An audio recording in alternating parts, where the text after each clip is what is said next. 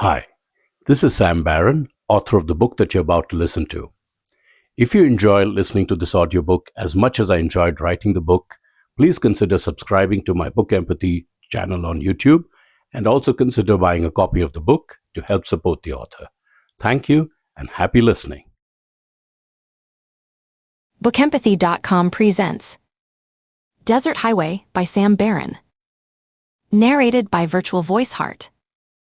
Visit BookEmpathy.com for free books every day. Chapter 1. Rachel Collins' diamond caught the late afternoon sunlight, sending tiny rainbows dancing across the dashboard of David's restored '67 Mustang. She couldn't stop staring at it, still half convinced she was dreaming. 24 hours ago, she'd been a fourth-grade teacher with a boyfriend, and definitely not engaged to be married. Now here she was, racing down a desert highway with her fiancé, embarking on what David had dubbed their pre-honeymoon adventure. "You're doing it again," David said, his voice warm with amusement. He reached over and caught her hand, bringing it to his lips for a quick kiss. "That's the 100th time you've checked to make sure it's real. And I'll probably check it 1,000 more times." Rachel grinned, threading her fingers through his. The ring felt strange, wonderful, like a promise made solid. She still couldn't believe how he'd managed to surprise her gathering all their friends at Rosario's, their favorite Mexican restaurant, under the pretense of celebrating his promotion. The mariachi band had been playing their song when he dropped to one knee, and Rachel remembered how the entire restaurant had gone silent, how time itself seemed to pause as he pulled out the ring. "I thought Carmen was going to cry harder than I did," she said, remembering her best friend's reaction. And the way she kept filming everything on her phone, even though she was sobbing. David laughed. "I think half our friends were filming. Though I noticed nobody caught the part where you almost knocked over the waiter." I was excited. Rachel felt her cheeks warm at the memory. "Besides, you're the one who suggested we just take off right then and there." "Why wait?" you said. "Let us have an adventure." "Best impulse decision I ever made." David squeezed her hand before returning his to the wheel. "Though probably not as impulsive as selling my motorcycle to buy that ring." Rachel's head snapped toward him. "You did what?" "David, you loved that bike." "I love you more." He said it simply, matter-of-factly, the way he always did, as if loving her was the most natural thing in the world. "Besides, the Mustang's better for road trips anyway. More comfortable. Better sound system." His grin turned playful. "Room for two." "Is that why you spent 3 years restoring it?" Rachel asked, running her hand along the pristine dashboard. She'd watched him pour countless hours into this car, rebuilding it piece by piece until the rusted shell he'd bought became this gleaming masterpiece. "You were planning ahead." "Maybe." His eyes met hers briefly, full of warmth and promise. "Or maybe I just needed something to keep me busy while I worked up the courage to ask my best friend to marry me." Rachel felt her heart flutter the way it had when she'd first fallen for him. 5 years together, and he could still make her feel like a teenager with a crush. "Your best friend says yes, by the way." 1,000 times yes. The radio switched to another country song, and David's grin turned wicked. He started singing along, deliberately off-key about a girl in his truck who looked so good that it made the singer want to pull over and commit certain unmentionable acts. "It's not even a truck," Rachel pointed out, but she was already smiling. The desert stretched endlessly around them, shimmering with late afternoon heat. They hadn't seen another car for at least 20 minutes. Same principle applies. His eyes slid to her bare legs, lingering just long enough to make her skin tingle. Especially with you sitting there looking like that. Rachel felt playful heat curl through her belly. Slowly, deliberately, she let her sundress ride up another inch. Looking like what? David's hands tightened on the wheel. You know exactly what you're doing. Me. Rachel widened her eyes in exaggerated innocence, even as she shifted to let the dress climb higher. A flash of white lace showed at the hem. I'm just getting comfortable. The Mustang swerved slightly as David caught the glimpse of her panties. You're going to get us killed, he growled, but his voice had gone husky. You started it, Rachel laughed, enjoying the way his breathing had quickened. She started to say something else, but movement caught her eye. Something dark against the endless blue sky, there, and gone so fast she might have imagined it. A sharp crack echoed across the desert, sounding almost like a massive rubber band snapping. What was that? Rachel sat up straighter, her playful mood evaporating. Did we hit something? David frowned, checking his mirrors. I didn't see anything in the road. He adjusted his grip on the wheel, scanning the empty highway ahead. Rachel was about to suggest they pull over to check when another crack split the air. This one was followed by the distinctive sound of tearing metal. Steam erupted from the hood, and the acrid smell of burning oil filled the car. Oh God, David's voice went tight. Someone's shooting at us. Shooting, Rachel's heart slammed against her ribs. Why would anyone be shooting at us? David's response was lost in the explosion of their windshield. Safety glass burst inward in a glittering cloud as he yanked the wheel hard. The Mustang's speedometer was already pushing 90, and the sudden movement sent them into a wild skid. Hold on, David fought the wheel as the car fishtailed. Rachel caught glimpses of desert spinning past, sand and scrub brush blurring together as the world tilted. She had a moment to think about how many hours David had spent restoring this car, countless weekends in the garage, every spare dollar going into parts. But it was just a machine. Right now, they were fighting for their lives. The Mustang hit the shoulder at full speed. Rachel felt weightless as the car left the ground, flipping once, twice, a third time before crashing back to earth. The impact drove the air from her lungs. They skidded another 50 feet, metal screaming against sand and stone, before finally coming to rest on their side. Desert heat poured through the shattered windows, bringing with it the taste of dust and creosote. Rachel hung suspended in her seat belt, trying to orient herself in a world turned sideways. Blood trickled down her forehead, her own or David's, she couldn't tell. Rachel, David's voice was strained but steady. Baby, can you move? I think so. Her fingers fumbled with the seat belt release. Are you hurt? Just bruised. We need to get out of here. His eyes met hers, and she saw real fear there. Whoever's shooting at us, they're not done. The sound of gasoline dripping onto hot metal reached them first, a steady plink plink plink that made Rachel's blood run cold. Smoke curled through the broken windows, carrying the chemical stink of burning rubber and oil. The Mustang's engine ticked and popped as it cooled, metal contracting in the desert heat. There's a granite outcropping about 50 yards east, David said, his voice tight with controlled fear. Big enough to give us cover. You see it. Rachel twisted in her sideways seat, looking through the spiderweb of cracks in the passenger window.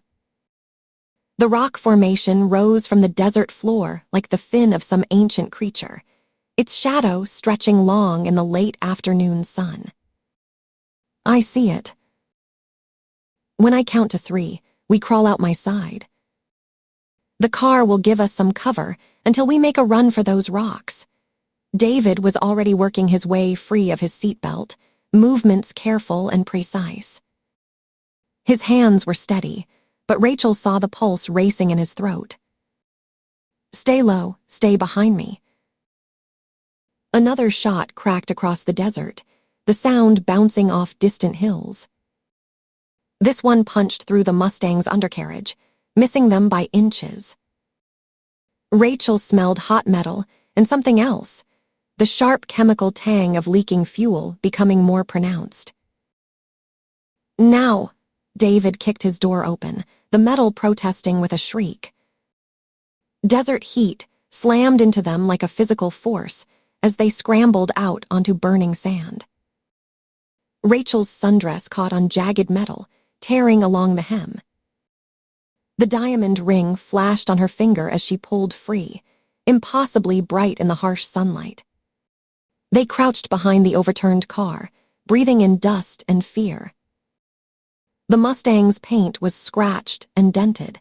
The pristine restoration David had spent years perfecting now sacrificed to save their lives. Gasoline pooled beneath the wreck, rainbow patterns spreading across sun-baked earth. Ready, David caught her hand, squeezing once. His skin was slick with sweat and motor oil. We go together. Don't stop, no matter what. Rachel nodded, unable to trust her voice. Her heart hammered so hard, she was sure the shooter must be able to hear it. The rocks seemed impossibly far away, the open ground between like a killing field waiting to claim them. The shot that hit the gas tank transformed their world into fire and thunder. Heat slammed into them as flames erupted from beneath the Mustang, hungry orange tongues licking at the sky.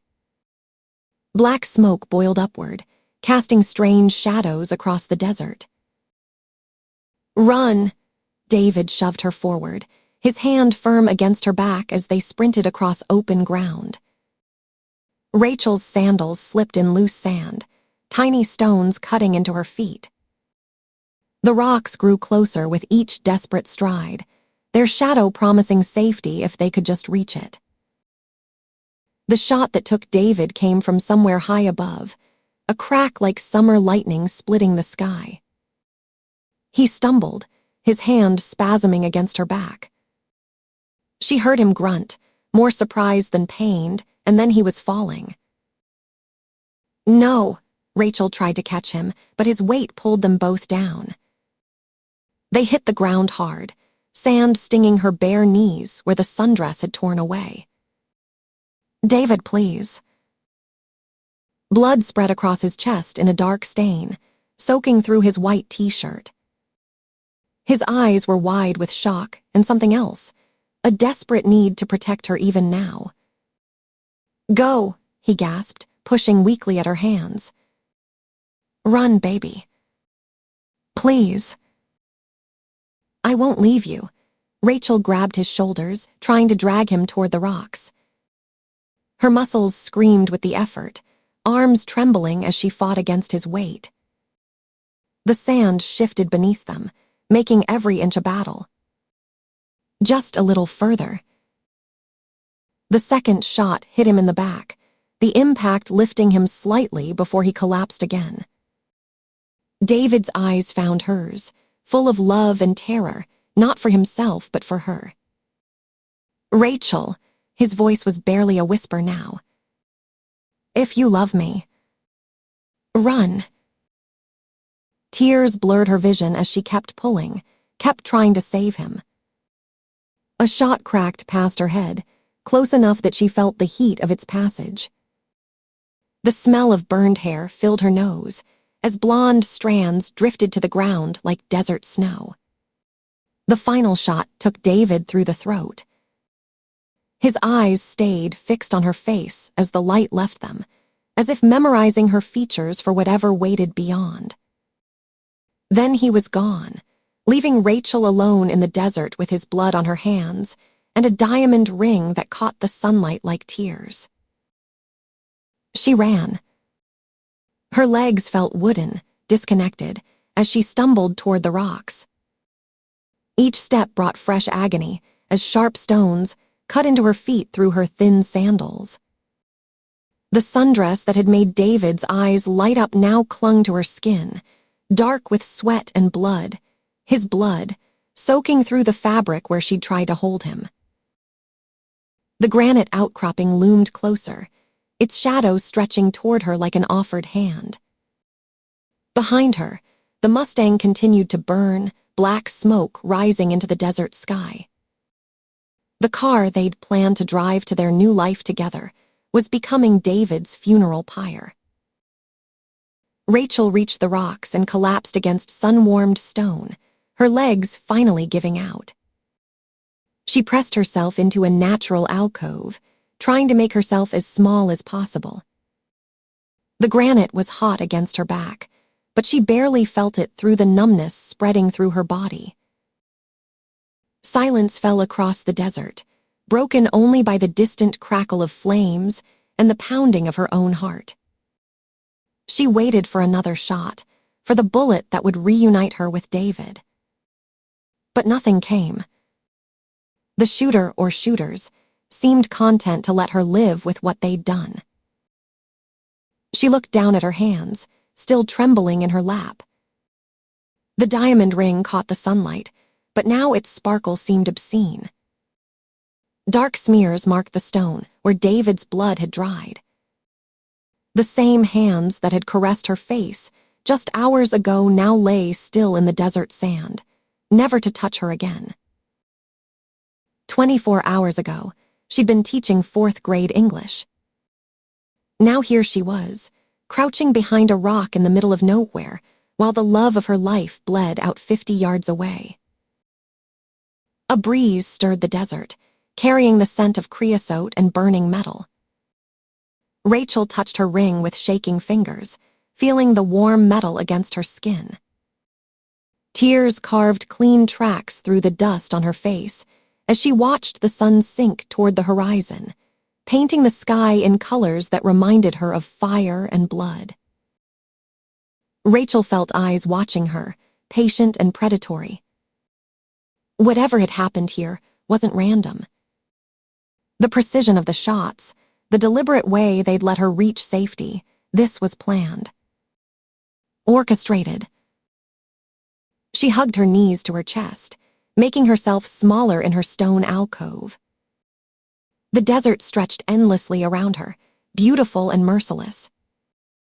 Somewhere out there, someone had just destroyed her entire world in the space of a few heartbeats. And they weren't finished yet. Chapter 2. Ruth's hands tightened on the steering wheel as she pulled into the Six Flags parking lot, her knuckles whitening with tension she couldn't quite control. In the rearview mirror, she watched Ava practically vibrating with excitement in the back seat, the 11-year-old, S-fingers flying as she signed to herself about the roller coasters visible beyond the fence. Dark hair so like Ruth's own caught the morning sunlight, and for a moment Ruth saw Jim in their daughter's profile. That same irrepressible enthusiasm he'd had for life's simple pleasures. The thought sent a familiar ache through her chest.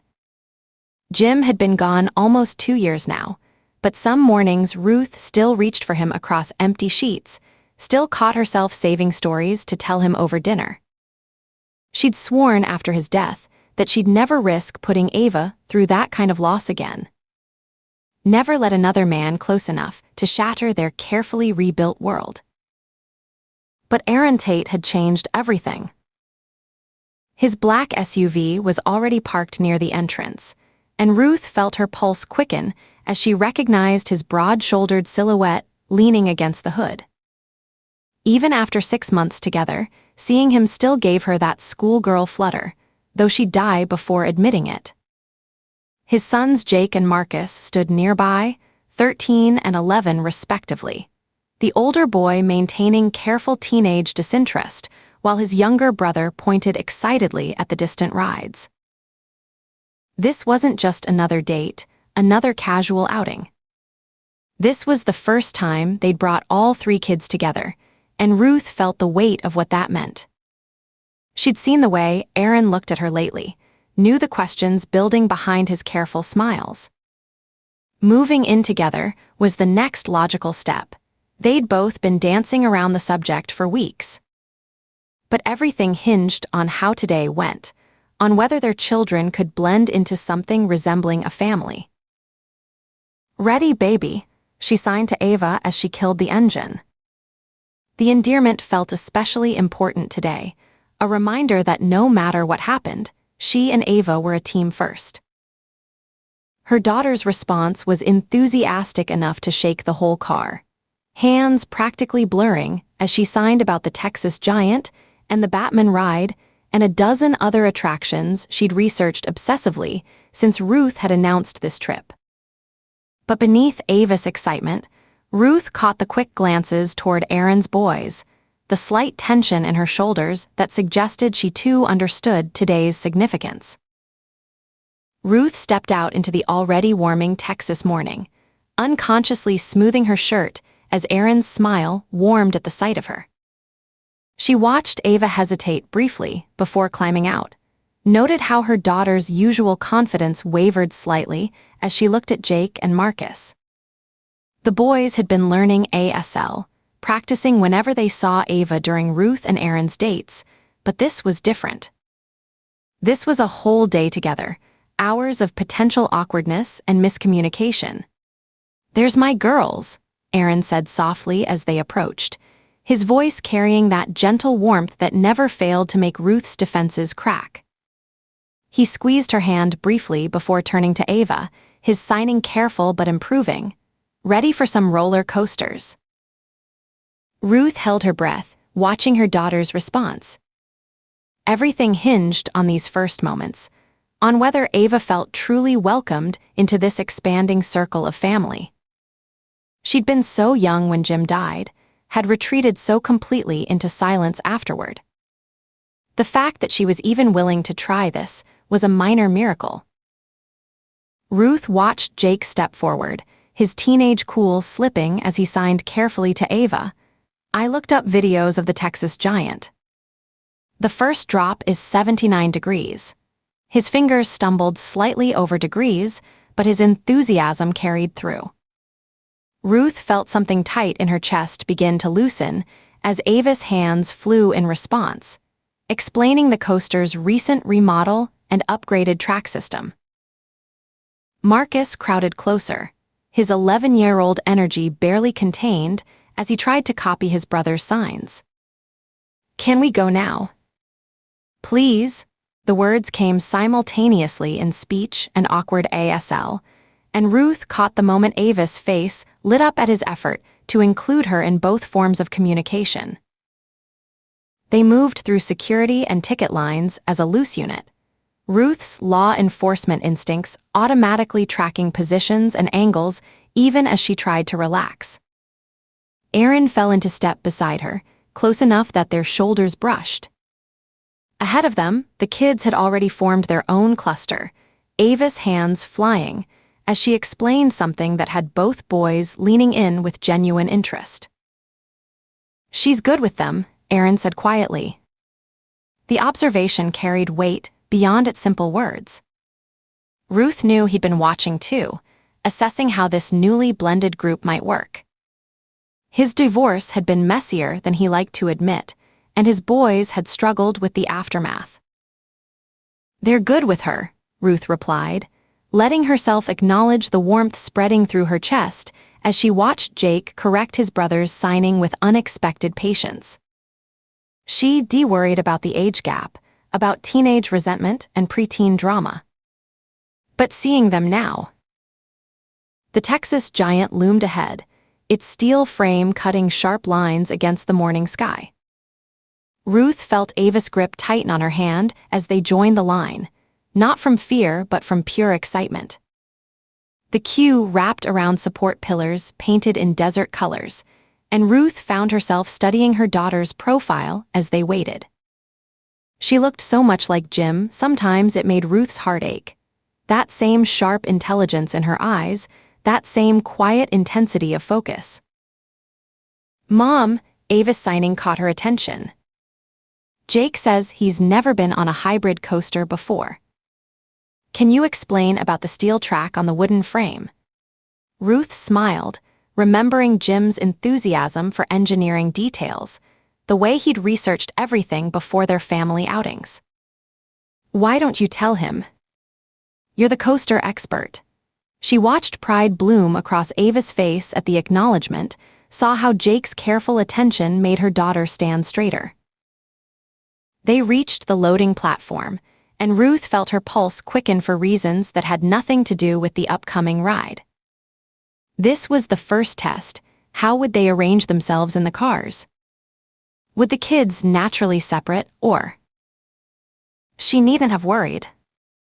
Jake and Ava were already claiming a car together, heads bent close as they discussed optimal seating for the first drop.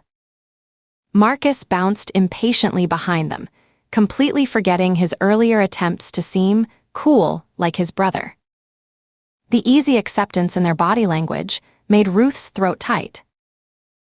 "Guess that leaves us in the back," Aaron said, his hand finding the small of her back. The touch was casual but grounding, and Ruth leaned into it slightly.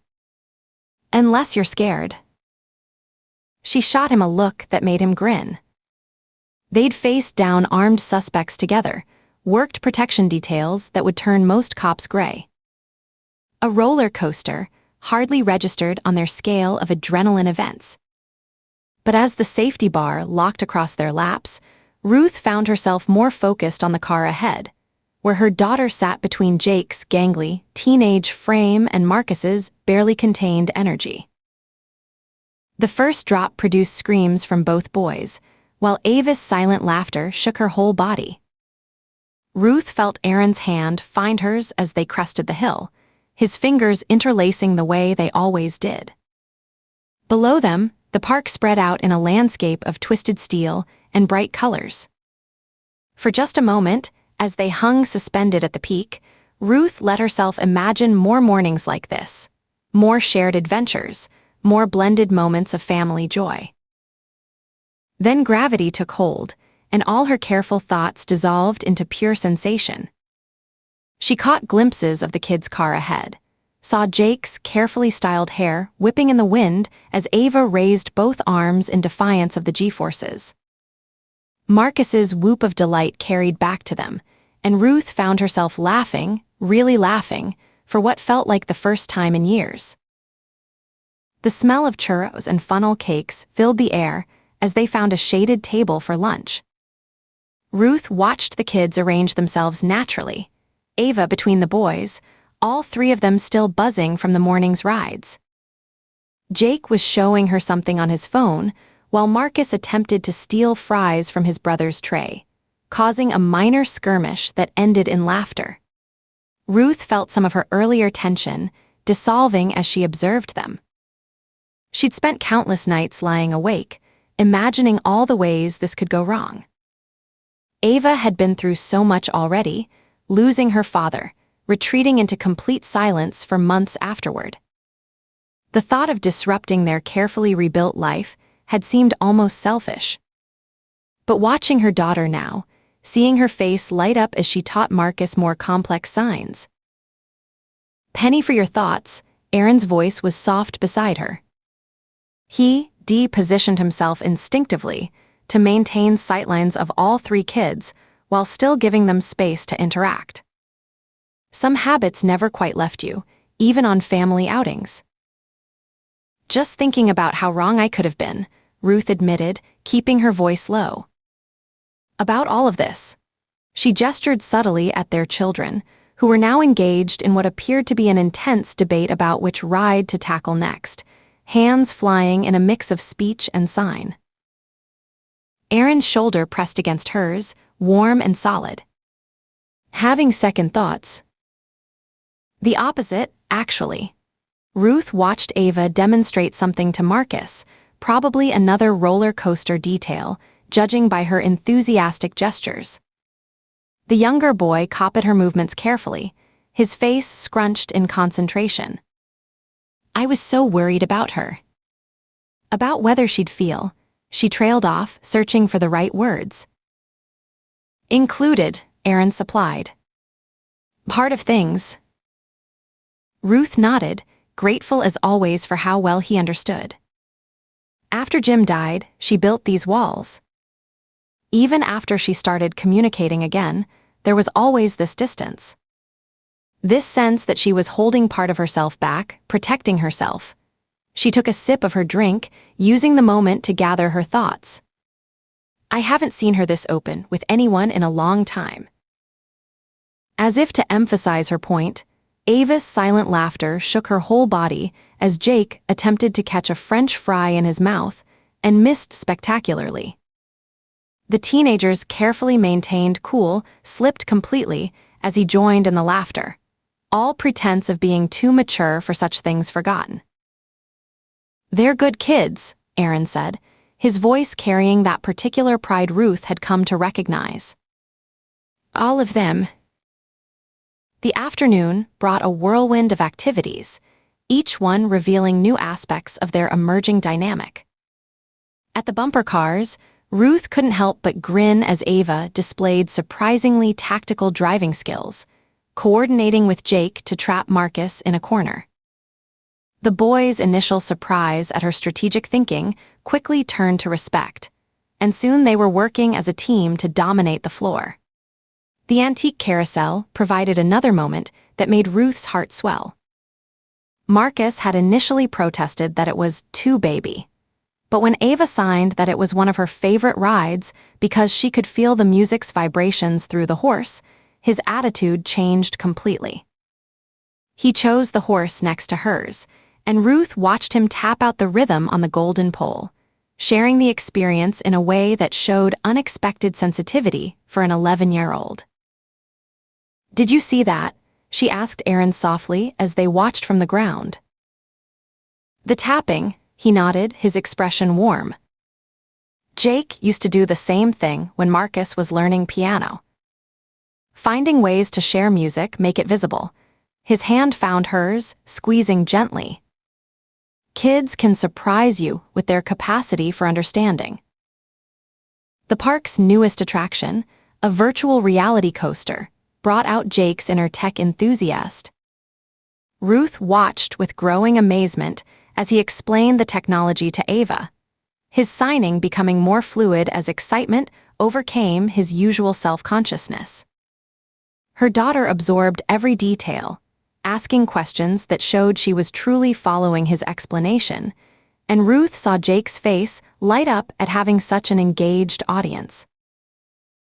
Marcus, not to be left out, added his own commentary about the graphics and special effects, switching smoothly between speech and sign in a way that seemed completely natural now. The awkwardness of their early morning interactions had vanished, replaced by an easy familiarity that made Ruth's throat tight with emotion.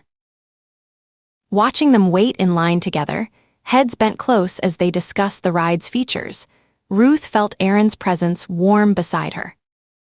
You okay? He asked quietly, no doubt noticing the suspicious brightness in her eyes.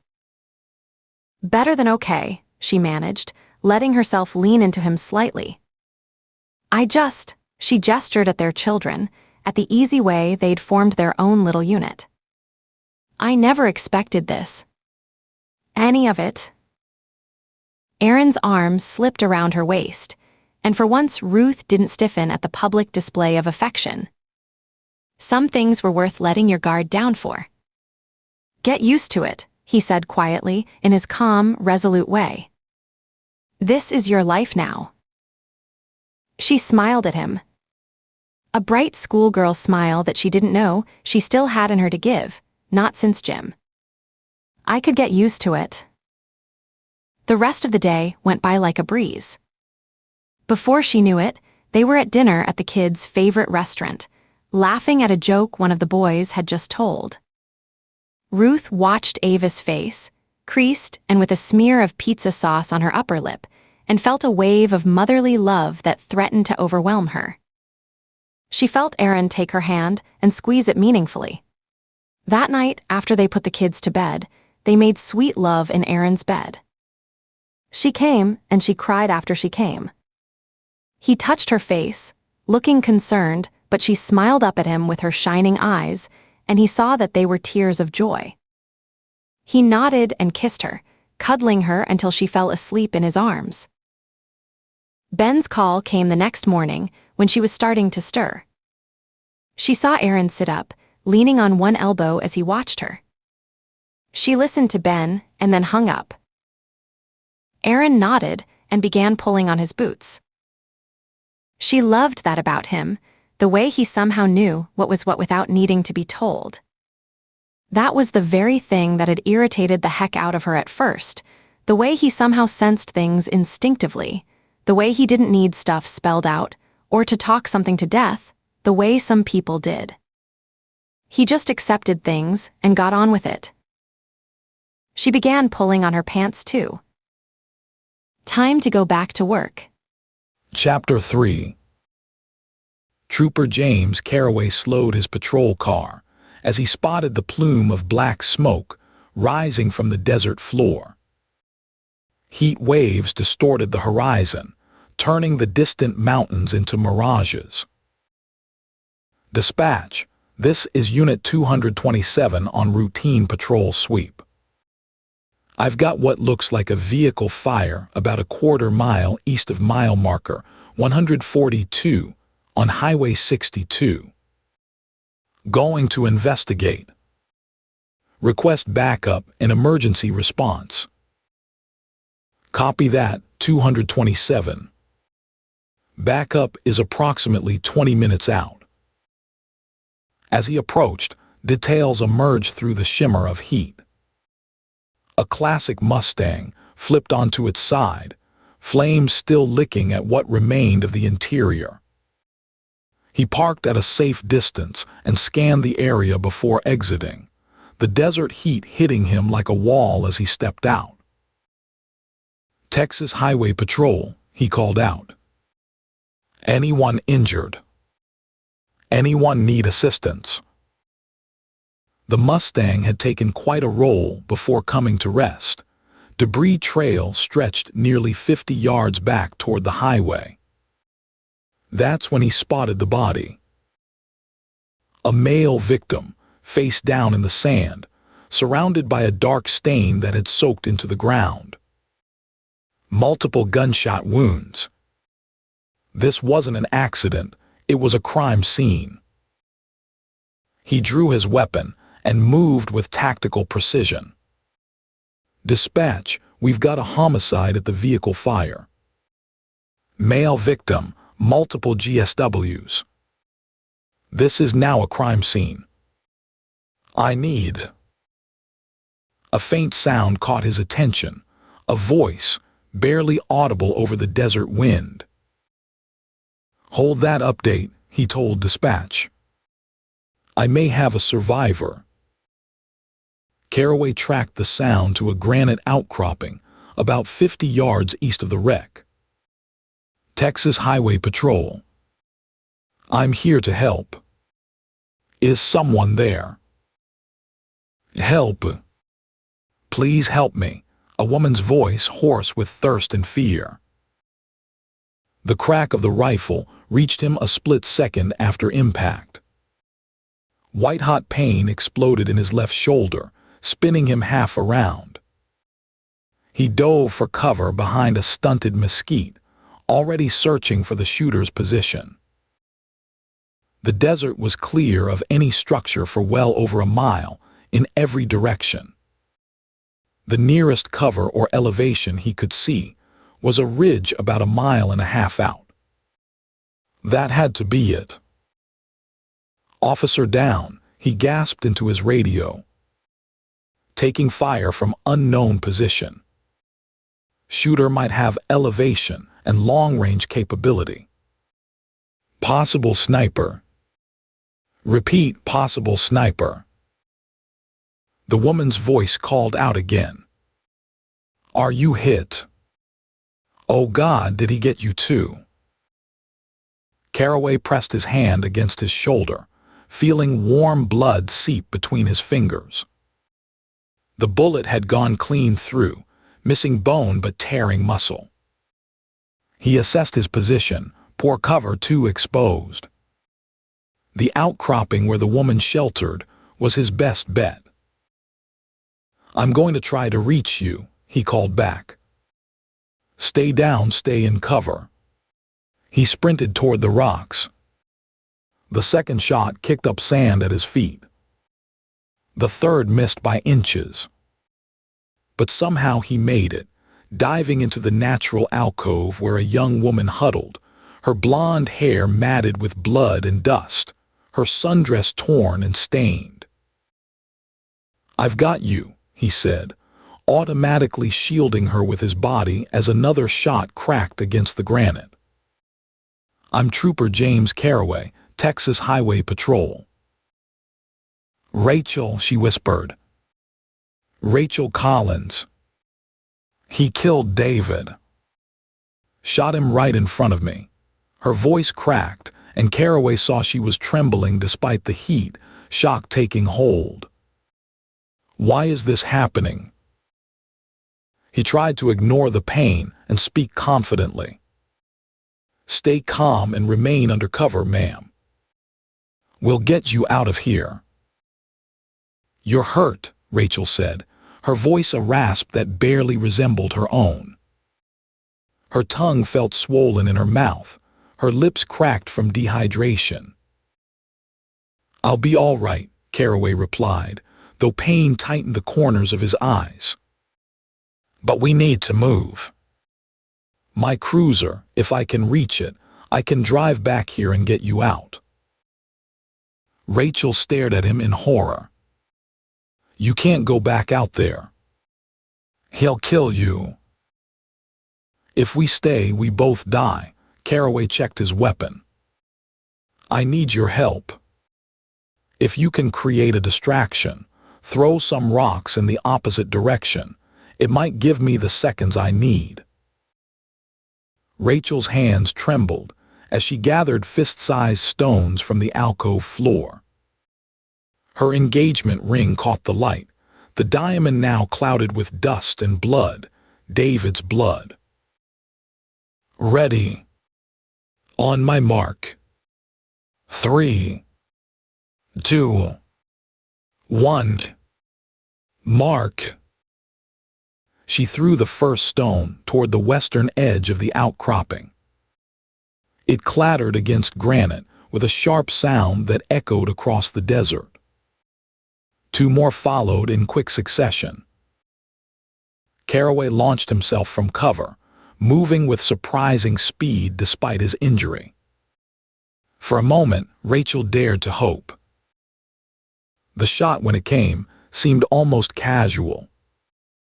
Caraway stumbled, caught himself, then took 2 more steps before the second round caught him squarely between the shoulder blades. He went down hard, face first into the sand. But he wasn't dead. Rachel watched in horror as he dragged himself forward on his elbows, leaving a dark trail across the desert floor. Stop it, Rachel screamed, her voice breaking. Just stop. The final shot struck Caraway in the back of the head. His body jerked once, then went still, sprawled in the merciless sun barely 10 yards from his patrol car. From safety. Why are you doing this? She screamed into the empty desert. What did we ever do to you? Only silence answered, broken by the whisper of hot wind across sand. Rachel hugged her knees to her chest, trying to make herself smaller in the inadequate shelter. Time became meaningless as the sun continued its arc across the sky. She drifted in and out of consciousness until the distant wail of sirens jolted her back to awareness. Terror shot through her. No, she whispered. No, stay away. Trooper Miguel Rodriguez slowed their patrol cars as they approached the reported scene.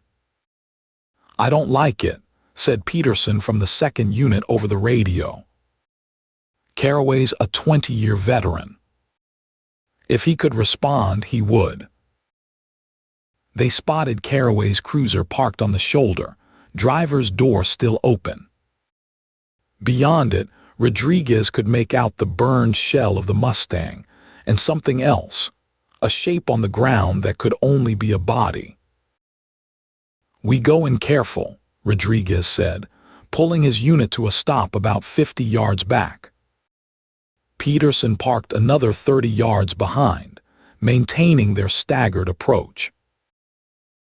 The desert heat hit Rodriguez like a physical force as he stepped out. "I'm going to try to reach Caraway," he said, already calculating the risk. "Be careful, Mig." He was halfway there when a flash of reflected light caught his eye on the northern ridge. "Scope glass." The first shot struck the ground at his feet. Rodriguez dove right, but the second round caught him high in the left shoulder, the impact spinning him around and down. Pain exploded through his body as he crawled toward the nearest cover, a stunted mesquite that offered minimal protection. "Officer down," Peterson's voice cracked over the radio. "Rodriguez is hit. Taking fire from the north ridge." Rodriguez heard Peterson's cruiser engine roar to life, saw his partner attempt to drive forward to provide mobile cover. The shooter responded without hesitation, 2 shots to the engine block, a third that blew out the front tire. Peterson's vehicle slewed sideways, leaving him pinned down. "I'm pinned down," Peterson called. "Can't reach you or Caraway." Rodriguez gritted his teeth against the pain. "There's someone else here," he gasped into his radio. "The rocky outcropping east of the wreck. I saw movement." A voice called out from the granite formation. "Hello. Are you police?" "Texas Highway Patrol," Peterson called out. "Are you injured?" "He'll shoot you," the woman's voice carried raw terror. "Don't try to come to me. He killed the other officer when he tried to reach me." Rodriguez felt cold despite the heat. The shooter had set up an elaborate trap, using the woman as bait to draw in targets. "Call it in," he told Peterson. "Full tactical response. SWAT, air support, everything they've got." "Already done," Peterson replied. "But dispatch says the closest tactical unit is at least 2 hours out." "Problem with their tactical vehicle." Rodriguez stared at Caraway's body, baking in the sun. "Ma'am." "What's your name?"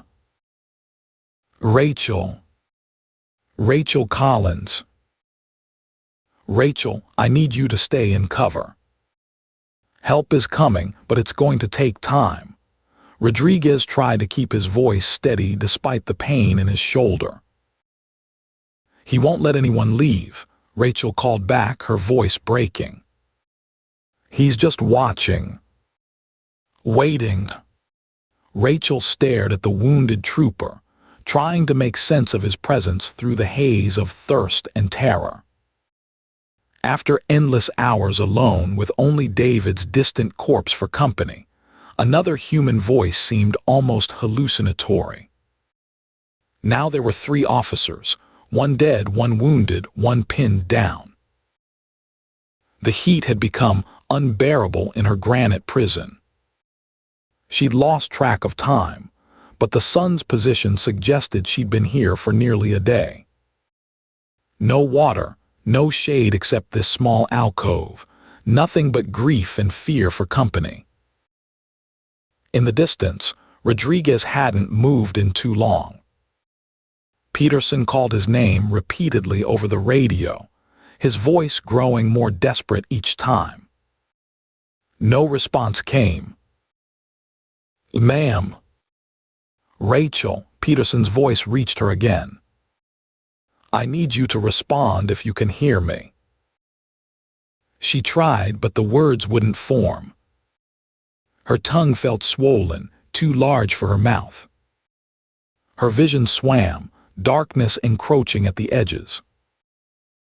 "I'm sending our coordinates again," Peterson was saying, his voice seeming to come from very far away.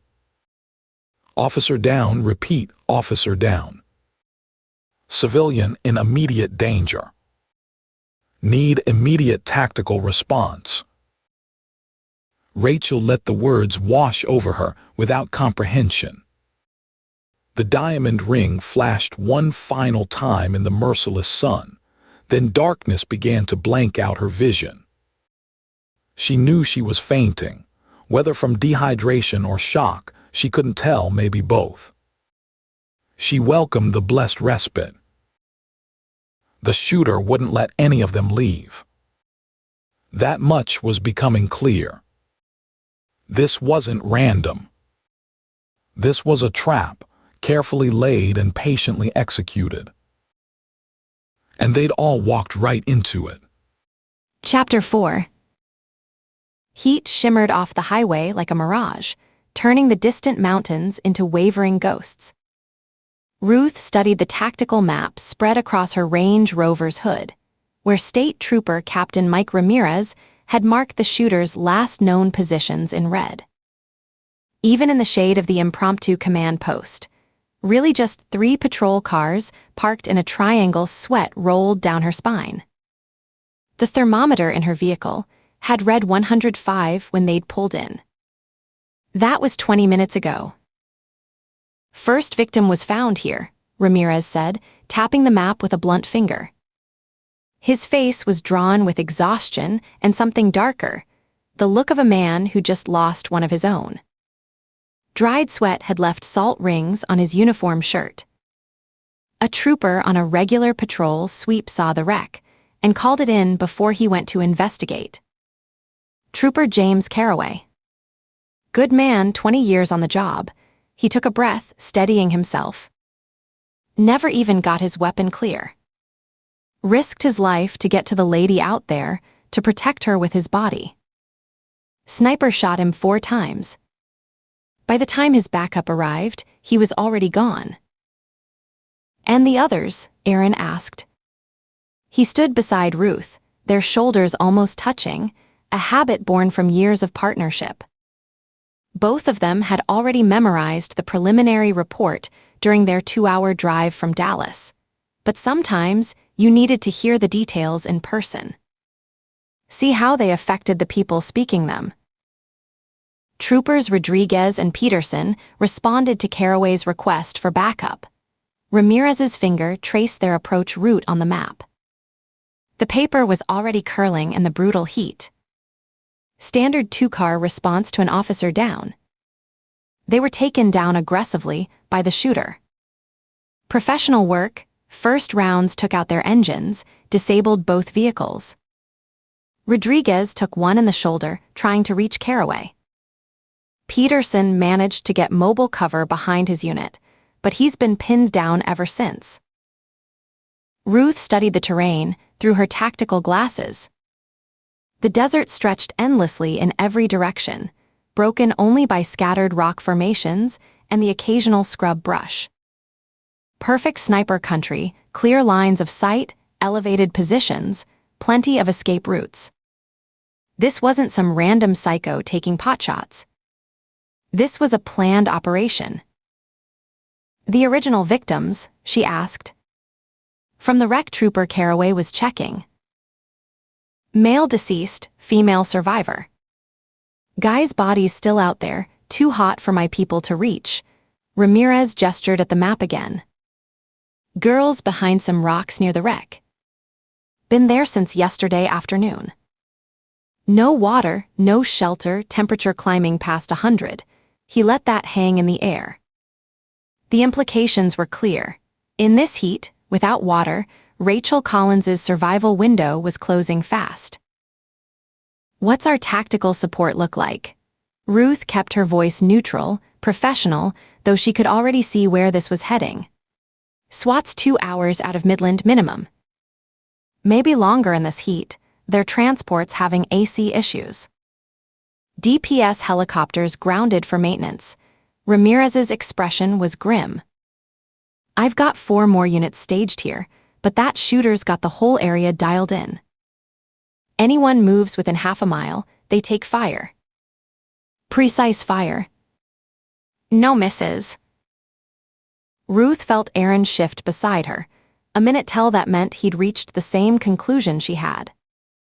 She turned to study the staging area, cataloging resources. 3 patrol cars, their own Range Rover, a paramedic unit holding position about a mile back. Not much to work with. The girl's still alive, she asked. Ramirez nodded. Peterson had eyes on her about an hour ago. Said she was moving, but not much. Heat exhaustion, shock, dehydration, she's running out of time. Ruth straightened, decision made. We're going in. Ranger Baker, Ramirez started, but she cut him off. Range Rovers got better armor than your units. We take that wash, use the ridgeline for cover. She traced the route on the map. Get close enough to extract Peterson, Rodriguez, and the girl. And Caraway, if he's still alive, Aaron added quietly, though his eyes showed he knew the odds were slim to none. And Caraway, if he's still alive, Ruth met Ramirez's eyes. Unless you've got a better plan that doesn't involve waiting for that girl to die of thirst, while we stand around being tactically prudent. The captain studied her for a long moment. She saw the weight of command in his face, the need to balance officer safety against civilian rescue. Finally, he nodded. It's your call, Ranger. But that shooter's already killed a civilian, and most likely one of my people, and wounded another. These aren't random shots. Every round's been perfectly placed. Then we better not get hit, Ruth said, already moving to the back of the Range Rover. Ruth and Aaron worked in a familiar rhythm, checking weapons and tactical gear. The Kevlar vest felt like an oven as Ruth cinched it tight, but she'd learned that lesson the hard way years ago, rather sweat than bleed. She watched Aaron do his usual pre-operation check. Primary weapon, backup piece, spare magazines, radio. Some cops called it superstition. Ruth called it survival. You don't have to come with me on this one, she said quietly, adjusting her tactical glasses. I can handle the extraction. Aaron's hands stilled on his vest straps. 15 years of partnership condensed into a single look. You really want to have this conversation again? Just saying. You've got kids. And you've got Ava. He resumed his equipment check, but his voice carried an edge. We're not playing who's got more to lose today. I'm your partner. Where you go, I go. Ruth nodded, accepting what she'd known would be his answer. She turned to Ramirez, who was coordinating with his remaining units. We'll need covering fire once we make our move. Have your people set up here and here. She indicated positions on the map. Make it count, that shooter. Not going to fall for random suppression. The captain nodded, already moving to position his officers. Ruth did a final check of her own gear, mind already gaming out scenarios. The Range Rover's armor would help, but she'd seen what high-powered rifles could do to bulletproof materials. Everything would depend on speed and timing. Remember Juarez? Aaron asked as they climbed into the vehicle. That hostage situation in the warehouse district. You mean where you got shot because you wouldn't listen to me? I mean where we both got shot because your plan was terrible. He grinned, but his eyes were serious. Just saying, let's do better this time. Ruth gunned the engine, feeling the vehicle's power thrumming through her bones. My plans are never terrible. They're tactically adventurous. That what we're calling it now? But the banter was just habit, routine, their way of managing tension before an operation. Both of them were already focused on what lay ahead, minds shifting into that space where training took over and everything simplified into action and reaction. Stay on Channel 3, Ruth told Ramirez through her window. We'll call the covering fire when we need it. The captain's expression said he didn't expect to see them again. Good luck, Rangers. The Range Rover's tires threw sand as Ruth guided them down into the washout, keeping the ridgeline between them and the shooter's suspected position. The terrain here was brutal loose sand and hidden rocks that could destroy their suspension if she wasn't careful. But the course she'd plotted would keep them out of the shooter's direct line of sight for the first quarter mile. Talk to me about distances, she said as they bounced through the uneven ground. Aaron consulted his mental map. Peterson's unit is approximately 600 yards from our current position. Rodriguez went down about 50 yards beyond that, partial cover behind a low berm. The girls another 150 yards past Rodriguez, behind those granite formations near the original wreck. Ruth nodded, calculating angles and approaches. The shooter had to be on that northern ridge. It was the only position that would give them clear lines on all the targets. Which meant... You see it too, Aaron asked. Yeah. They let Rodriguez live on purpose. Kept him pinned down but never took the kill shot. The Range Rover crested a small rise and Ruth throttled back, conscious of their noise signature. They're using him and the civilian as bait. Waiting for exactly this kind of rescue attempt. Good thing your plans are never terrible. Tactically adventurous, she corrected, but her mind was already working through implications. The shooter was professional, patient. They'd set up this whole scenario like a chess game, using one piece to trap another. Which meant Ruth and Aaron's arrival wasn't a surprise, it was anticipated. The washout curved east, and Ruth caught her first glimpse of their objective. Peterson's patrol car sat in the shimmering heat like a mirage, its white paint reflecting the brutal sun. No movement visible, but she knew the trooper was there, waiting. Beyond his position, she could just make out the wreck of the original Mustang, its burned shell a dark smear against the desert's pale palette. You ready? She asked, though she already knew his answer. Right behind you, partner. Aaron checked his weapon one final time. Just try not to get us killed in any particularly embarrassing way. When have I ever got us killed? There's a first time for everything. Ruth smiled grimly and pushed the accelerator. Time to see if her tactically adventurous plan would get them all rescued, or just add more bodies to the shooter's count. The first shot came as they cleared the washout, a precise round that kicked up sand exactly where Ruth had planned to turn. She adjusted instantly, reading the shooter's intent in the placement. They weren't trying to disable the vehicle, just showing they could. A professional's warning. Lovely, Aaron said as another round cracked past, close enough that Ruth felt the displacement of air. They're playing with us. Good, Ruth kept her voice steady as she maneuvered toward Peterson's position. Means they want to see what we'll do.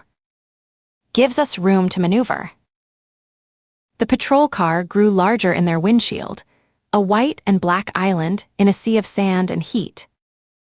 Still no movement visible, but as they drew closer, Ruth caught a flash of tan uniform.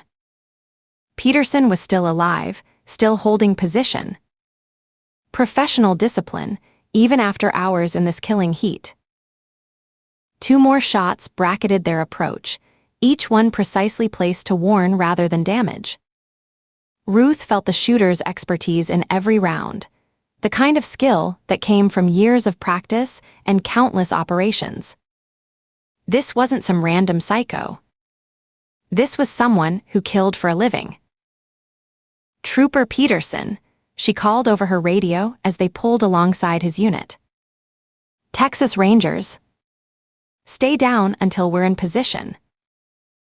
The young officer's relief was audible even through the static. "Yes, ma'am.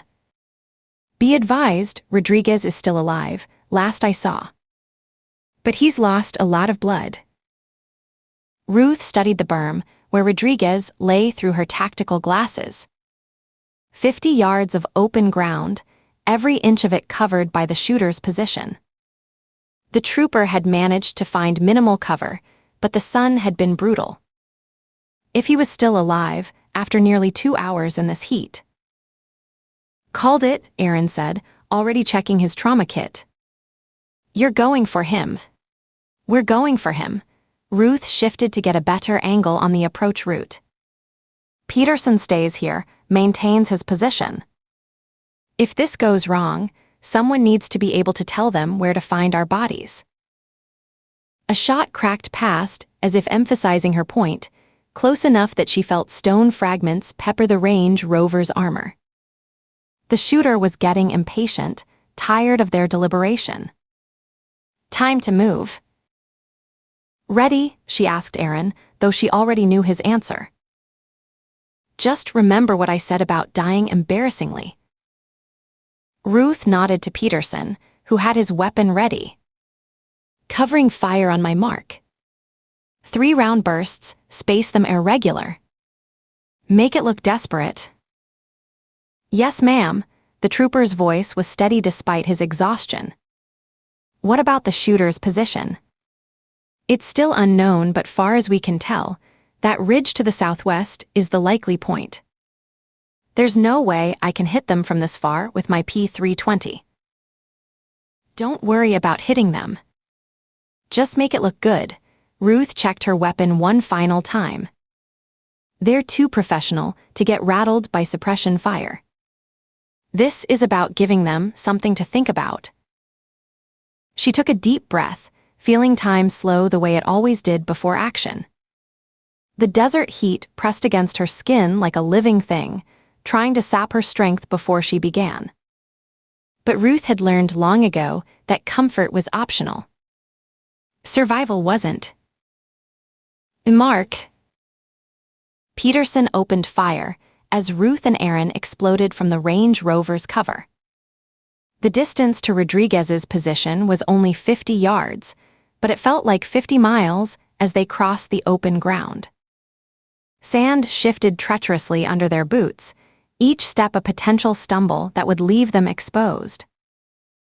The shooter responded exactly as Ruth had predicted, 2 warning shots, perfectly placed to bracket their approach.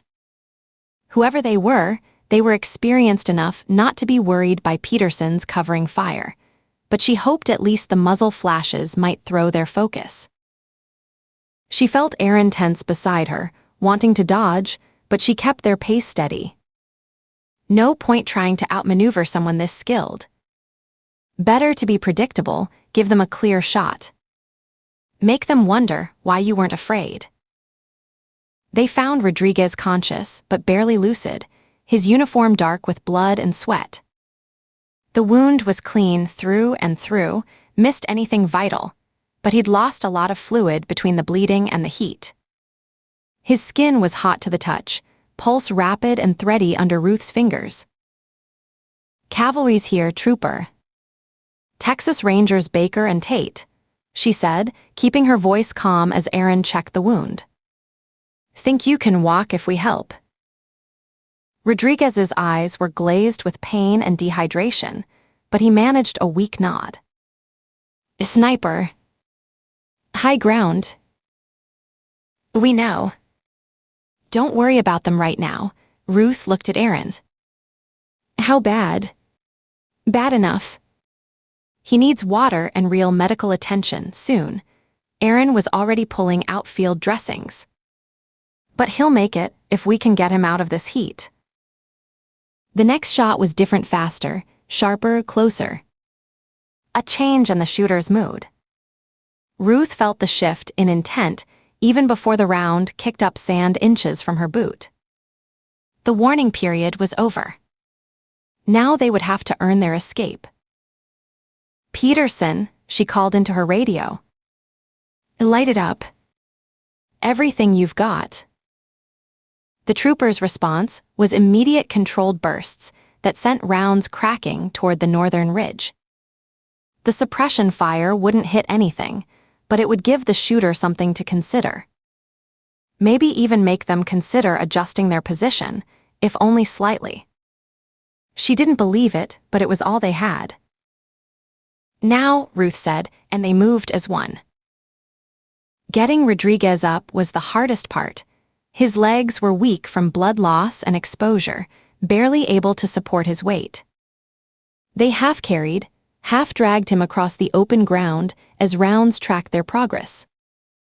Each shot came closer than the last, the shooter gradually tightening their pattern. Ruth felt the final round pass close enough to stir her hair, a professional's way of saying they could have ended it any time they wanted. Then they were behind the patrol car again, Rodriguez propped against a tire as Aaron checked his vitals. "He's in shock," Aaron said quietly. "Needs fluids, needs them now." Ruth nodded, already turning toward their next objective. The granite outcropping where Rachel Collins waited looked impossibly far away, heat waves distorting the distance. Almost 200 yards of open ground, every inch of it in the shooter's kill zone. "I'm going for her," she said. Aaron didn't bother arguing, he knew that tone. "At least let me lay down covering fire." "No," Ruth checked her weapon more from habit than necessity. "Keep Rodriguez stable. I'm doing this one alone." "Ruth." "Someone has to tell Ava if this goes wrong." She met his eyes, letting him see past her professional mask for just a moment. "Keep them alive, partner. I'll be right back." Before he could respond, Ruth stepped out from behind the patrol car. No running, no tactical movement. Just a steady walk into the killing ground. Let the shooter see her clearly. Let them know exactly who they were dealing with. Time to find out if her read on their psychology was right, or if she'd just made her last tactical mistake. Chapter 5. Ruth Baker stared at the desert kill zone, measuring distances with a cop's hard, careful eye. 50 yards of exposed earth between the cruiser and Rachel Collins. No cover. No concealment. Just baking sand and scattered brush that wouldn't stop a bullet. The woman hadn't moved in 20 minutes. Just sat huddled against herself in the punishing heat, a blue sundress now stained dark with what Ruth knew was her husband's blood. Shock had set in. Dehydration wouldn't be far behind. Ruth's tactical mind ran the scenarios. Waiting for backup meant watching Rachel Collins die in the desert sun. A rescue attempt meant exposing themselves to the sniper who'd already killed James Carraway and wounded Trooper Rodriguez from all that distance. No good options. Behind her, Aaron and Peterson argued over approach vectors, calculating fields of fire from the ridge where the shooter had set up his hide. Their voices faded to background noise as Ruth studied the ridge itself. 800 yards up, she'd caught the telltale glint of sunlight on glass. A scope watching them scramble like ants. The sniper had chosen his position with professional skill. Perfect elevation, excellent sightlines, multiple escape routes. He could hold them here indefinitely, picking off anyone who attempted a rescue. Except he hadn't. Not yet. Ruth's eyes narrowed. The sniper had wounded Rodriguez rather than killing him outright. had left Rachel Collins alive despite multiple opportunities for a clean shot. There was a pattern here, a purpose beyond random killing.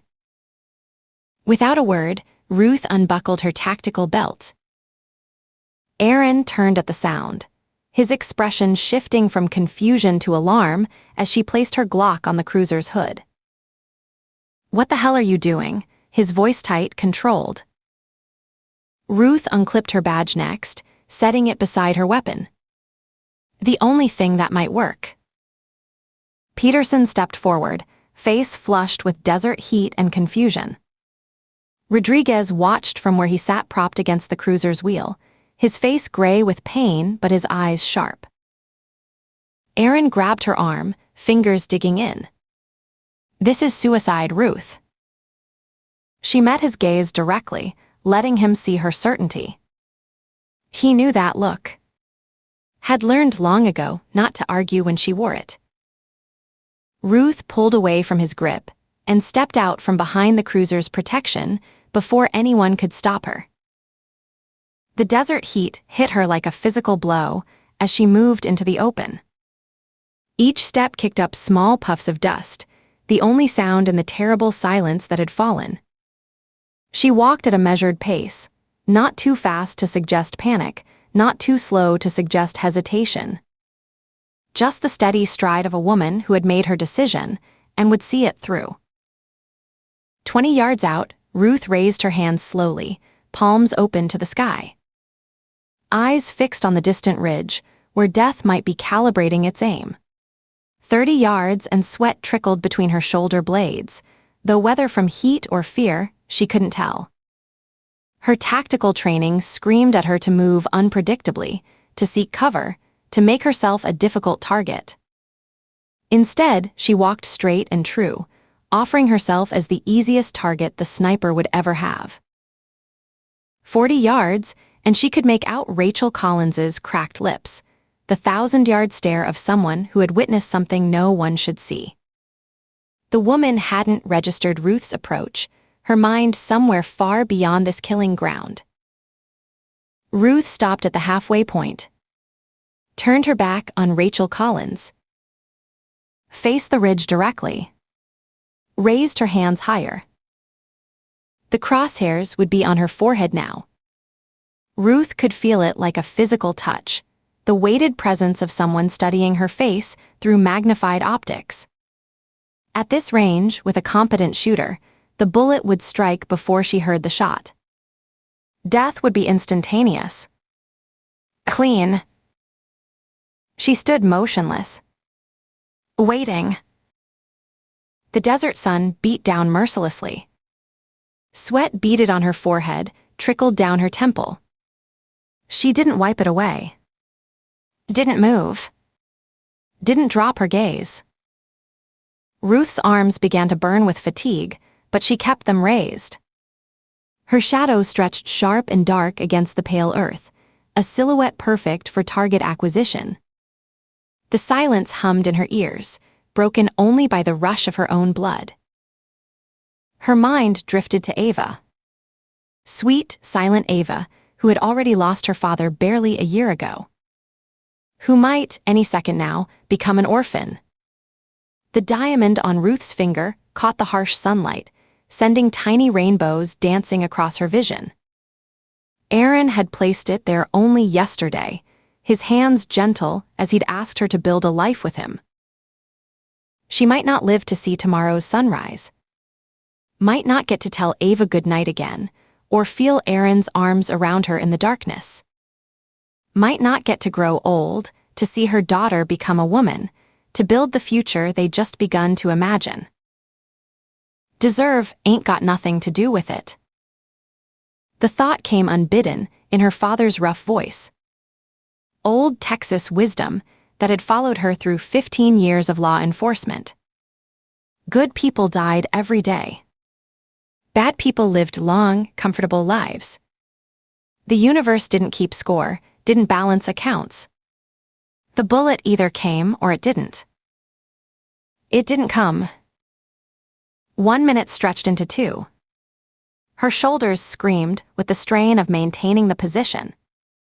The sun seemed to pulse overhead, a white-hot eye watching the strange tableau unfold.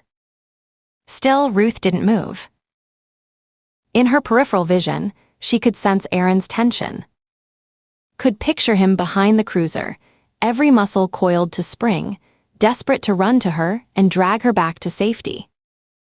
Could imagine his fury, his fear. His understanding.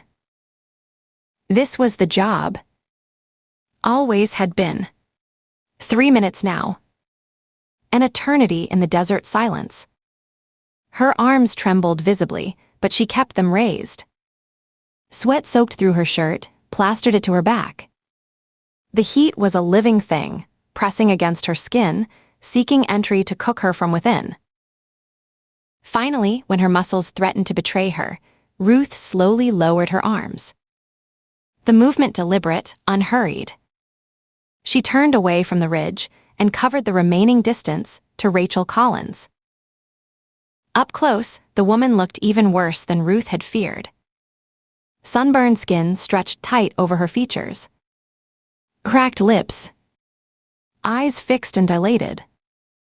The blue sundress, chosen for a day of sightseeing with her husband, torn at the shoulder and stained with arterial spray. She hadn't moved, hadn't acknowledged Ruth's presence. Ruth crouched beside her. Rachel. No response. Rachel Collins. Ruth kept her voice firm, commanding. Look at me. Something flickered behind the woman's vacant stare. A spark of awareness. He's watching, the words barely audible, cracked lips barely moving. I know, Ruth extended her hand, palm up. Not a request. Take my hand. Rachel stared at the offered hand.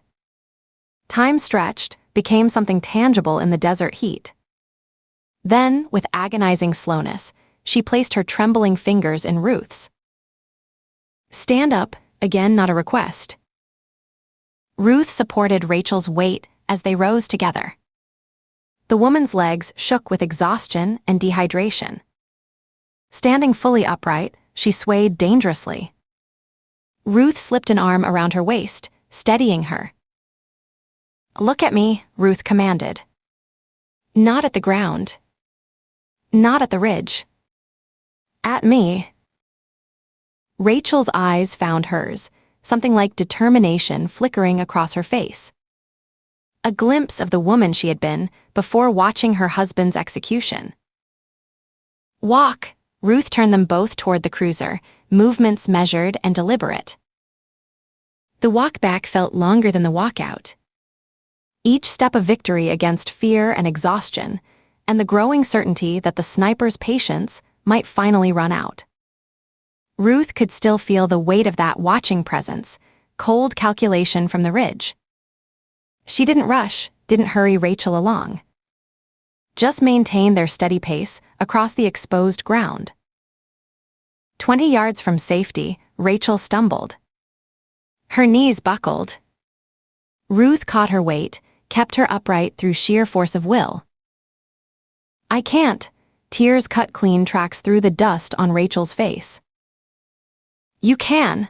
Ruth tightened her grip, taking more of the woman's weight. Keep walking. One step. Another. Ruth half-carried, half-dragged Rachel forward. The woman's head lolled against Ruth's shoulder, dead weight now. Her feet scraped across the hard-packed earth, barely lifting with each step. But they kept moving. 10 yards out, and Ruth could see Aaron's face clearly now. The fear had been replaced by something else. Something that looked like awe. 5 yards, and Peterson stepped out from behind the cruiser, ready to help.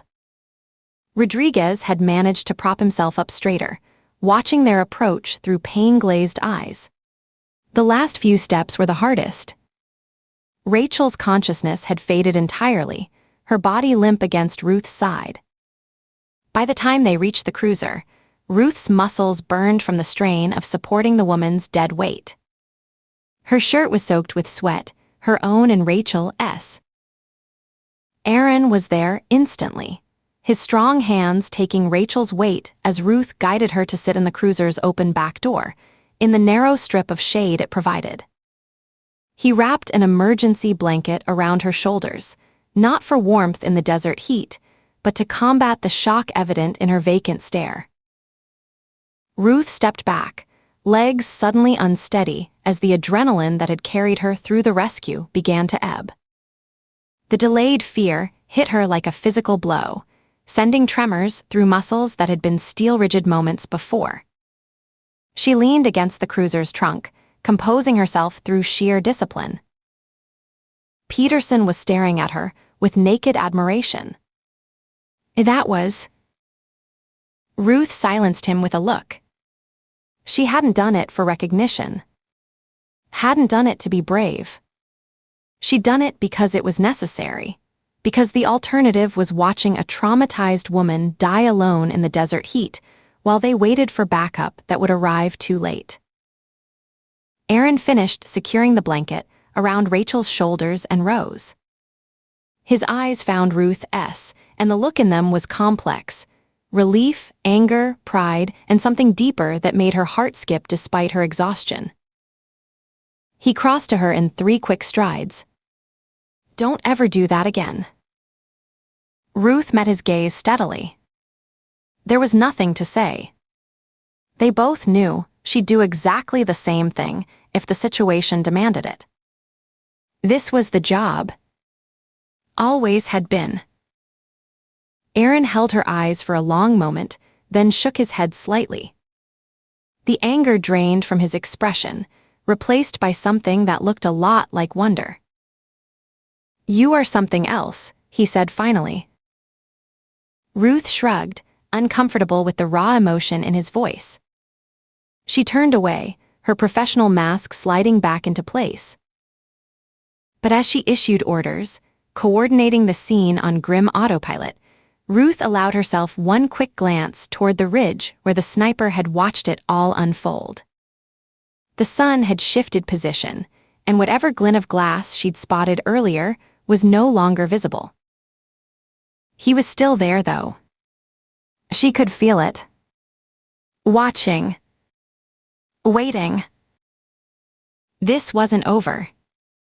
Not by a long shot. Chapter 6. Lynn Wright disassembled her M24 sniper rifle by feel, fingers moving in the same sequence they had thousands of times before. The weapon had performed flawlessly throughout the operation. It always did. Unlike people, machinery could be trusted when properly maintained. The desert sun had shifted, casting longer shadows across their position. 800 yards below, emergency vehicles swarmed like insects around the deputies' cruisers. Too late for some. Right on schedule. Lynn wiped down each metal component with a microfiber cloth, removing fingerprints, skin oils, any trace of herself. She'd been the third shooter today. The one who'd hesitated. Failed the mission. The thought sat like a stone in her gut as she packed the rifle parts into their custom foam cutouts. To her left, Kira worked in silence, collecting spent shell casings and dropping them into a plastic bag. Methodical. Emotionless. She'd taken the first shot, the tourist. Hit him perfectly center mass at 823 yards. No hesitation. No mercy. Beyond Kira, Vanessa was already erasing her firing position with a specialized rake, her movements quick and economical. As the second shooter, she'd eliminated the responding officer without a flicker of hesitation. Vanessa had been military special ops before Susan recruited her, and it showed in everything she did: her stillness, her detachment, her absolute dedication to the mission. To Lynn's right, Susan knelt on the rocky ground, sweeping the area with a UV flashlight despite the harsh daylight. Even with the glare, she was thorough. Meticulous. Susan missed nothing. Which meant she hadn't missed Lynn's failure. The knowledge made Lynn's hands tremble slightly as she secured the clasps on her rifle case. Bootprints, bedding impressions, water bottles, wrappers, Susan said, her voice carrying the same flat authority it had during their training sessions. I want this ridge clean enough to eat off when we're done. Lynn nodded, focusing on obliterating her firing position. 3 hours prone on the same spot left body impressions in the hard-packed desert soil. She worked the rake carefully, erasing any trace of her presence, her mistake, her weakness.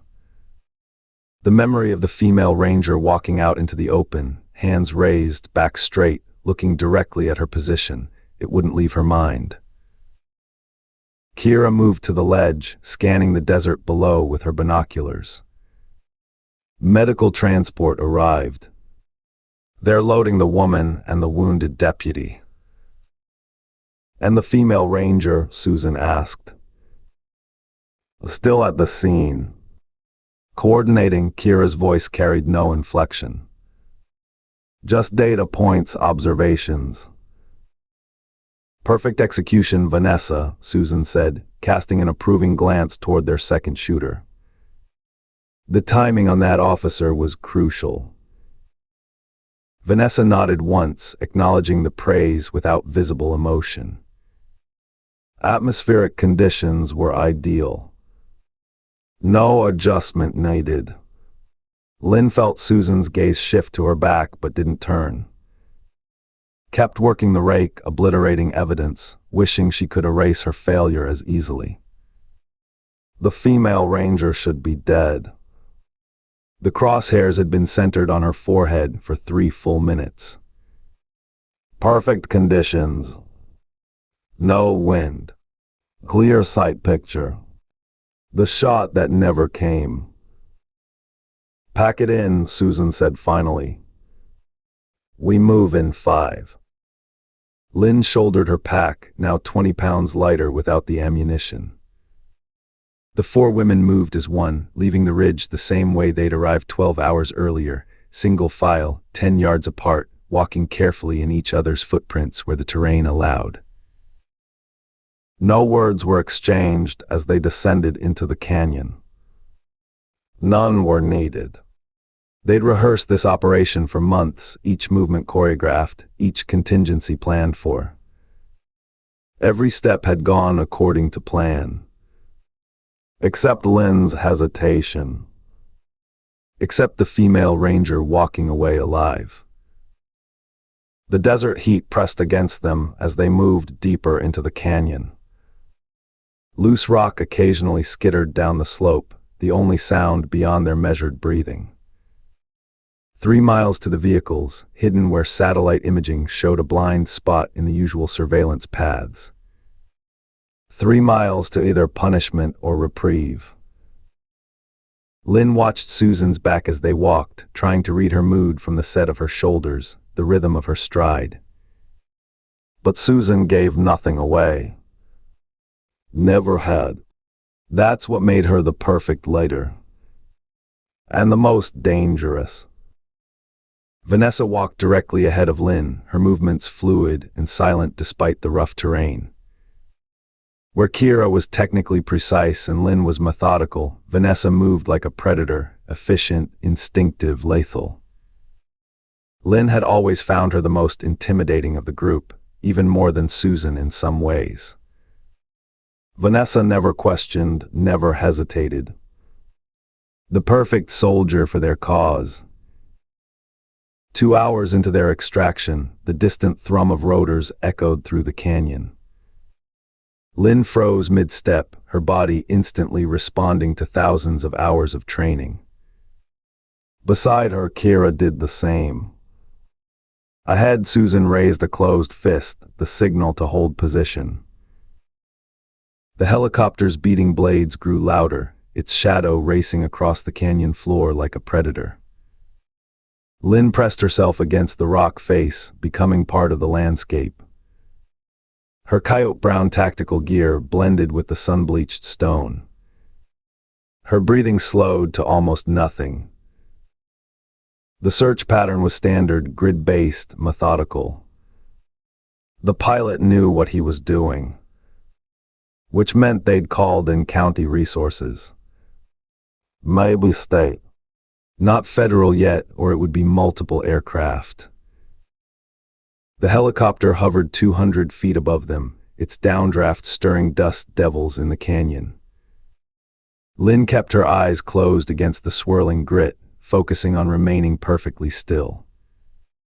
The slightest movement would draw attention. Detection meant failure. Failure meant unacceptable consequences. For 9 minutes and 27 seconds, the helicopter executed its search pattern directly overhead. Lynn counted each second, her mind empty of everything except the mission. The image of the female ranger tried to intrude, her steady gaze, her hands raised in surrender or challenge, the sun catching on her engagement ring. Lynn pushed it away. Focus on now. Survive now. Consequences later. Finally, the helicopter banked eastward, the sound of its rotors fading as it continued its search elsewhere. Still they waited. 10 minutes. 15. Only when Susan was certain the aircraft wouldn't circle back did she signal them forward. Another hour of careful movement brought them to the vehicles, 2 mud-splattered Jeep Wranglers that looked identical to a dozen others that frequented the backcountry trails. Perfectly anonymous. Perfectly planned. Lynn secured her gear in the rear compartment, hands moving through the familiar routine, while her mind remained carefully blank. She'd learned long ago to separate action from thought. To execute without reflection. Until today. Until the female ranger had stared directly at her through 800 yards of desert air and forced her to see. Susan took the wheel of the lead Jeep, with Kira riding shotgun. Lynn drove the second vehicle, with Vanessa beside her in tense silence. Even now, Lynn could feel Vanessa's sideways glances, evaluating, judging. Vanessa had never failed a mission objective. Had never hesitated. Had never shown weakness. The drive out followed old mining roads that rarely saw traffic, 10 miles of jarring ruts and washboard surface before they connected with the graded county route. Another 20 minutes on the unmarked road, then they joined the old highway. Traffic was sparse. A pickup truck hauling hay. A faded sedan driven by an elderly woman. An RV with Texas plates. No one who would remember them. No one who would matter. As they drove east, Lynn watched the desert landscape roll past her window. Scrub brush and Joshua trees turned golden in the fading afternoon light. Beautiful in its way. Sacred even. Worth saving. Worth killing for. That's what Susan had taught them. The planet before people. Always. The female ranger would have disagreed. Her kind always did. Law enforcement. Government. Protectors of a system designed to exploit, to consume, to destroy. She should have died in the desert today. Lynn's finger should have squeezed the trigger. Should have. But she hadn't. Because for just a moment, watching through her scope as the ranger stood exposed and unflinching, Lynn had seen something beyond the uniform. Beyond the system. She'd seen courage, determination, humanity. And that momentary glimpse had stayed her hand. Had caused her to fail. Had sealed her fate. Lynn watched Susan's Jeep ahead of her, maintaining perfect following distance through each turn. Susan never failed. Never hesitated. Never showed weakness. She was what Lynn aspired to be. what Lynn had trained for years to become. And now, because of one moment's hesitation, Lynn would face Susan's judgment. The thought should have terrified her. Instead, a strange calm had settled over Lynn. What would come would come. The path was set. Perhaps it had always been. You're thinking about her, Vanessa said suddenly, breaking the silence that had stretched between them for miles. Her voice was soft but clear, carrying no obvious judgment. The Ranger woman. Lynn didn't deny it. Lying to Vanessa was pointless. The former Special Ops soldier missed nothing. Yes. Why didn't you take the shot? The question was flat, curious rather than accusatory. Lynn considered her answer carefully. She knew I was there. Somehow, she looked directly at my position. So, Vanessa's expression remained neutral, but her eyes were sharp, assessing. That wouldn't have stopped me. Or Keira. I know, Lynn tightened her grip on the steering wheel. That's why you're better at this than I am. Vanessa studied her for a long moment, then turned to look out the windshield. Susan won't forgive failure. You know that. I know, the words felt like stones in Lynn's mouth. I'll speak for you, Vanessa said after another long silence. Tell her it was a tactical decision. Bad angle. Unpredictable wind. Lynn glanced over, surprised. Why would you do that? Vanessa shrugged, the movement almost imperceptible. Because we need you for phase 2. And because, she paused, something unfamiliar flickering across her face. Because I understand what you saw in her. Before Lynn could respond, Vanessa had turned away again, her profile sharp against the desert sky, conversation clearly over. Lynn focused on the road ahead, on Susan's Jeep leading them back to base, back to judgment.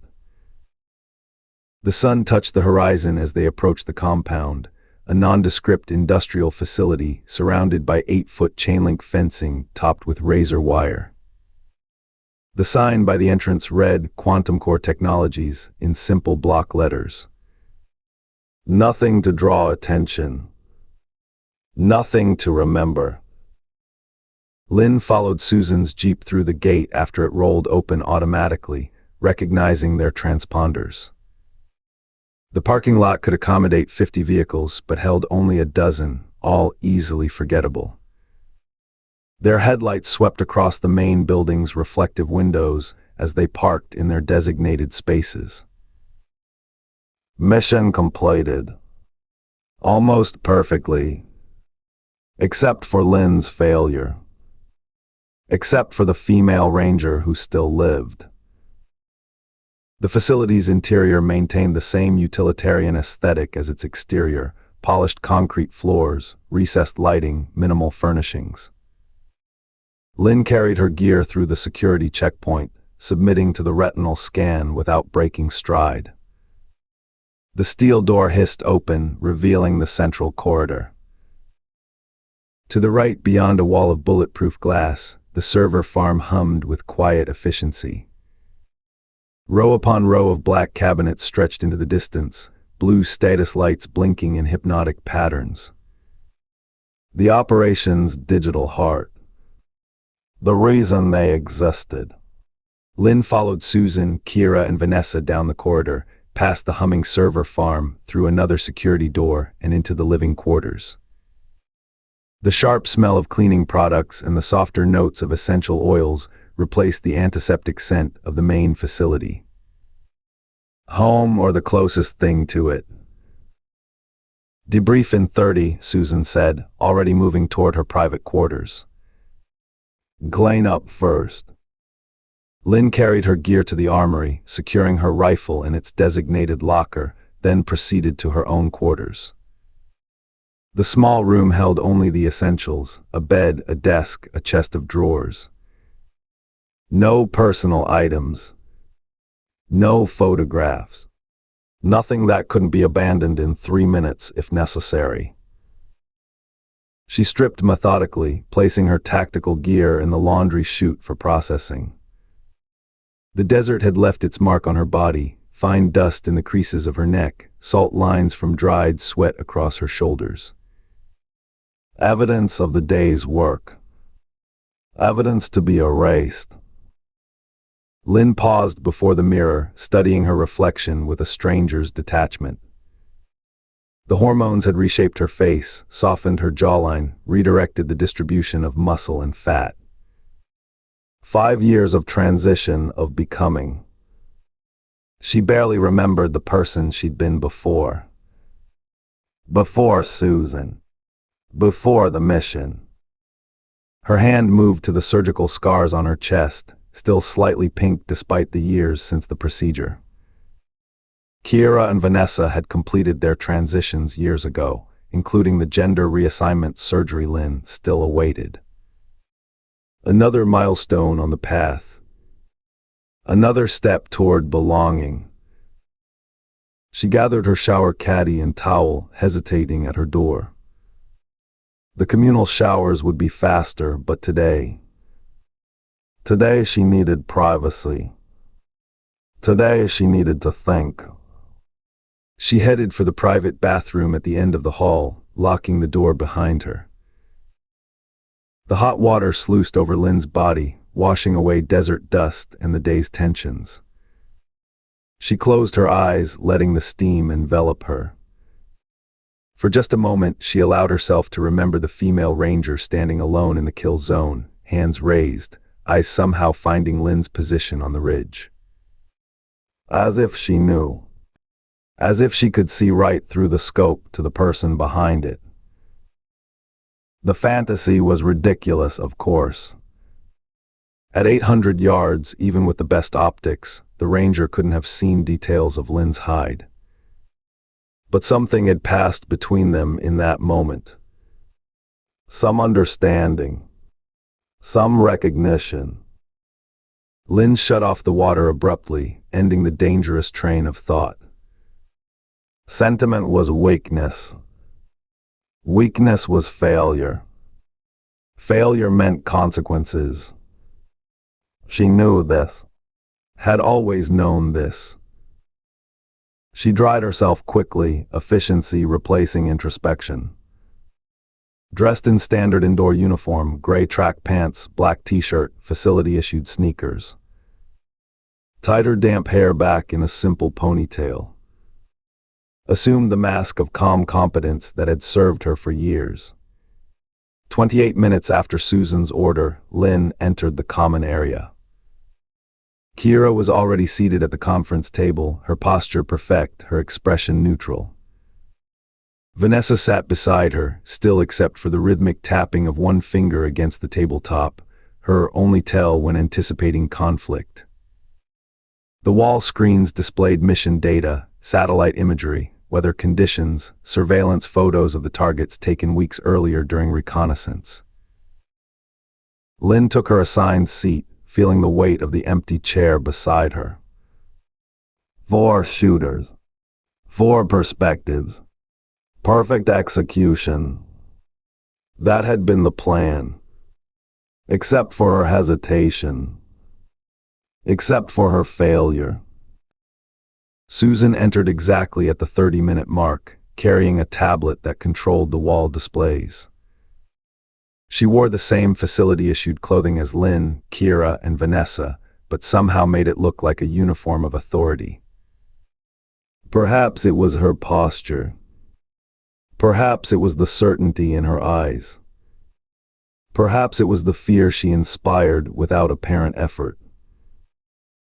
Project A, Operational Phase 1, Susan said, taking her seat at the head of the table. The wall screens shifted to a tactical overview of the day's events. Initial assessment, mission parameters achieved at 78% efficiency. Subject 1 neutralized as planned. Subject 2 neutralized as planned. Subject 3 wounded as planned.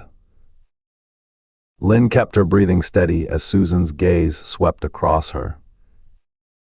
Subject 4 survived despite optimal termination conditions. Susan's voice remained emotionless, analytical. We'll review the tactical decisions that led to this outcome. First, let's address the successful eliminations. Kira, your segment. Kira nodded, her back ramrod straight.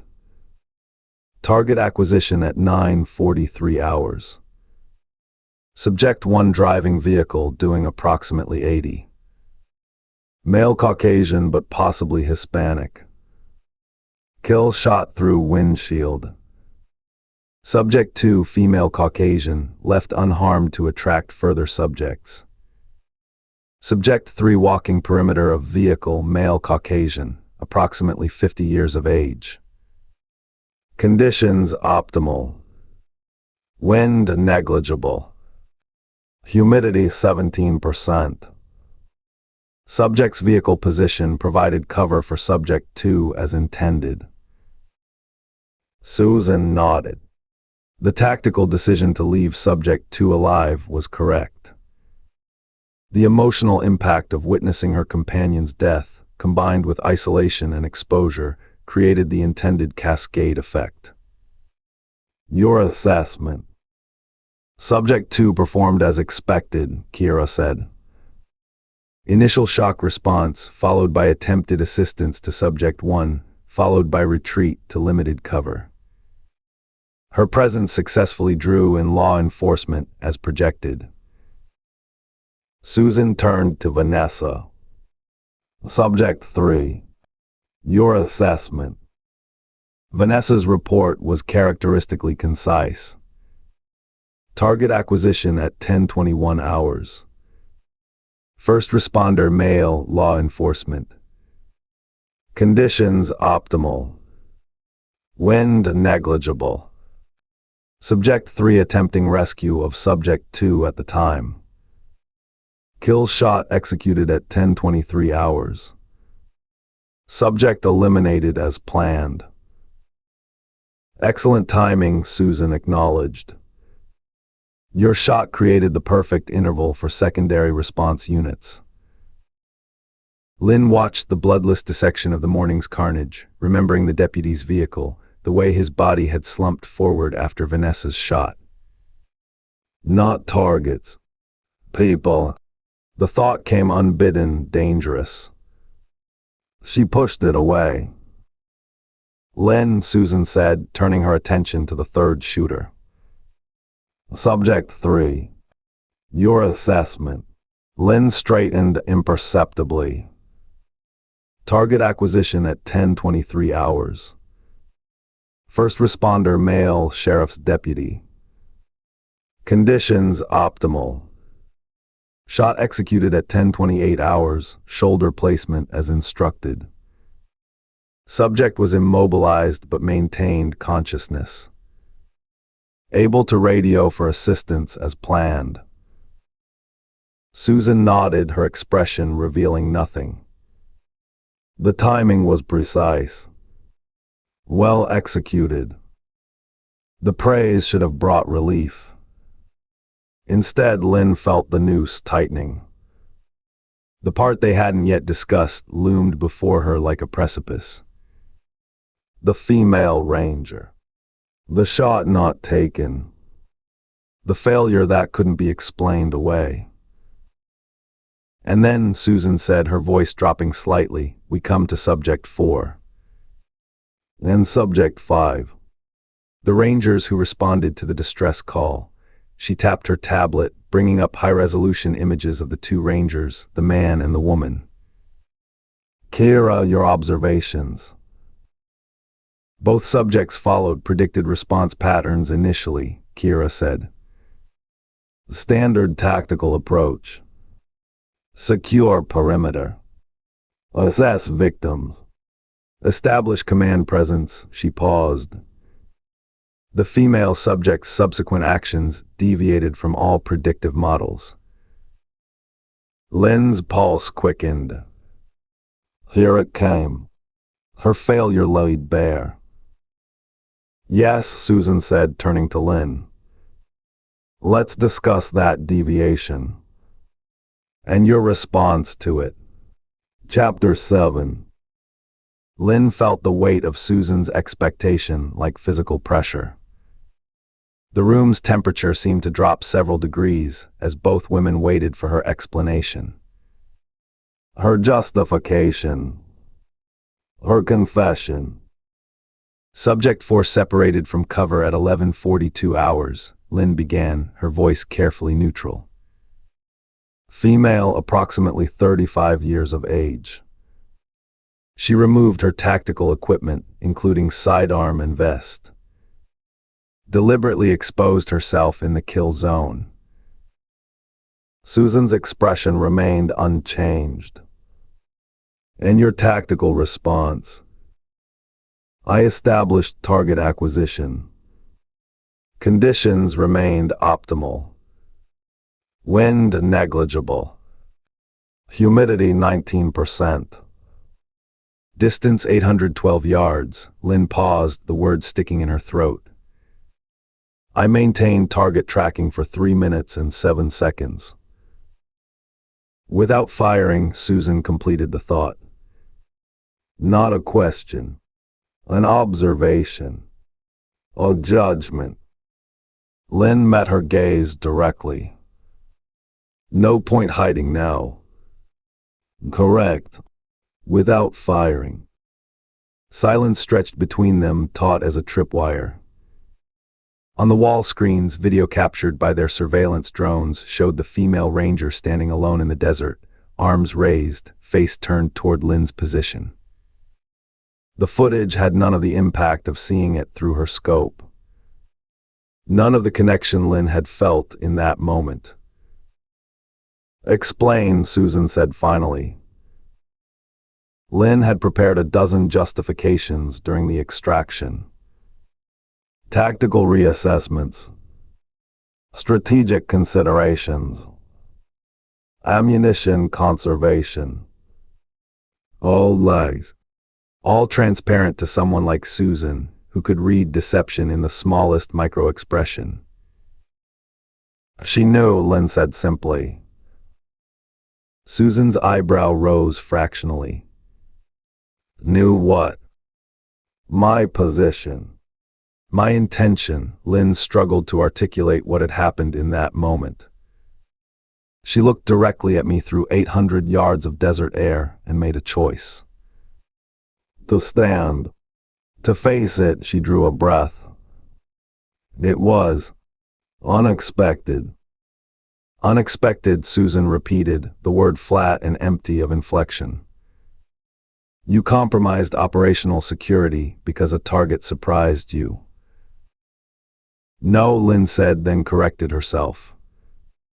Yes, but not the way you're suggesting. She leaned forward slightly. This wasn't random. She understood exactly what was happening and chose to challenge it directly. That level of psychological insight, that kind of courage, she stopped, realizing how it sounded. You admired her, Susan said. Not a question this time either. Lynn met her gaze steadily. Yes. Vanessa shifted in her seat, a barely perceptible movement that nonetheless drew Lynn's attention. The former special ops soldier's face remained impassive, but Lynn caught the slight tension in her jaw. Disapproval. Or something else. Kira remained perfectly still, her expression carefully neutral, though Lynn could sense her discomfort. She knew what was coming. They all did. Susan tapped her tablet, changing the display to a different angle of the same moment, the female ranger standing alone, vulnerable, determined. Admiration of the enemy is a dangerous indulgence, Lynn. One that compromises judgment. Cloud's purpose, her voice remained even, almost gentle. Tell me, what did you see when you looked at this woman? What stayed your hand? The question was a trap. They both knew it. But Lynn was already caught. I saw someone willing to die for what she believed in, she said quietly. Someone with absolute conviction. Like us, Susan said, her voice soft now. Dangerous. Yes, Lynn admitted. Like us. Susan nodded slowly, as if Lynn had confirmed something she'd long suspected. She set the tablet down carefully, aligning its edges with the table's edge. Perfect geometry. Perfect control. You identified with the enemy, she said. Recognized yourself in her. And because of that, you failed to eliminate a direct threat to our mission. She looked at Kira. Would you have taken the shot? Kira didn't hesitate. Yes. Why? Because she represents the system we're fighting against, Kira said, her voice flat, rehearsed. Her conviction, her courage, these qualities serve a corrupt power structure. They make her more dangerous, not less. Susan nodded again, satisfied with the answer. She turned to Vanessa. And you? Vanessa's response was immediate, her voice carrying the crisp certainty of someone who never questioned orders. Without hesitation. The female ranger demonstrated a tactical understanding of our operation. That makes her the highest priority target. She didn't look at Lynn as she spoke. Eliminating her would have been operationally sound. Susan's attention returned to Lynn. Do you understand why your thinking is flawed? Lynn knew the expected response.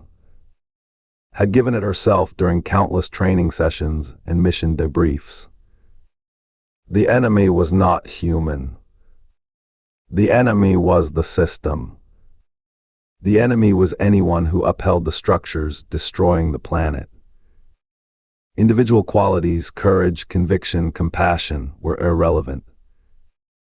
Only the cause mattered. But the words wouldn't come. Not now. Not after watching the female ranger walk across 50 yards of killing ground to save a stranger. I made a tactical error, Lynn said instead. No, Susan corrected gently. You made a moral error. You allowed yourself to see her humanity.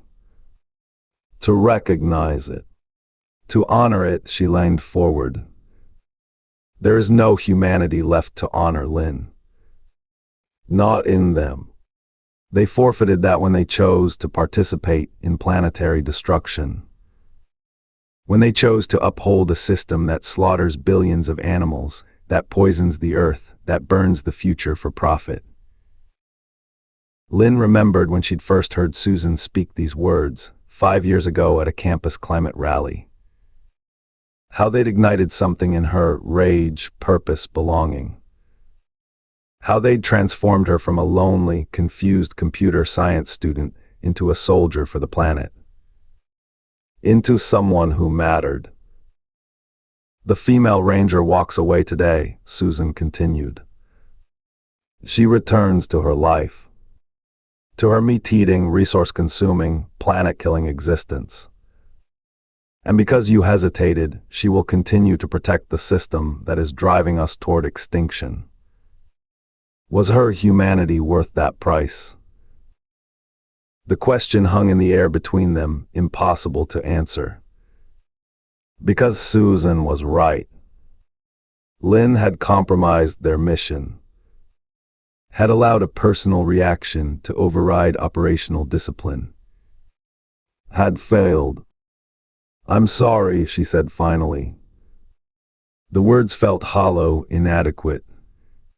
I know you are. Susan's tone was that of a disappointed teacher. The question is whether this failure represents an isolated incident or a fundamental flaw in your commitment to our cause. Lynn recognized the test.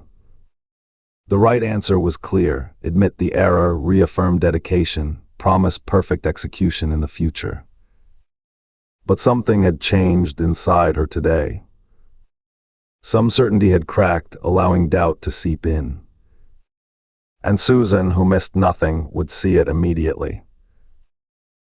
"I believe in our mission," Lynn said carefully. "I believe the planet must be protected at all costs." "But," Susan prompted, hearing the unspoken qualification. Lynn glanced at Kira, whose expression remained carefully blank. "No help there. Never had been." Vanessa's eyes were fixed on Susan, her loyalty absolute and unwavering. "But I questioned whether killing the female ranger served that mission," Lynn admitted. "Whether eliminating someone with her qualities, her courage, her willingness to sacrifice, might actually harm our cause in the long run." Susan leaned back, studying Lynn with the detached interest of a scientist, observing an unexpected reaction. "You believe her life has more value because she exhibited traits you admire." "I believe we should be strategic about who we target," Lynn countered. "Maximize impact by focusing on those who most directly damage the planet: corporate executives, industrial farmers, politicians who block climate legislation. Not law enforcement officers protecting the system that enables them." Susan nodded, as if this clarified everything. "Your objection isn't moral but tactical." It was the lifeline Lynn needed. She seized it, ignoring the small voice inside that whispered about self-deception. About the real reason she hadn't pulled the trigger. "Yes, exactly."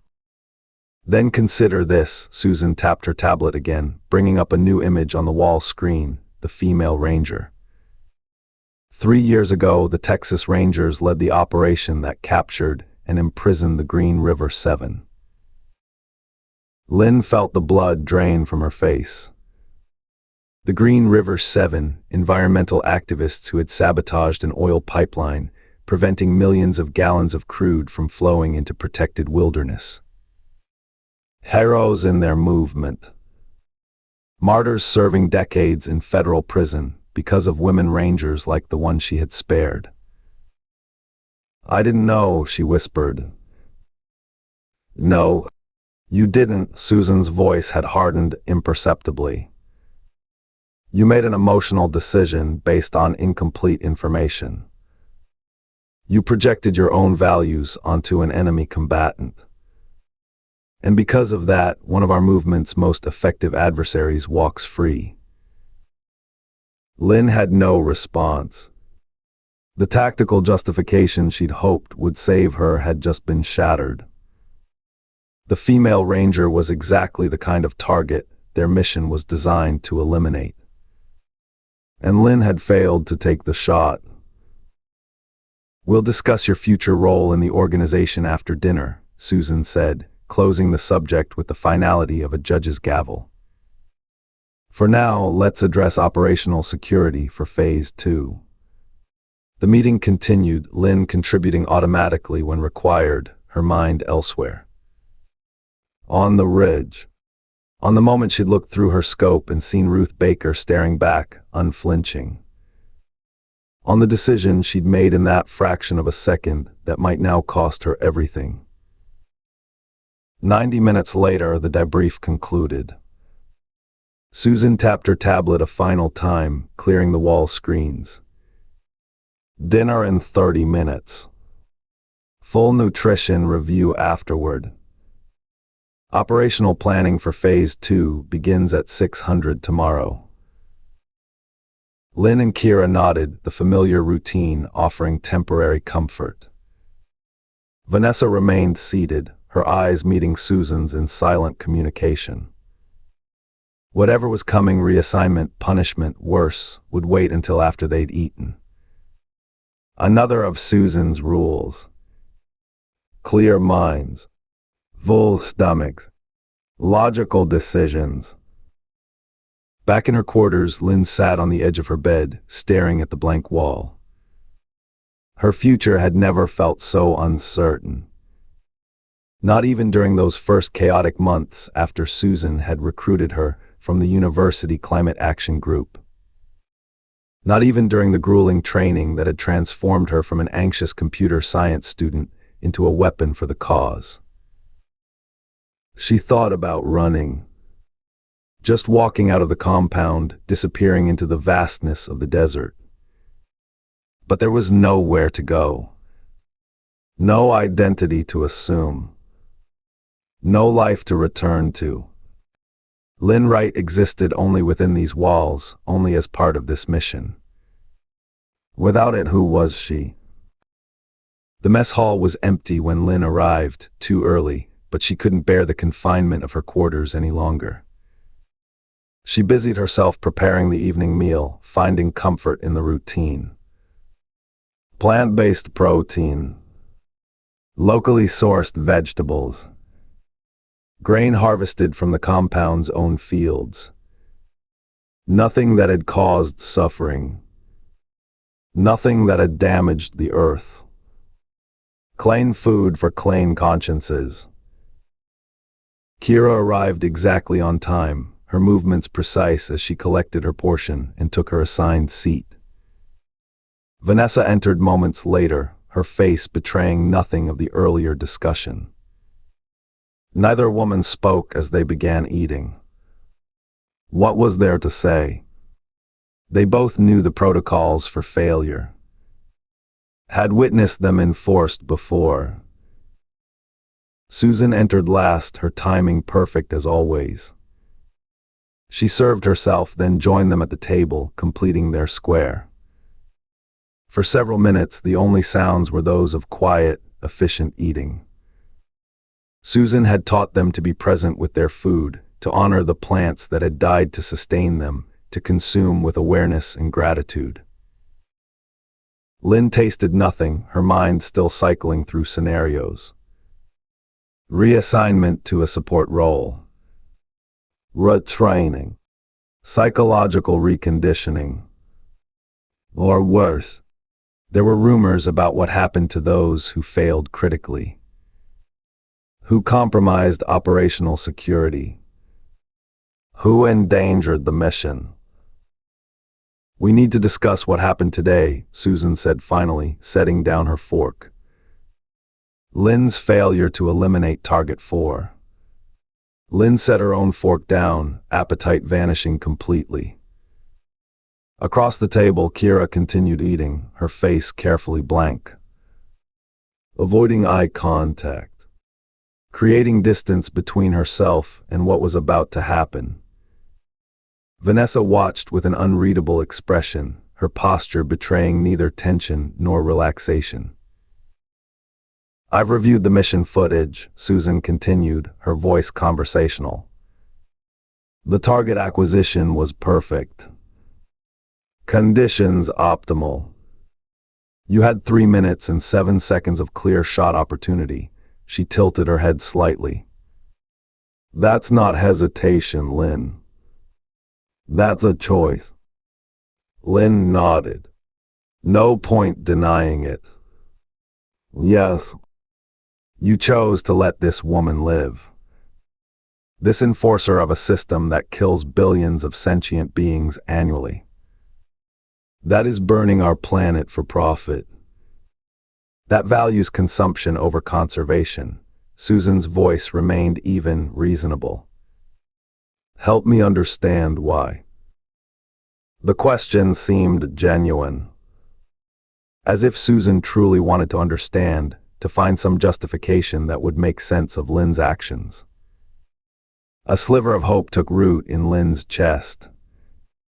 Maybe if she could explain properly. She willingly faced death to save another, Lynn said carefully. That kind of selflessness, that level of moral courage, it seemed like something we should respect. Something aligned with our own values. Our values, Susan repeated thoughtfully. And what are those values, Lynn?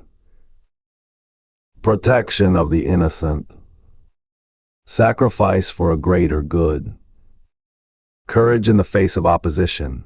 The words came easily, rehearsed during countless ideology sessions. We fight because others won't. We act because others can't. Susan nodded, her expression thoughtful. And you saw these qualities in the female ranger. Yes, Lynn leaned forward slightly. She was willing to die to save the first woman. A stranger. Someone she had no personal connection to. Isn't that the same moral courage we aspire to? An interesting perspective. Susan turned to Kira. Do you agree with Lynn's assessment? Kira hesitated, caught between loyalty to Susan and the faint human connection she still felt with Lynn after years of working together. I understand her reasoning, she said carefully. But do you agree with it? Susan pressed. Kira met Lynn's eyes briefly, then looked away. No. Why not? Because the female ranger's actions, while seemingly courageous, serve to reinforce a system that is fundamentally destructive. Kira's voice took on the cadence of recitation.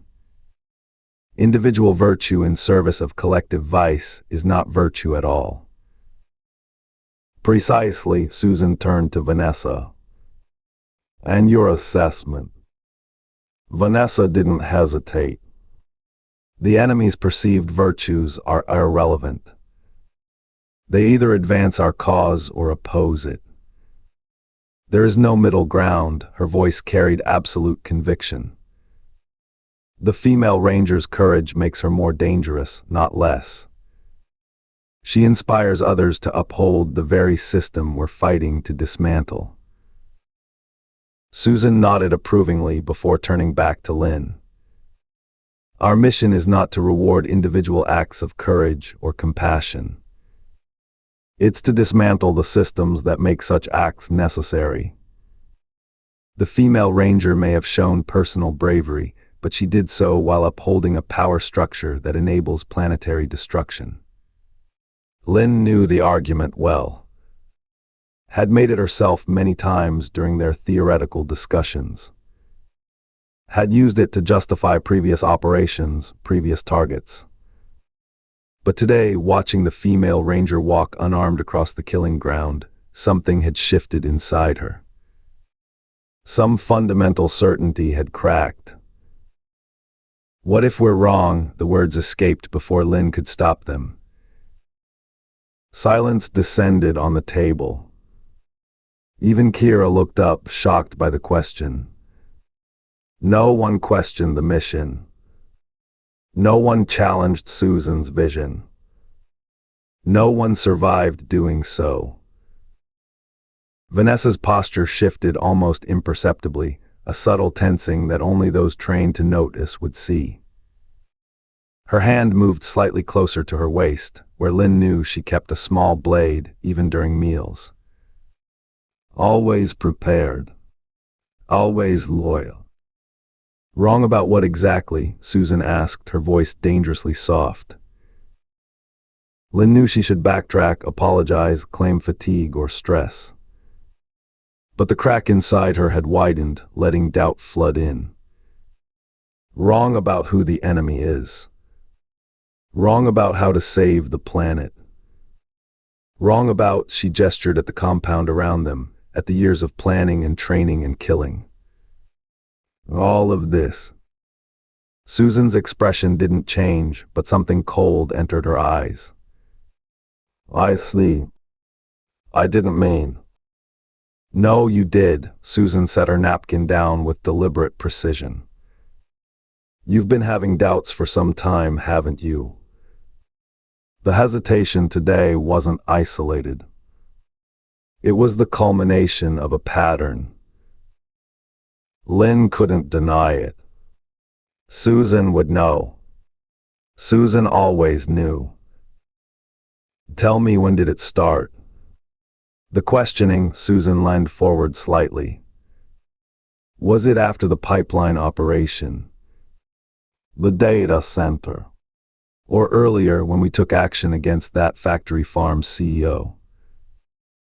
Images flashed through Lynn's mind, previous missions, previous targets. The oil executive who'd begged for his life, showing pictures of his children. The IT specialist who tried to reason with them, explained that the data center was mostly used for medical research. The farm operator who'd claimed his facility met all humane standards, that the footage they'd used to justify his elimination had been edited. Lynn remained silent, trapped by her own doubt. There was no explanation that would satisfy Susan. No justification that would erase what had happened on the ridge. You know what separates us from them, Susan continued, her voice gentler now. Almost compassionate. Clarity.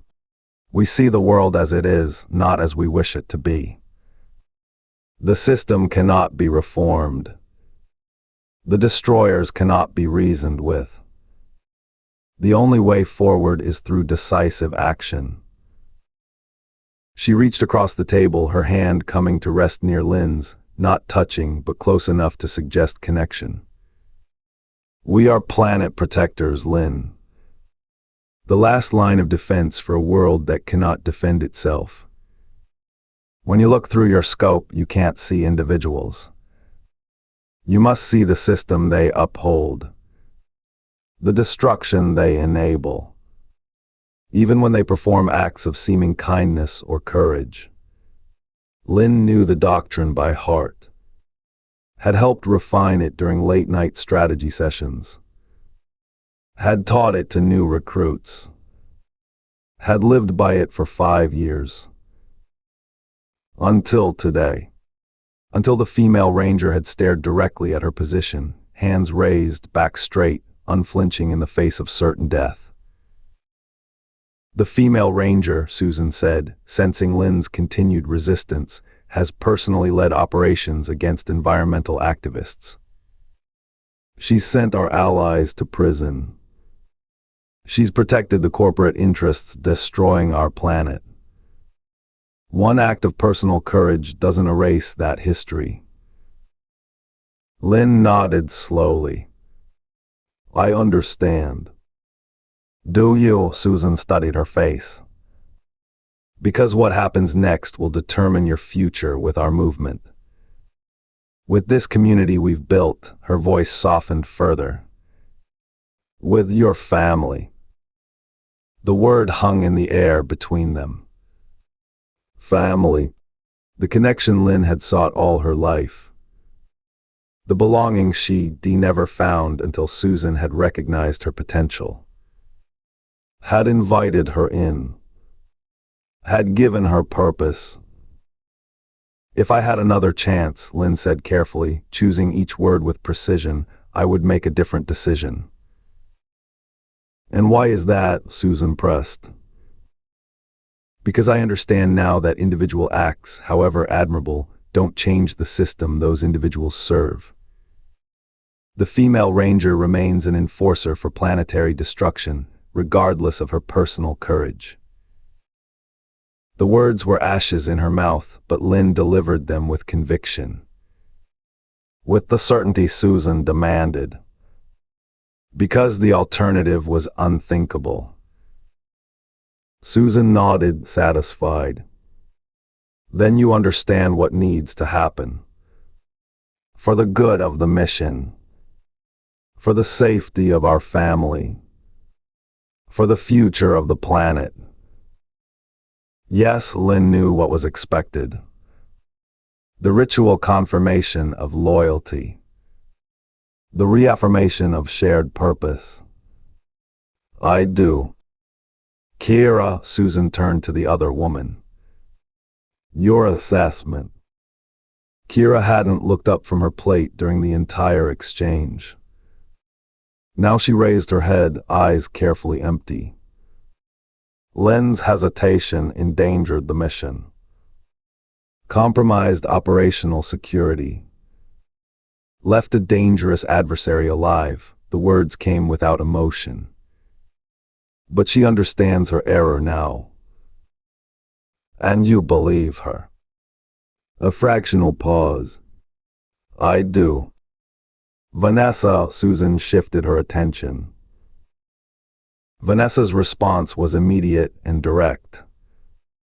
The mission comes first. Always her eyes met Lynn's briefly. But Lynn has been valuable to us. Her skills are exceptional.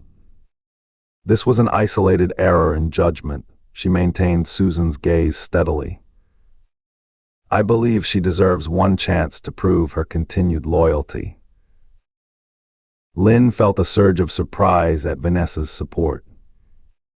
The former soldier had always been the most absolute in her dedication to the cause, the most unforgiving of any deviation from protocol.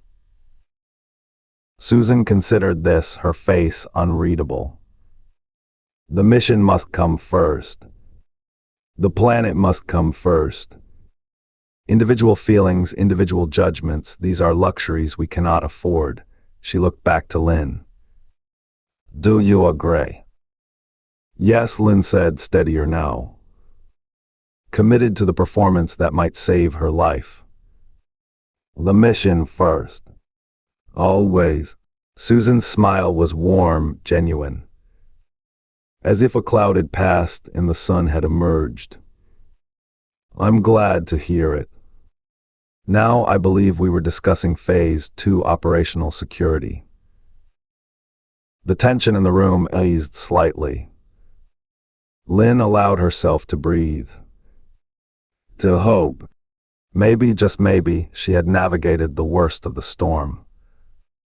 Maybe her remorse, her reaffirmation of the cause, had been enough. In light of today's events, Susan continued, her voice back to its usual business-like efficiency, we need to accelerate our timeline. The system's enforcers will be on high alert. Seeking patterns. Looking for connections between seemingly isolated incidents. Kira nodded, back in her element now that the personal confrontation had passed. We've prepared for this contingency. Phase 2 target locations are already secured. And the transport vehicles. Prepared according to protocol. Clean documentation. Anonymous registration. Susan turned to Lynn. And our information security. Maintained, Lynn said automatically. Zero digital footprint. Physical documentation only, secured in the vault. Excellent, Susan smiled again, this time including both women in her approval. Our family remains strong. Our purpose clear. The planet will be protected. The planet will be protected, Kira echoed, the familiar response automatic. The planet will be protected, Vanessa affirmed, her eyes never leaving Susan's face. Lynn opened her mouth to join in the ritual affirmation. The words she'd spoken thousands of times during the past 5 years. The commitment that had given her life meaning. The shot came without warning. No change in Susan's expression. No telegraphing movement. Just the sudden appearance of the pistol in her hand and the deafening crack as it discharged. The bullet struck Lynn's center mass. The impact drove her backward, chair and all, toppling her to the polished concrete floor. Her mouth filled with something warm and coppery. The mouthful of rice and beans she'd been about to swallow combined with blood, choking her as she tried to breathe. Above her, Susan's face appeared, calm and composed as always. The mission comes first, Lynn. The planet comes first. She turned to Kira and Vanessa, who hadn't flinched at the shot. Hadn't moved to help. This is an important teaching moment. Individual moral judgments cannot supersede collective necessity. No matter how sincere the contrition afterward. Lynn tried to speak, but only managed a wet gurgle. The ceiling spun above her, the recessed lights creating strange patterns as her vision began to dim at the edges. The back of her head was wet where it had struck the floor, adding to the disorientation. "We'll proceed with phase 2 as planned," Susan said to Kira and Vanessa, her voice fading in and out as Lynn's consciousness wavered. "Prepare the disposal team. Standard procedure." "Yes, Susan," Kira's response came from very far away. "No emotion. No hesitation. Perfect obedience." "Understood," Vanessa's voice, equally detached, followed. Lynn's final thought, as darkness closed in from all sides, was of the female ranger standing alone in the desert sun. Hands raised. Back straight. Eyes somehow finding Lynn's position across 800 yards of empty air. Seeing her. Recognizing her. Understanding her. And sparing her anyway. The darkness took her. Chapter 8. Ruth Baker shielded her eyes against the morning sun as she surveyed the ridge. From this vantage point, 800 yards above where David Mitchell had died, the desert stretched in all directions. Flat, unforgiving, nowhere to hide. Perfect killing ground. "Trajectory calculations match," Aaron said, crouching beside the shallow depression in the hard-packed soil. "This is definitely where the shot came from." Ruth nodded, her eyes scanning the area with methodical precision. After 15 years in law enforcement, crime scenes spoke to her in ways that witness statements never could. And this one was telling her something important. "There's nothing here," she said. Aaron looked up, understanding immediately. "Exactly."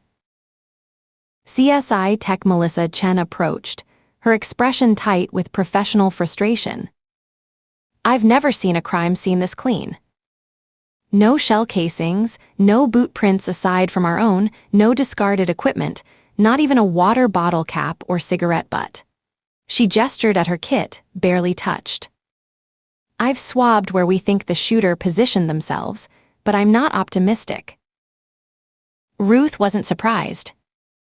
Everything about this case pointed to professionals. The calculated execution of David Mitchell. The killing of James Carraway. The precise wounding of Trooper Rodriguez. The clean shots that had deliberately missed her when she'd walked out to rescue Rachel Collins. This wasn't the work of amateurs. "The lack of evidence is the evidence," she said, moving to where Aaron crouched. "Nobody's this clean by accident." The depression in the rocky soil was subtle, just enough to indicate where someone had lain prone for an extended period. Ruth knelt, running her fingers over the packed earth. A shooter had rested here, controlling their breathing, calculating wind speeds and elevation, waiting for the perfect moment. "Wiped clean," Aaron observed. "Even used a rake or brush to remove traces. See the faint striations," he pointed to nearly invisible lines in the soil. Ruth's team moved around them like the professionals they were. Ben had assigned her the best, Melissa Chen from CSI, ballistics expert Jake Ramirez, and digital forensics specialist Danny Wilson. All veterans, all people she'd worked with before. People who wouldn't miss anything. "Got something," Jake called from 30 yards east. Another depression. Similar dimensions. He had already set up his laser rangefinder, the red beam precisely marking the spot where David Mitchell had fallen. This one has the same sightline to the kill zone. Ruth stood, brow furrowing. "2 shooters." "At least," Jake replied, already moving to check his calculations. The angle of entry on Mitchell's body suggests one origin point. But the shot that hit Rodriguez came from a slightly different elevation. Aaron was already moving to the second position, his mind tracking with Ruth's. After 2 years as partners, they operated like different parts of the same organism. So we've got multiple shooters working in coordination, stationed at different points along the ridge. Ruth's mind was assembling the pieces. Professional killers. Multiple shooters. Coordinated attack. This wasn't random violence or a crime of passion. This was tactical. Planned. Danny, she called to the digital specialist. I need satellite imagery of this area for the past week. See if there's any sign of vehicles approaching the ridge. Already on it, he replied, fingers flying over his tablet. But we've got a problem. This area's a dead zone for most commercial satellites. Military maintains surveillance, but that's classified.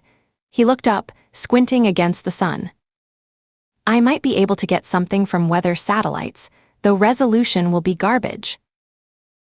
Ruth walked the perimeter of the first shooter's nest, careful not to disturb any potential evidence. The subtle traces were there if you knew what to look for: compressed soil from hours of lying in wait, the faintest impression of equipment that had rested on the ground. Jake, she called, run your calculations on the positions. I want to know exactly what each shooter could see and what they were responsible for. Jake nodded, setting up his ballistic trajectory kit with efficient movements. The retired Army sniper had seen enough combat to know how professional shooters operated. His expertise had solved 3 seemingly impossible cases for Ruth's team in the past year alone. Getting a third impression over here, Melissa called from farther west.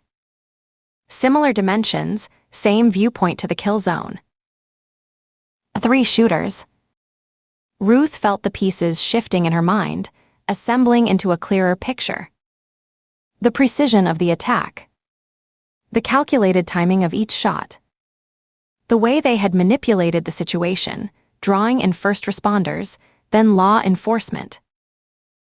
They were staging it, she said, more to herself than anyone else.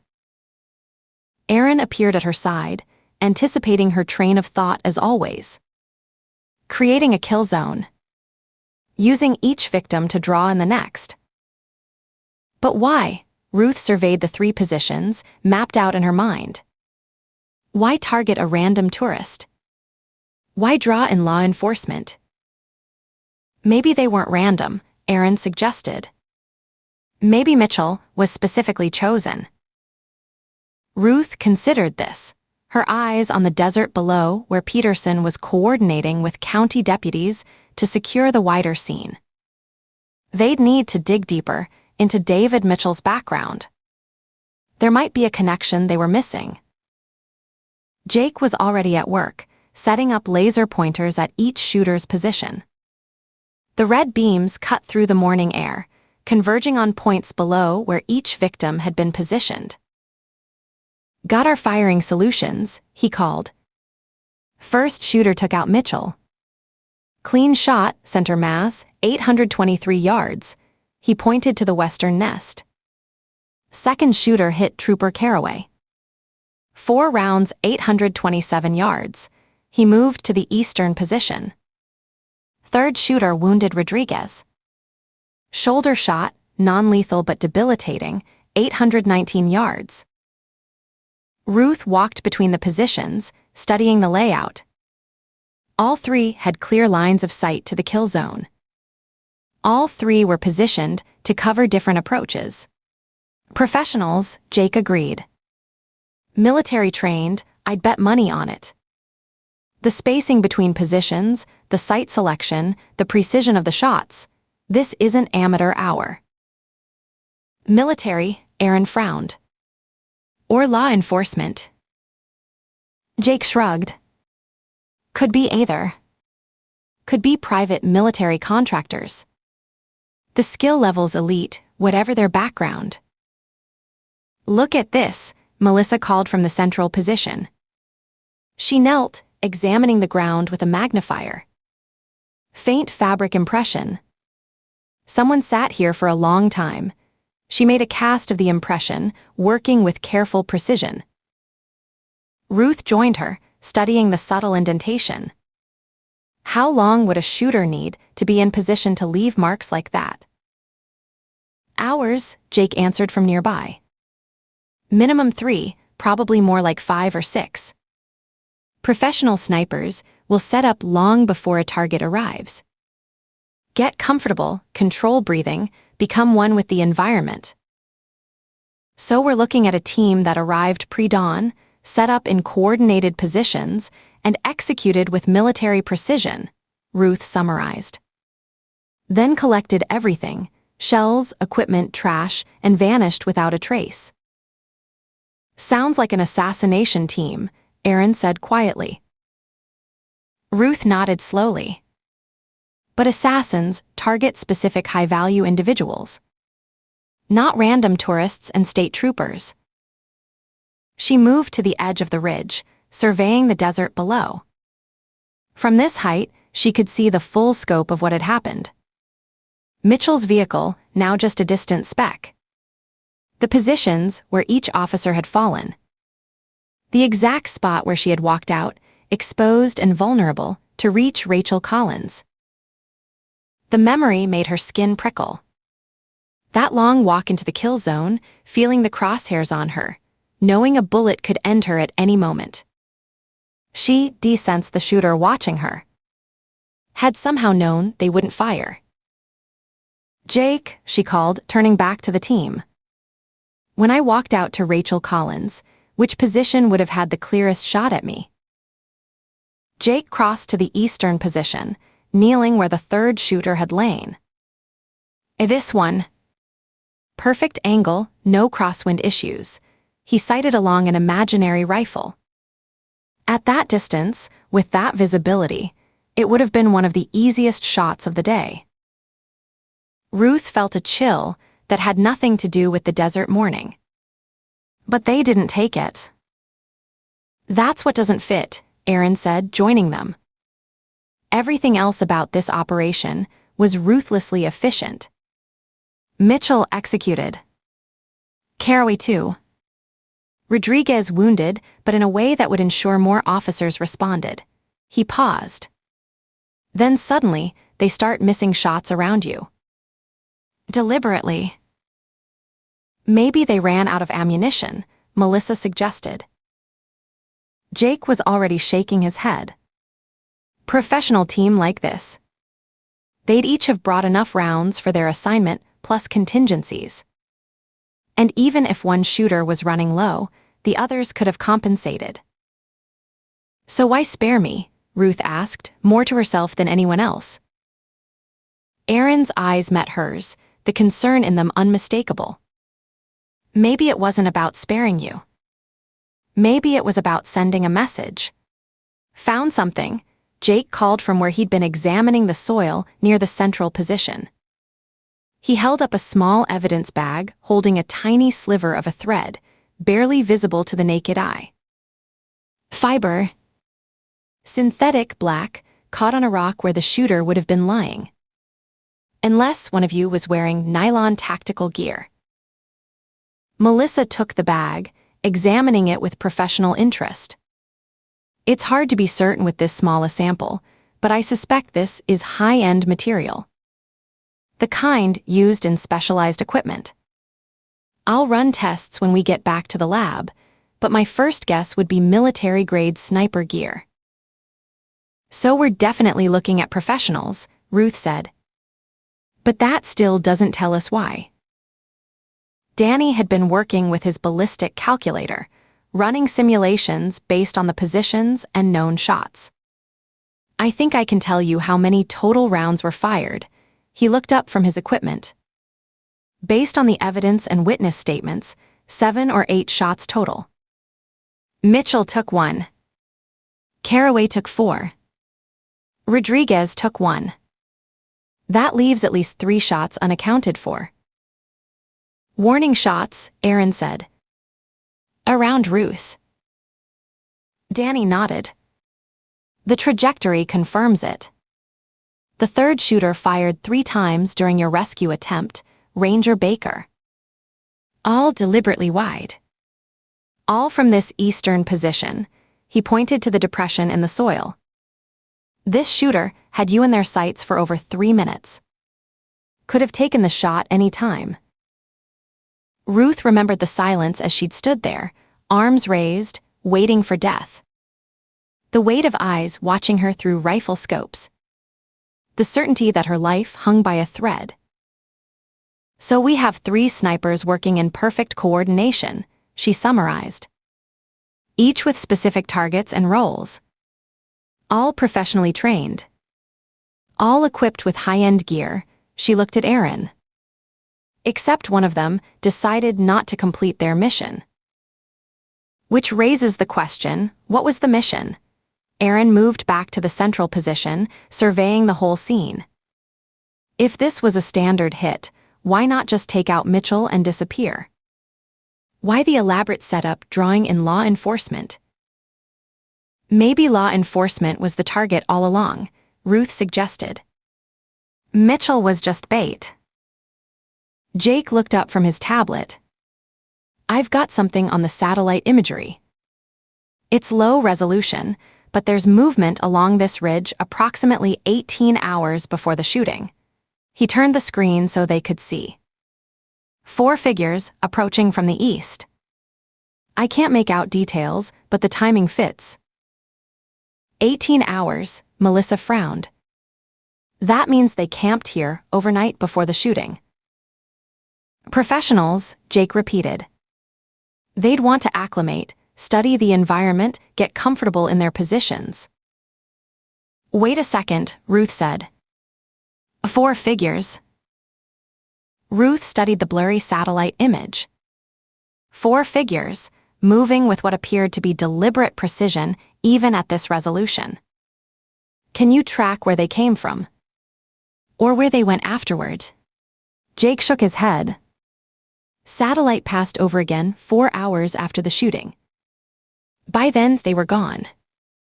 No vehicles visible within 5 miles of this position. So they hiked in, executed their mission, and hiked out, Aaron said. They had to have vehicles somewhere, Ruth said, thinking it through. This isn't terrain you can cross on foot for long distances, especially carrying sniper gear. Jake nodded in agreement. Standard procedure would be to cache vehicles in a location not easily visible from air surveillance. Probably a canyon or wash, something with natural cover. Ruth turned to Danny. Expand your search radius.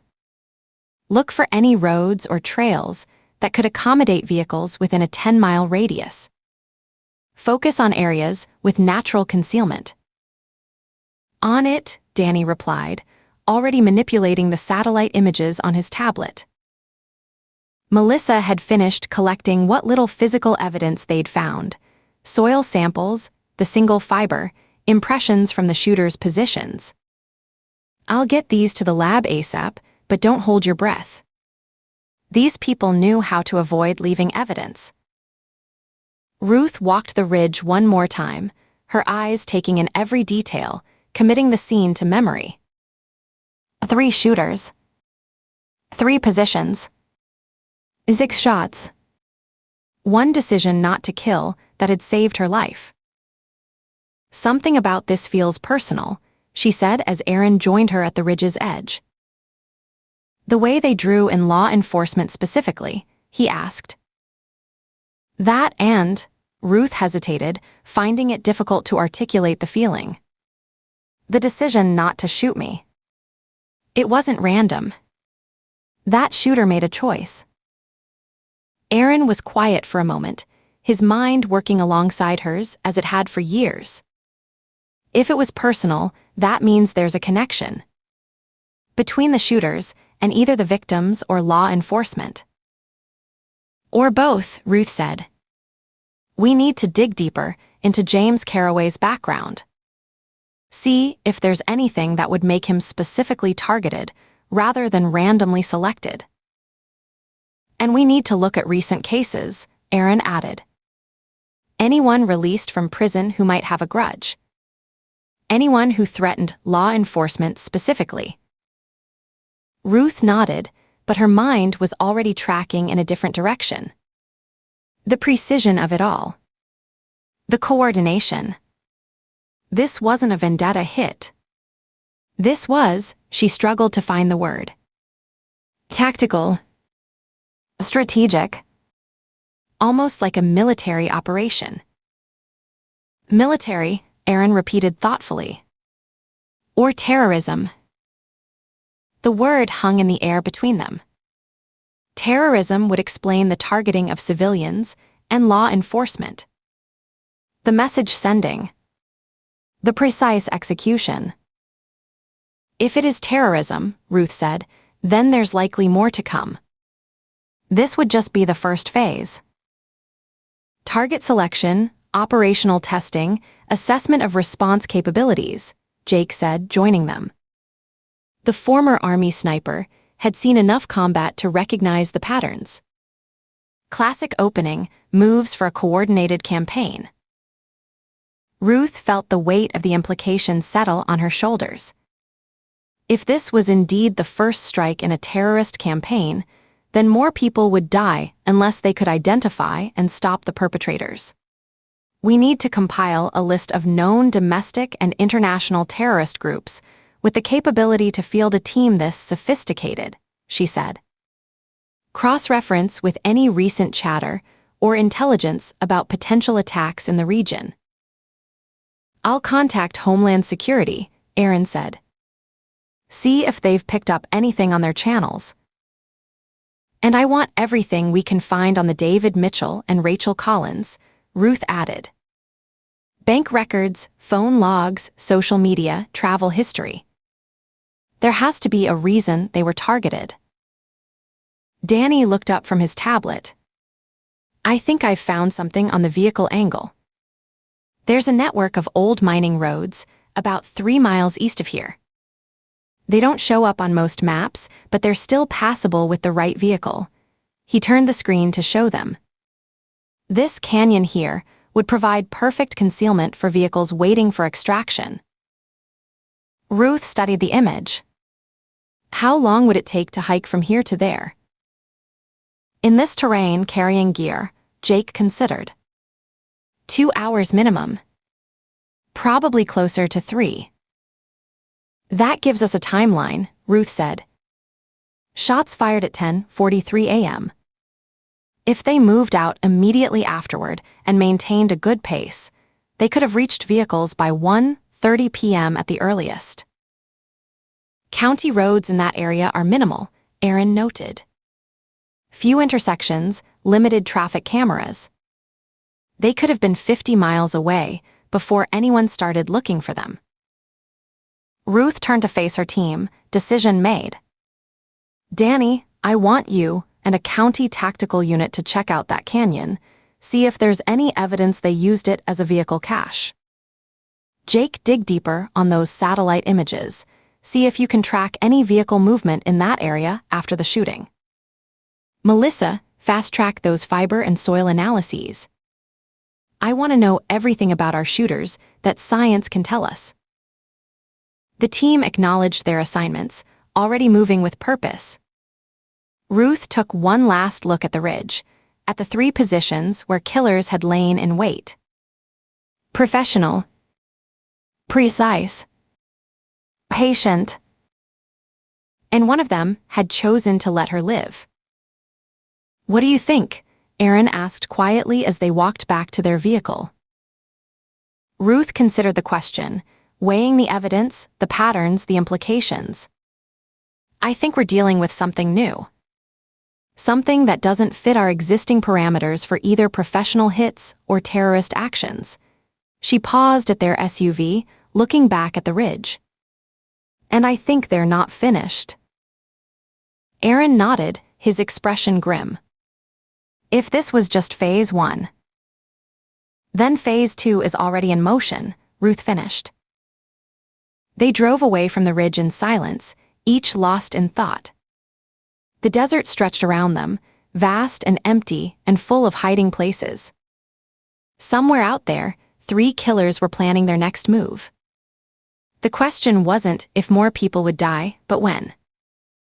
And who? Ruth's hand unconsciously touched her service weapon. Next time, the shooter might not choose to spare her. Next time, Ava might lose her only remaining parent. But there was no room for fear in this job. Only the steady accumulation of evidence and the methodical pursuit of truth. Chapter 9. Ruth watched Aaron flip pancakes with theatrical precision, Ava's silent laughter lighting up the kitchen as he nearly lost one to gravity before recovering with an exaggerated flourish. Morning sunlight streamed through the kitchen windows, turning ordinary moments golden. These fragile pockets of normalcy had become more precious since Jim's death, since she'd learned how quickly they could vanish. 10 minutes until we need to leave, Ruth signed to Ava, who responded with the particular eye roll she'd perfected in the past year. 11 going on 16, Ruth thought, not for the first time. I know, Mom, Ava signed back. Lizzie already packed my overnight bag. Her quick fingers added, will you be home tomorrow? Ruth hesitated just long enough for Aaron to notice. He slid the last pancake onto the already towering stack and turned off the burner. That's the plan, Ruth signed, keeping her expression neutral. Just meetings in Austin today. Boring stuff. Ava's skeptical look said she wasn't buying it, but she didn't push. Instead, she grabbed 3 plates from the cabinet and began setting the table with deliberate precision. The careful routine they'd established in the months after Jim's death had expanded seamlessly to include Aaron. Ruth still marveled at how easily he'd slipped into their lives, how naturally Ava had accepted him. Aaron caught Ruth's eye over Ava's head, his expression asking the question he wouldn't voice in front of her daughter. Ruth gave a small nod. He'd been right to book the return flight for tomorrow evening rather than tonight. The meetings at headquarters rarely ended when scheduled, especially with federal agencies involved. Breakfast passed in comfortable silence, interrupted only by Ava's hands occasionally flying up to describe something she wanted to show Lizzie later. As Ruth watched her daughter's animated signing, she felt the familiar guilt of another absence. Another day away. But the alternative, leaving 3 snipers free to kill again, wasn't an option. Lizzie arrived as they were clearing the dishes, her cheerful efficiency masking the military precision Ruth had come to rely on. Former Army nurse, now full-time caregiver and the closest thing to family they had in Caldwell, Lizzie understood the demands of Ruth's job better than most. All set for our adventure? Lizzie asked Ava, her signing almost as fluid as Ruth's after 18 months of daily practice. Ava nodded enthusiastically. Can we finish my science project tonight? Absolutely. I brought all the supplies. Lizzie glanced at Ruth. What time's your flight? Wheels up in 90 minutes, Ruth answered, gathering her overnight bag from beside the door. Back tomorrow evening, barring complications.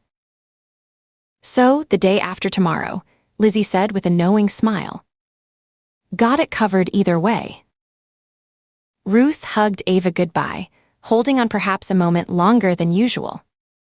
The memory of standing exposed in the desert, crosshairs on her forehead, still woke her in the middle of the night.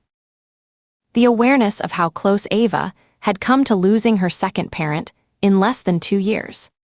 Be good for Lizzie, she signed against Ava's hair. I love you. Love you too, Ava signed back. Catch the bad guys, Mom.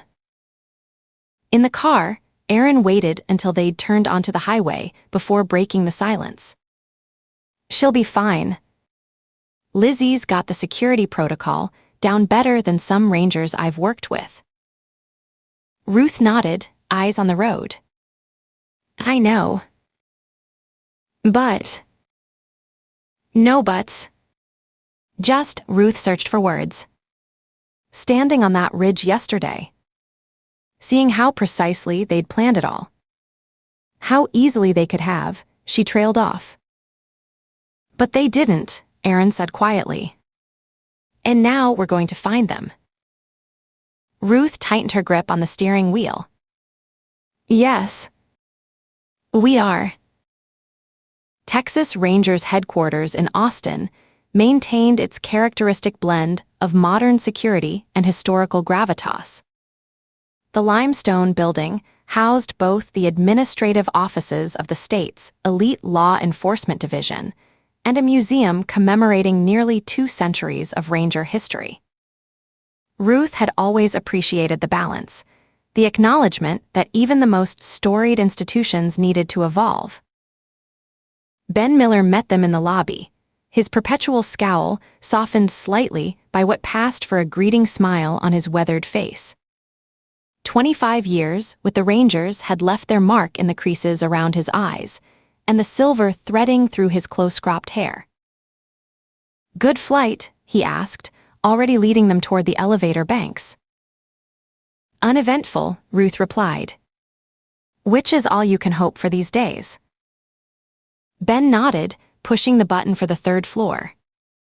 Got a full house waiting upstairs. FBI sent their behavioral analysis specialist from Quantico. DHS has someone from counterterrorism. Army liaison from Fort Bliss. The elevator doors slid open with a soft chime. And State Patrol sent their captain and lieutenant. Full court press, Aaron remarked. Someone's taking this seriously. 3 dead, including a law enforcement officer, Ben snorted. They'd better be taking it seriously, he glanced at Ruth. Your team's preliminary findings got their attention. Especially the multiple shooter theory. Ruth caught the slight hesitation in his voice. You don't sound convinced. I trust your instincts, Ben said as they exited the elevator. Just be prepared for some pushback. The feds have their own ideas about what happened out there. The conference room door opened to reveal a tableau familiar to any law enforcement professional. A collection of agencies represented by people trying very hard not to look territorial. Ruth noted the seating arrangement with a cop's automatic assessment. FBI had claimed the head of the table, of course. DHS to their right, Army to their left. State Patrol had positioned themselves directly across, leaving the Rangers the remaining seats. Ben made the introductions with economical precision.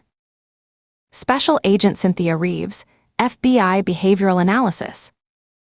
Agent Thomas Kendrick, DHS Counterterrorism. Major Paul Winters, Army Criminal Investigation Division. Captain Ray Mendoza and Lieutenant Carlos Garcia, State Patrol. He gestured to Ruth and Aaron. Rangers Ruth Baker and Aaron Tate. They were first on scene after the initial response. Ruth studied the faces as she and Aaron took their seats. Reeves was mid-40s, her dark hair pulled back in a severe bun that emphasized sharp cheekbones and analytical eyes. Kendrick was younger, with the carefully neutral expression of a career bureaucrat. Major Winters carried himself with military rigidity, his uniform pressed to perfection. Mendoza and Garcia both nodded in greeting, their expressions carrying the particular gratitude of law enforcement for those who had saved their colleagues.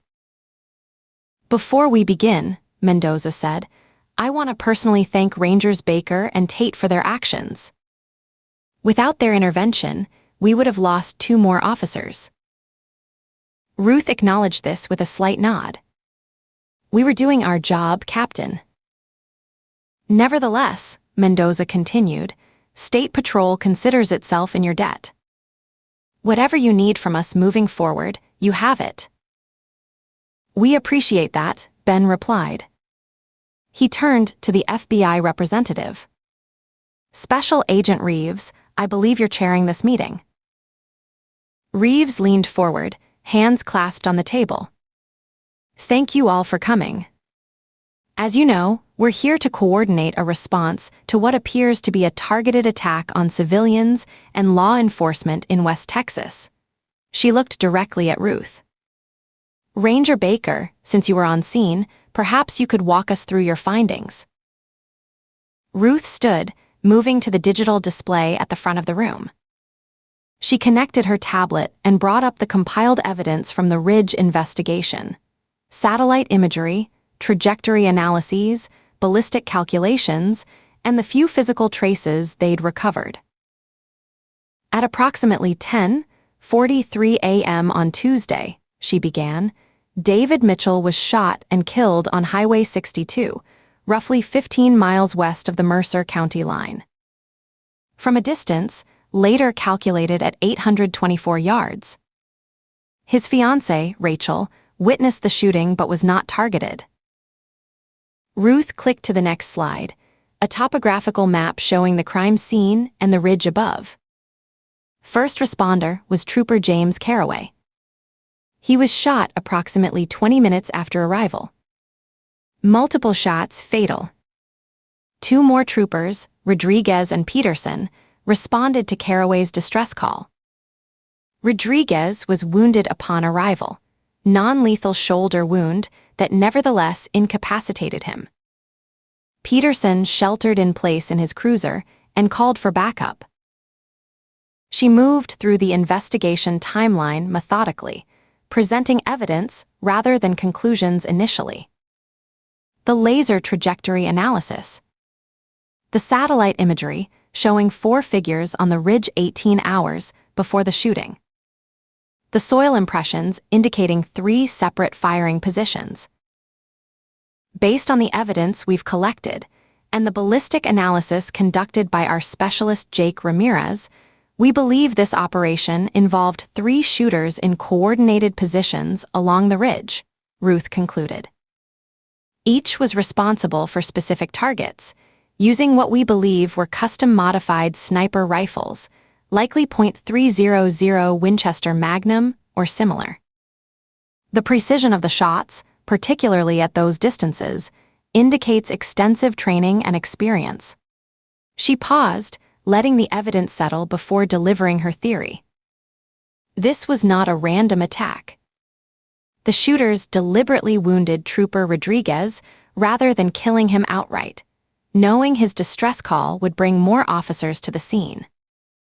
They created what military personnel would recognize as a kill zone, using each victim to draw in the next. Major Winters shifted in his chair, his expression neutral but attentive. Ruth continued. We believe the shooters arrived at the ridge approximately 18 hours before the attack, giving them time to acclimate, establish firing positions, and synchronize their efforts. After the shooting, they spent considerable time removing all evidence from the scene, shell casings, boot prints, even impressions from their equipment. They then hiked approximately 3 miles east to what we believe was a vehicle cache in a canyon that doesn't appear on most civilian maps.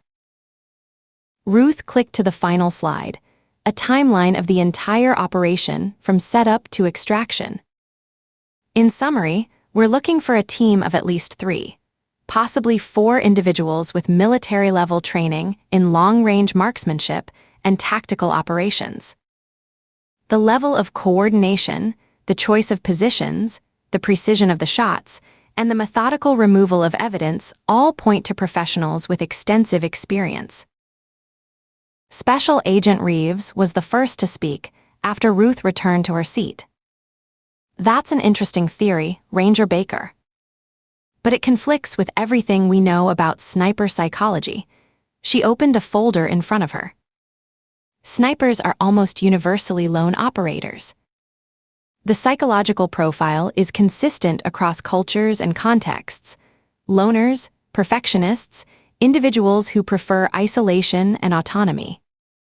The idea of 3 snipers working in perfect coordination contradicts decades of behavioral analysis. With all due respect, Agent Reeves, Aaron interjected. The evidence speaks for itself. 3 distinct firing positions. 3 separate trajectories. 3 different targets, hit with precision, that would be nearly impossible to achieve from a single position. Evidence can be misinterpreted, Reeves countered. A single shooter could have moved between positions to create confusion about the point of origin. It's a known tactic. Ruth shook her head. The timing doesn't work. The shots were fired within minutes of each other. No one could have repositioned that quickly across the ridge, especially not while maintaining the level of precision we saw. What about the fiber your team found? Agent Kendrick from DHS asked. Any results yet? Preliminary analysis suggests high-grade tactical material, consistent with military or law enforcement gear, Ruth replied. We're still waiting on full results. Major Winters cleared his throat. While I appreciate the Rangers' thoroughness, I must point out that this doesn't necessarily implicate military personnel. Similar equipment is available to civilian contractors, private security firms, and unfortunately, on various black markets. We're not suggesting active military involvement, Major, Ruth clarified. But the level of training and coordination strongly suggests military background or training. The FBI has been monitoring several domestic extremist groups that have recruited former military personnel, Reeves said. The Patriot Front has been particularly active in Texas recently. They've explicitly targeted law enforcement in their rhetoric. Or we could be looking at international terrorism, Kendrick added. Several Islamic extremist groups have called for attacks on American soil using precisely this kind of tactic, targeting first responders to maximize casualties. Ruth noted how quickly the federal agencies had steered the conversation toward their preferred theories. Neither seemed interested in the evidence that didn't fit their existing frameworks. What about the warning shots? She asked, bringing the discussion back to the facts.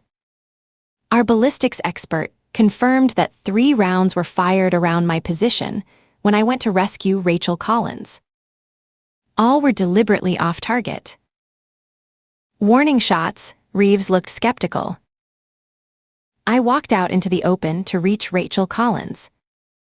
Completely exposed. For over 3 minutes. Ruth kept her voice level, professional, though the memory still raised goosebumps on her arms. The shooter in the eastern position had a perfect shot, but chose instead to fire wide. 3 times. Perhaps they missed, Kendrick suggested. Aaron actually laughed at that. At 800 yards. After hitting 3 other targets dead center from that range. I don't think so. Then what's your explanation, Ranger Tate? Reeves asked. Why would a professional sniper deliberately miss? Ruth intervened before Aaron could respond. That's what we're trying to determine. It's one of several aspects that don't fit standard operational profiles. Which is why we believe we're dealing with something unusual. Major Winters leaned forward. Let me be clear, Rangers. The United States Army takes these allegations seriously. If former military personnel are involved, we want them identified and apprehended as much as you do. But without concrete evidence linking these shooters to military training, we need to consider all possibilities. Agreed, Kendrick said. DHS intelligence has flagged several eco-terrorist groups that have been escalating their activities in recent months. Earth Liberation Front splinter cells have been discussing more direct action against what they see as environmental exploitation. Reeves nodded. And the sovereign citizen movement has been particularly active in West Texas. They've explicitly targeted law enforcement as agents of what they call the illegitimate federal government. Ruth listened as the federal agents outlined their preferred suspects, groups that fit their existing intelligence frameworks, but shared almost nothing with the disciplined, methodical killers she'd encountered in the desert. None of these groups had demonstrated the level of tactical precision or operational discipline evident in the highway shootings. "We'd like to form a joint task force," Reeves continued, moving the meeting forward. "FBI would take lead, with support from DHS, Army CID, State Patrol, and the Rangers. We'll coordinate intelligence, resources, and manpower from our field office in El Paso." The remainder of the meeting devolved into the inevitable logistics discussion. Resource allocation, chain of command, information sharing protocols. Ruth participated where necessary, but her mind was already moving beyond the official response. She'd seen this play out often enough to know how it would proceed. The federal agencies would pursue their preferred theories, filtering evidence through their institutional biases, while the actual killers planned their next move. 3 hours later, as the meeting finally broke up, Captain Mendoza approached Ruth and Aaron. "A word before you go," he gestured toward a corner of the conference room. Lieutenant Garcia joined them, along with Ben. "I know how these federal task forces operate," Mendoza said once they had some privacy. "They'll spend weeks chasing eco-terrorists and sovereign citizens while your shooters plan their next attack." He handed Ruth his card. "Whatever you need from State Patrol, resources, personnel, information, it's yours. No questions asked." "We appreciate that, Captain," Ruth replied, slipping the card into her pocket.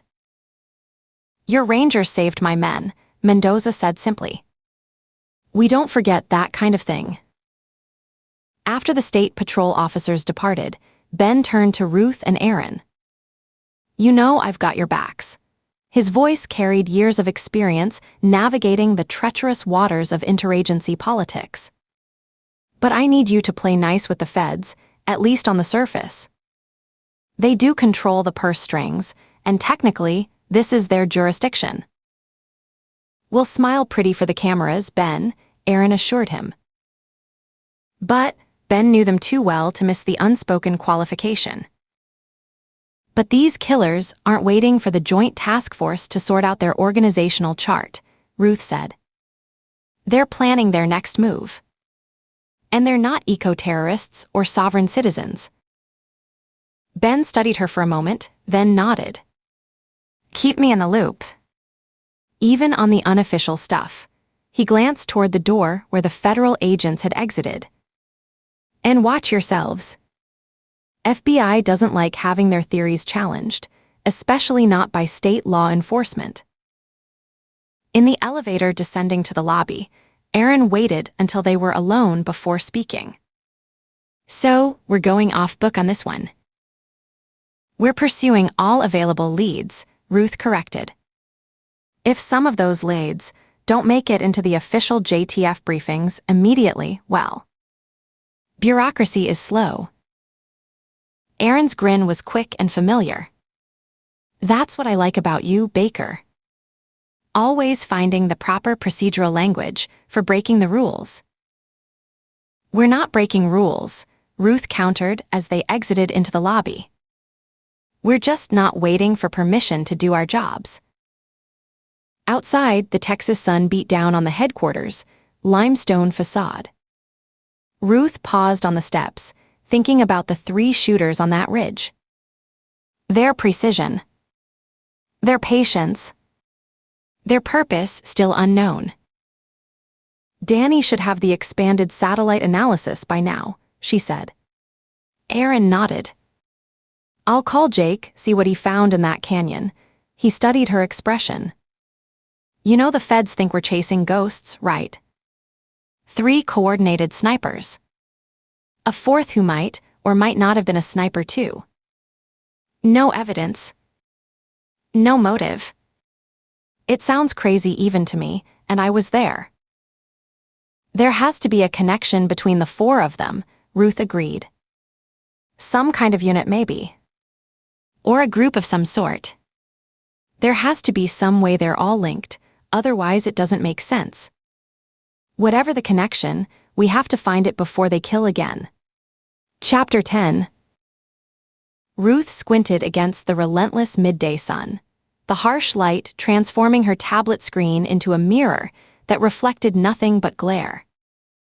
She shifted positions in the Range Rover's passenger seat, angling her body to create a sliver of shade. The vehicle sat parked at the junction between State Highway and Wilderness, the last outpost of civilization before they ventured into the heart of West Texas backcountry. The satellite imagery on her screen showed a sprawling network of what most maps would never bother to document: forgotten mining roads, seasonal washes, and deer trails, each rendered in different colors according to Danny's assessment of their navigability. The rugged topography of the Davis Mountains sprawled in digital relief, a maze of ridgelines and valleys where a team of killers had vanished like ghosts. "Look at this one," she said, finally finding a position where the screen was visible. She traced a finger along a particular route, a thin blue line that snaked from the ridge where the snipers had positioned themselves to a secluded canyon 3 miles east. The line meandered in switchbacks down the steep terrain, following what appeared to be an old mining access road long since abandoned by everything except wildlife and, perhaps, those who wished to disappear.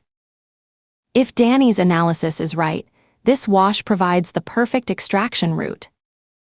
Invisible from air surveillance, navigable with the right vehicle, and it connects to County Road 22 5 miles later.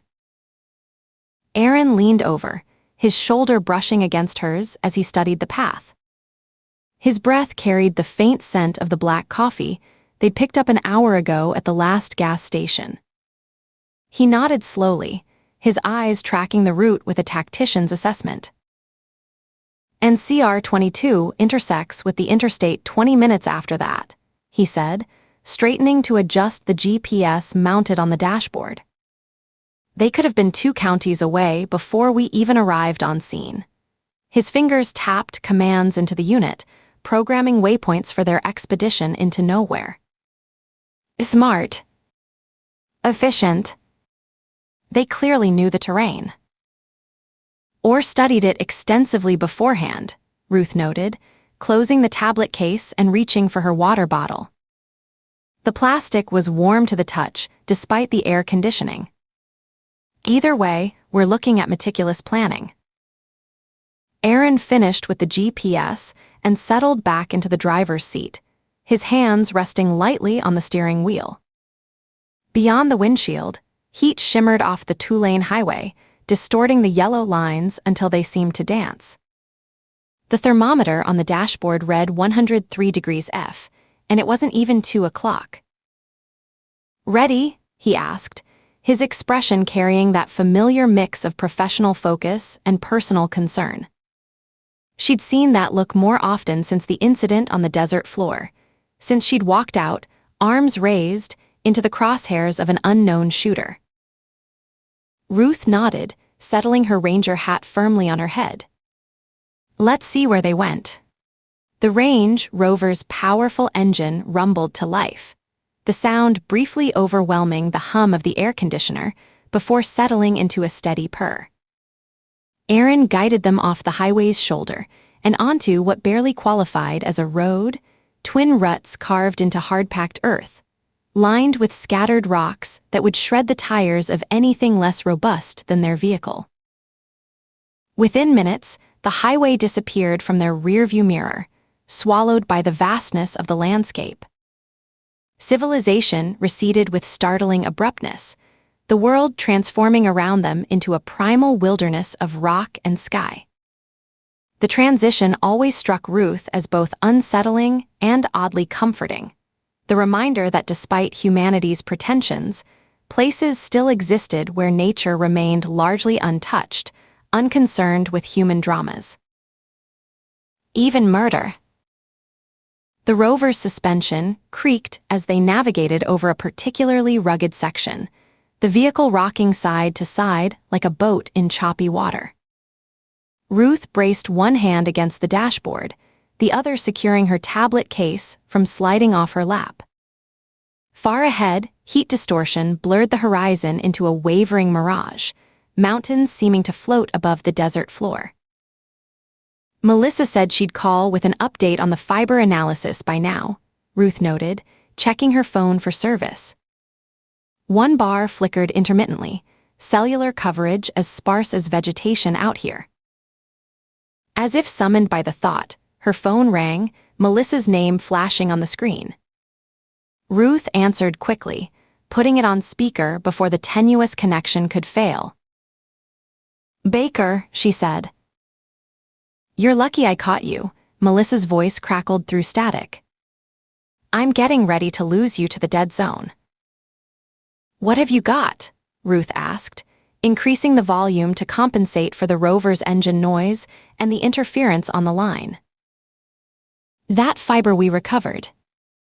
Finally got a definitive analysis." The connection hissed and popped between words. "It's a proprietary polymer blend used in high-end tactical gear. Specifically, a company called Nexus Defense Systems makes a stealth ghillie suit with this exact material. Cutting-edge stuff, heat signature masking properties designed to defeat thermal imaging. Military grade, but not standard issue." Aaron glanced at the phone, his eyebrows rising slightly. "Military supplier?" "Not exactly," Melissa replied, her voice fading in and out. "They sell primarily to private security firms and specialized law enforcement units. Very limited distribution network. These suits run about $12,000 each, minimum order of 3. Ruth whistled softly, making a note in her case file. "Can you get us a customer list?" "Working on it." Their lawyer is making noise about proprietary information, but Captain Ramirez is pulling some strings with their parent company. Melissa's voice strengthened momentarily. "The interesting part is that this material isn't just expensive, it's controlled. Nexus requires end-user certificates for purchase. They don't sell to individuals, only to organizations with the right credentials. So our shooters either have serious institutional backing or connections to someone who does," Ruth said, the implications settling heavily in her chest. "Exactly. And one more thing before I lose you," the line crackled ominously. Soil samples showed microscopic traces of a specialized boot tread at each of the 3 positions. Not military issue, not tactical police, custom job, high-end. I'm running comparisons now. Whatever these boots are, they're not something you'd find at your local outfitter. Send everything you've got to my encrypted email, Ruth said quickly, watching the signal bars on her phone flicker down to nothing. And Melissa. But the connection had already died, the call dropping as they penetrated deeper into the communications shadow of the Davis Mountains. Ruth slipped her phone back into her pocket, her mind already processing this new information, fitting it into the developing picture of their adversaries. $12,000 per suit, Aaron said, navigating around a boulder partially blocking their path. Someone's well-funded. And well-connected, Ruth added. The kind of gear that requires institutional credentials isn't easy to come by. The road, such as it was, descended steeply into a dry wash, the ruts deepening as they followed what must have been a seasonal waterway. The range rover's suspension groaned as they descended, the incline steep enough that Ruth instinctively braced against the dashboard again. All around them, the desert revealed its surprising diversity despite the brutal temperatures. Ocotillo reaching skyward with crimson-tipped tentacles, their slender stalks bending in the slight breeze. Clumps of prickly pear cactus studded with brilliant yellow flowers, the occasional soaptree yucca standing sentinel against the endless blue horizon, its pale spike of blossoms thrust upward like a spear. A collared lizard scurried across their path, its turquoise body and bright orange throat a startling burst of color against the muted earth tones. It paused on a sun-baked rock, doing push-ups in what scientists called territorial display, but which always struck Ruth as a comical exercise routine. "My Uncle Terry would have approved of their setup," Aaron said suddenly, breaking a comfortable silence that had settled between them. His eyes remained fixed on the challenging terrain ahead, but his mind was clearly elsewhere. Ruth glanced over, surprised. Aaron rarely mentioned his uncle, a former Army sniper who'd served in the First Gulf War. The few times he had, there'd been a complex mix of pride and discomfort in his voice. Family complications, she'd gathered, never pressing for details. "How so?" she asked. "The spacing between positions. The elevation advantage. The overlapping fields of fire." Aaron navigated around a fallen palo verde, its yellow-green bark almost luminescent against the red earth. Uncle Terry used to talk about the triangle of death, 3 shooters positioned to create interlocking kill zones. No matter where a target moves, they're exposed to at least one shooter. He gestured with one hand, describing an invisible triangle. The first position covers the approach. The second covers any potential cover or concealment the target might seek. The third, he hesitated, just a fraction of a second, the third prevents escape. Ruth heard what he wasn't saying. The third shooter, the one who'd had her in their sights. The one who'd chosen not to pull the trigger. Special Forces training. Among others, Aaron confirmed, his voice taking on a professor's tone that emerged whenever he discussed tactics. "Uncle Terry used to make me and my cousins set up these positions in the woods behind his house. Hide ghillie blankets over us, nothing fancy like what your lab found, just burlap and local vegetation. Then he'd walk the area trying to spot us. If he could, we had to run 5 miles with full packs." "Sounds like a fun childhood," Ruth said dryly. Aaron's laugh was sudden and genuine. "Actually, we loved it. Made us feel like we were part of something special, something most kids would never understand." His smile faded slowly. "Uncle Terry had his demons, but he was a hell of a teacher. Everything I know about fieldcraft started with those weekends in the Tennessee woods." "So we're definitely looking at military training." Aaron considered this, his hands steady on the wheel as they bounced through a section of loose rock. Not necessarily active military, but definitely someone with specialized training. The way they cleared their positions afterward. The precision of those shots at that distance. That's not something you learn watching YouTube videos. He shook his head. The discipline required to maintain position for 18 hours before taking a shot, that's elite-level training. The wash widened, revealing patches of cryptobiotic soil, delicate crusts of living organisms that took decades to form and could be destroyed with a single footprint. Neither spoke as Aaron carefully kept to the established track, respecting the fragile ecosystem. A desert jackrabbit darted between creosote bushes, startled by their approach, its oversized ears swiveling to track their sounds as it bounded away in a zigzag pattern evolved to confuse predators. Above them, a red-tailed hawk circled in lazy spirals, riding thermal currents that allowed it to survey vast areas with minimal effort. Nature's own reconnaissance platform. Ruth watched it through the windshield, reminded of the drone footage Danny had managed to secure from Border Patrol. Grainy images showing 4 figures moving along the ridge 18 hours before the shooting. "The timing is what keeps bothering me," she said, her eyes still tracking the hawk. They were on that ridge for at least 18 hours before Mitchell drove by. How did they know he'd be there? How did they pick that stretch of highway? Aaron's expression darkened. Maybe they didn't. Maybe the location was the point, not the specific victim. A killing zone rather than a targeted hit, Ruth agreed, mentally revisiting the scene. That stretch of highway was remote, but still occasionally traveled. Anyone could have come along, a tourist, a local rancher, a truck driver. But why there? Why that stretch of highway?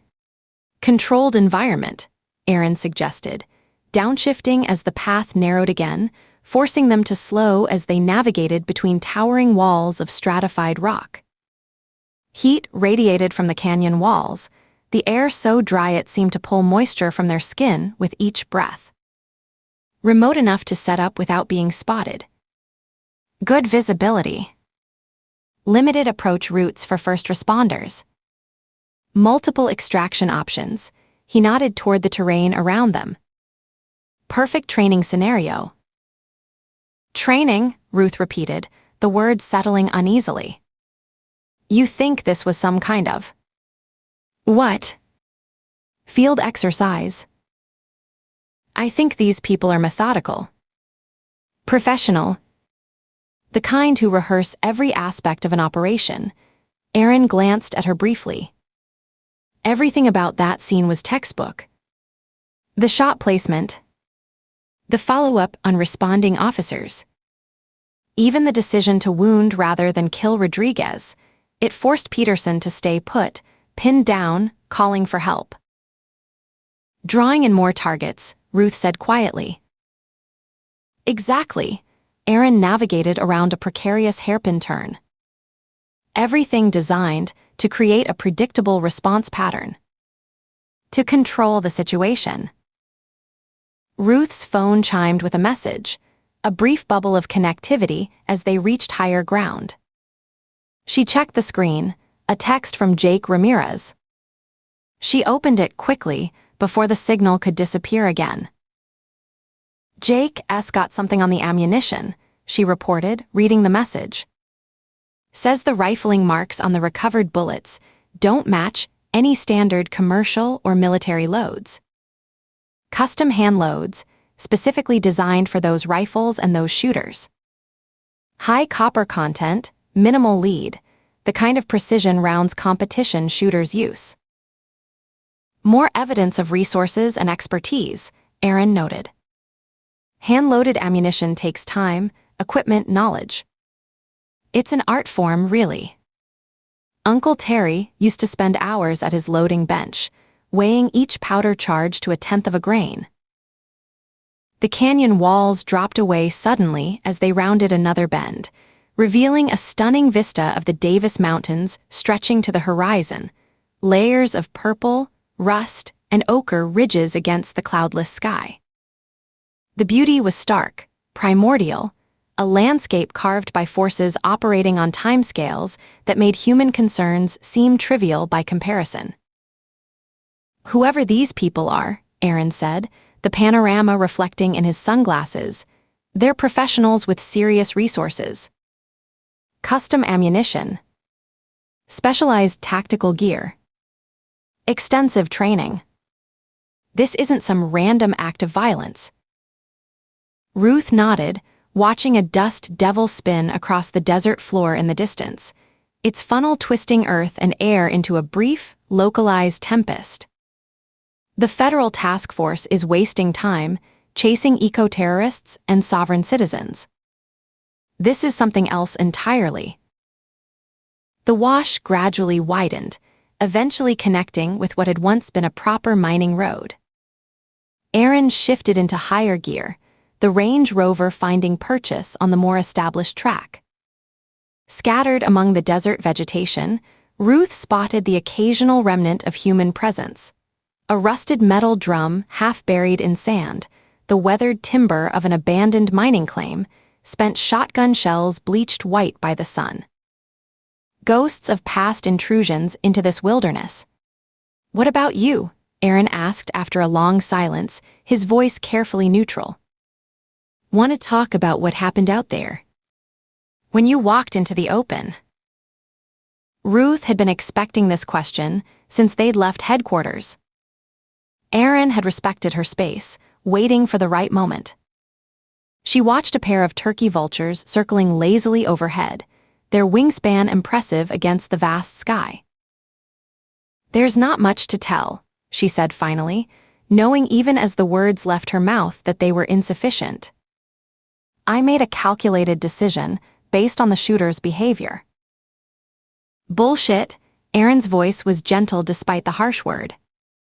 "You walked out there expecting to die, Ruth. You offered yourself as a target to save a woman Dee never met. It worked, didn't it?" "That's not the point."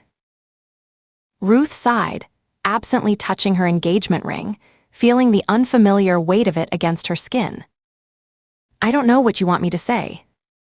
"That I was terrified." "I was." "That I thought about Ava growing up without both parents." "I did," her throat tightened unexpectedly.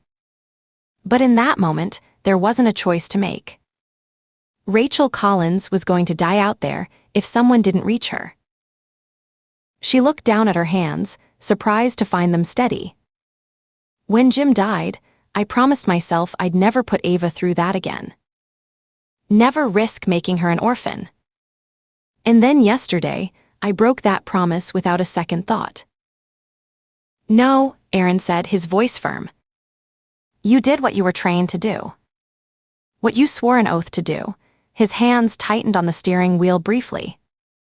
"What makes you think I wasn't terrified watching you walk out there? Knowing there was nothing I could do if that shooter decided to take the shot." "I'm sorry," Ruth said genuinely. "Don't be." Erin's profile was stoic, but she could see the muscle working in his jaw. "Just understand that your decisions don't only affect you anymore. We're a team now. In all ways." Ruth nodded, accepting the gentle rebuke. "I know." "And the shooter let you live," Erin said after a moment, circling back to the professional question. "Why?" The question hung between them, heavy with implications. Ruth had been asking herself the same thing since that moment on the desert floor. "I don't know," she admitted. "But it tells us something important about at least one of them. Something we can use." Erin nodded, his eyes fixed on the rugged terrain ahead. "They're not all the same. There's a weak link. Or at least someone with a conscience," Ruth said. "Someone who couldn't pull the trigger when faced with." "What?" "Courage. Sacrifice." Whatever they saw in that moment changed their calculation. The mining road gradually improved as they continued east, eventually widening enough that two vehicles could pass comfortably. Ruth checked their position against Danny's satellite imagery. They were approaching the area where he believed the extraction vehicles might have been staged. "Hold up," she said suddenly, pointing to a small clearing beside the road. "Let's check that out." Erin pulled over, the Range Rover's tires crunching on scattered gravel as they came to a stop. Neither moved immediately, both taking a moment to scan the surrounding area with professional caution. The desert stretched silent and seemingly empty around them, but they'd been in law enforcement long enough to respect hidden dangers. When they finally exited the vehicle, the desert air hit like a physical force. The temperature had to be hovering near 120 degrees, the sun beating down with punishing intensity after the artificial coolness of the air-conditioned cabin. Ruth pulled on a wide-brimmed hat, feeling sweat immediately begin to bead along her hairline. The air was so dry it seemed to pull moisture directly from their skin, a sensation like being slowly mummified. The clearing showed subtle signs of recent use, areas where the desert crust had been disturbed, broken branches on a nearby mesquite tree that hadn't yet dried completely. Ruth crouched, studying the ground with professional precision, careful where she placed her boots to avoid contaminating potential evidence. "Vehicle was parked here," she said, pointing to a faint oil spot on a flat rock. "Recently enough that it hasn't completely dried in this desert air." She ran a finger near, but not touching the stain, feeling the slight tackiness still present in the residue. "Maybe 48 hours old. 72 at most." Aaron circled the perimeter, moving with deliberate steps, his trained eyes missing nothing. The years they'd worked together had honed their partnership into something that required minimal communication, each instinctively understanding the other's process, dividing the scene without discussion. "2 vehicles, I think. Similar wheelbase." He pointed to barely perceptible impressions in the harder soil at the edge of the clearing.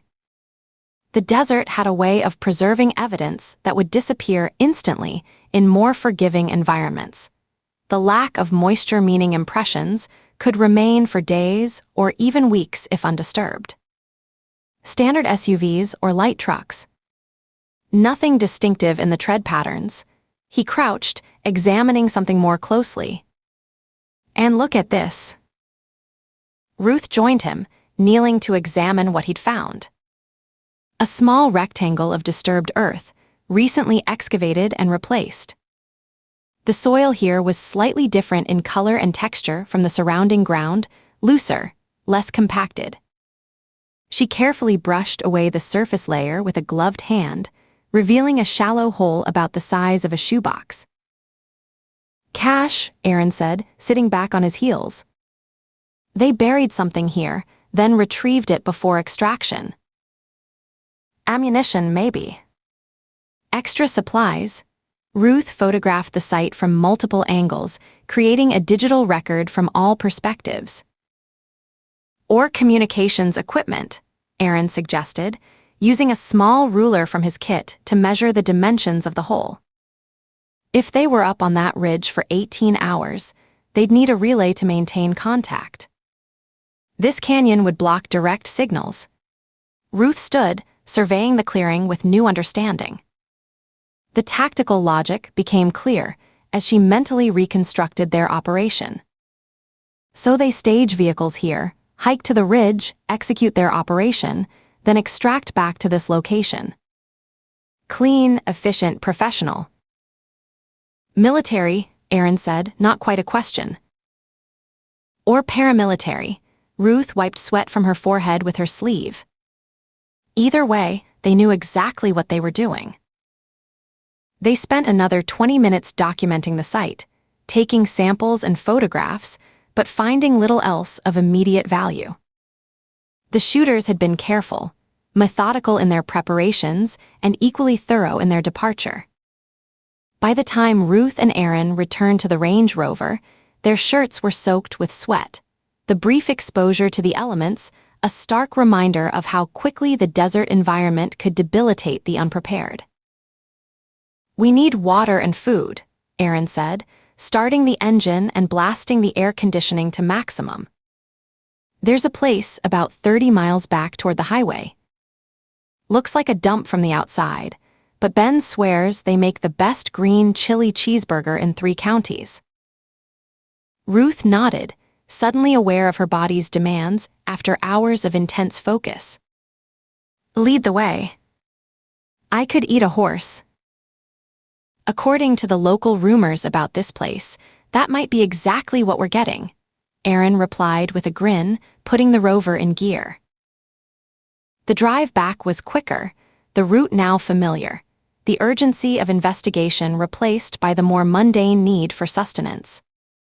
Ruth used the time to organize her notes and check for messages during brief periods of connectivity. As they approached the junction with the main highway, her phone chimed with several incoming texts, the digital world rushing back after hours of welcome isolation. "Anything important?" Aaron asked as they turned onto the 2-lane highway, the pavement a welcome change from the punishing off-road terrain. Ruth scrolled through the notifications. Lab results coming in on the soil samples, nothing distinctive. Danny's gotten access to more satellite imagery from the area. We'll have it processed by tonight. She paused at the last message. And Ben says there's been another shooting. School principal in Tulsa, single round, long distance. Aaron frowned. Oklahoma. That's out of our jurisdiction. Way out, Ruth agreed, opening the message to read the details. Ben says Tulsa PD found a shell casing the shooter missed during cleanup. They're running comparisons to our scene. Copycat maybe. Our shooting has been all over the news. Maybe, Ruth wasn't convinced. The timing was too convenient, the methodology too similar. Ben doesn't seem to think there's a connection. Says it's probably just a coincidence. Aaron guided them into the gravel parking lot of what appeared to be a converted double-wide trailer set back from the highway. A flickering neon sign proclaiming Last Stop Cafe in buzzing pink letters. A hand-painted banner underneath promised world-famous green chili cheeseburgers and ice-cold AC. What do you think? Aaron asked, cutting the engine. Ruth looked up from her phone. About the burgers or the shooting? Both, I guess. Let's see if Ben's right about at least one of those things. Inside, the Last Stop Cafe was a study in Western kitsch. Every available wall space was decorated with some combination of cattle skulls, rusty license plates, faded rodeo posters, and framed newspaper clippings about local events long since forgotten by everyone except the proprietor. A stuffed javelina with glass eyes and yellowed tusks guarded the entrance to the restrooms, wearing a dusty cowboy hat at a jaunty angle. The air conditioning, at least, lived up to its billing, the interior comfortably cool after the punishing heat outside. A ceiling fan with wooden blades shaped like cactus paddles turned lazily overhead, circulating air scented with grilling meat, spices, and decades of accumulated cooking grease. The lunch rush, if such a thing existed in this remote location, had long since passed. Only 3 other tables were occupied. A pair of weathered ranch hands eating in companionable silence, a family of sunburned tourists studying road maps, and a solitary trucker nursing a coffee at the counter. Country music played softly from speakers hidden somewhere among the decor, Waylon Jennings lamenting choices and consequences. The waitress who greeted them had the permanently cheerful efficiency of someone who had spent a lifetime in food service. Her name tag read Darlene, and she led them to a booth by the window without being asked, somehow intuiting that they'd want to keep an eye on the parking lot and highway beyond. "Y'all are a long way from anywhere," she observed, setting down plastic menus and filling water glasses from a pitcher that clinked with ice. "Ranger's right. We don't see many of you out this way unless something's gone wrong." Ruth smiled noncommittally. "Just passing through. Heard you have good burgers." "Best in Texas," Darlene confirmed without a hint of modesty. The green chili special comes with hand-cut fries and homemade coleslaw. Kitchen's slow this time of day, so you won't have to wait long. She pulled a pencil from behind her ear. "Know what you want to drink." They ordered iced tea and waited until Darlene had moved away before continuing their conversation. Voices kept low despite the relative privacy of their booth. "So what do you make of this Tulsa shooting?" Aaron asked, stirring 3 packets of sugar into his tea. "Anything there?" Ruth tapped her fingers on the laminated tabletop, considering. The methodology sounds similar: professional hit, long distance, civilian target with no obvious enemies. "Just like Mitchell," Aaron nodded. "But Tulsa's 600 miles from here. Different state, different jurisdiction." "I know," Ruth sighed. "And Ben clearly thinks I'm reaching by even mentioning a connection." "Are you?" Aaron asked, taking a long drink of his tea. Ruth hesitated. Her instincts had been telling her something about this case was bigger than it appeared, but instinct without evidence was just speculation. "I don't know. Maybe I'm seeing patterns that aren't there. Long-distance shootings happen. Could be a copycat who saw our case on the news. Or two separate incidents with coincidental timing," Aaron suggested. "A sniper rifle isn't exactly an unusual murder weapon for someone with training. And school principals have enemies, unhappy parents, fired employees." Darlene returned with their burgers, massive constructions that barely fit on their plates. Steam rose from the green chili sauce that blanketed the beef patties, the aroma rich with southwestern spices. Despite the serious conversation, Ruth found her mouth watering. "Anything else I can get you?" Darlene asked, refilling their tea glasses. "We're good, thanks," Aaron replied with a genuine smile this time, eyeing the impressive burger with anticipation. When Darlene departed, Ruth took a bite, allowing herself a moment to appreciate the explosion of flavors, smoky, spicy, savory, before returning to the subject. "You're probably right. If the ballistics match, that would be different. But until then, we focus on what we know," Aaron said, wiping a dab of green chili sauce from the corner of his mouth. "The evidence we have, the case that's ours." Ruth nodded, feeling the tension in her shoulders ease slightly. The burger was indeed exceptional, worthy of Ben's recommendation. Perhaps she had been reaching, trying to connect dots that weren't meant to be connected. "Still," she said after a moment, "I might call my contact at Tulsa PD tomorrow. Just to satisfy my curiosity." Aaron chuckled, familiar with her methodical nature. "Of course you will. I'd expect nothing less." They finished their meal in comfortable silence, the events of the day settling into more manageable perspective. The desert investigation had yielded real evidence: the cache site, the vehicle impressions, the tactical analysis. That was the trail to follow. Outside the diner's window, a dust devil whirled across the empty parking lot, spinning tumbleweeds and debris in its miniature vortex, before dissipating as quickly as it had formed. Ruth watched it vanish, reminded of how easily apparent patterns could form and dissolve in the blink of an eye. Chapter 11.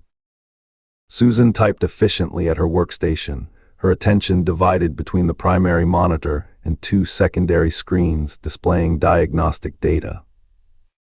The server room hummed around her, rows of black cabinets stretching into the distance, their synchronized blinking creating patterns of blue light in the climate-controlled environment. "Cache bottleneck on node 47, she called out, eyes fixed on the diagnostic tool she'd written herself. It had flagged the issue before the farm's native monitoring system could detect it. "Kira, can you confirm?" Across the room, Kira nodded, her short-cropped hair catching the light from her own monitors. "Confirmed. Memory allocation error in the primary controller. Transitioning to backup while I isolate the fault." Kira's fingers moved over her keyboard without conscious thought. She'd been with Susan the longest, almost 6 years now, recruited from a climate activist group in Seattle after her arrest at a pipeline protest.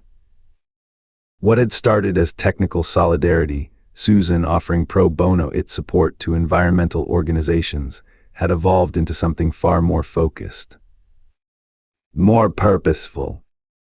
"Backup controller online," Kira reported. "System performance stabilized at 94% capacity. Acceptable for maintenance mode," Susan acknowledged, making a note in her tracking system. "I'll alert the client that we're addressing a potential memory issue in cluster 47. Vanessa's voice came through their communication channel from 3 rows over. Annual maintenance complete on clusters 12 through 15. Bringing systems back online now. Throughput at 98% and climbing. Good, Susan replied, already moving on to the next task on her meticulous checklist. Begin replacement of the cooling system filters in Sector 6. The monitoring logs show a 2-degree temperature variance over the past week. This was their legitimate work, the foundation upon which their entire operation was built. Quantum Core Technologies provided elite server maintenance and optimization services to data centers across the Southwest. Their small team of specialized technicians commanded premium rates for their expertise, moving from facility to facility on rotating contracts. The perfect cover for women who needed to disappear for days at a time without raising suspicions. Few questioned the comings and goings of IT specialists whose work required irregular hours and geographic flexibility. Fewer still bothered to verify the backgrounds of contractors whose performance metrics consistently outpaced their competitors. What no one at the client sites knew was that Susan didn't just manage the Quantum Core team, she owned the entire company, operating under her dead name.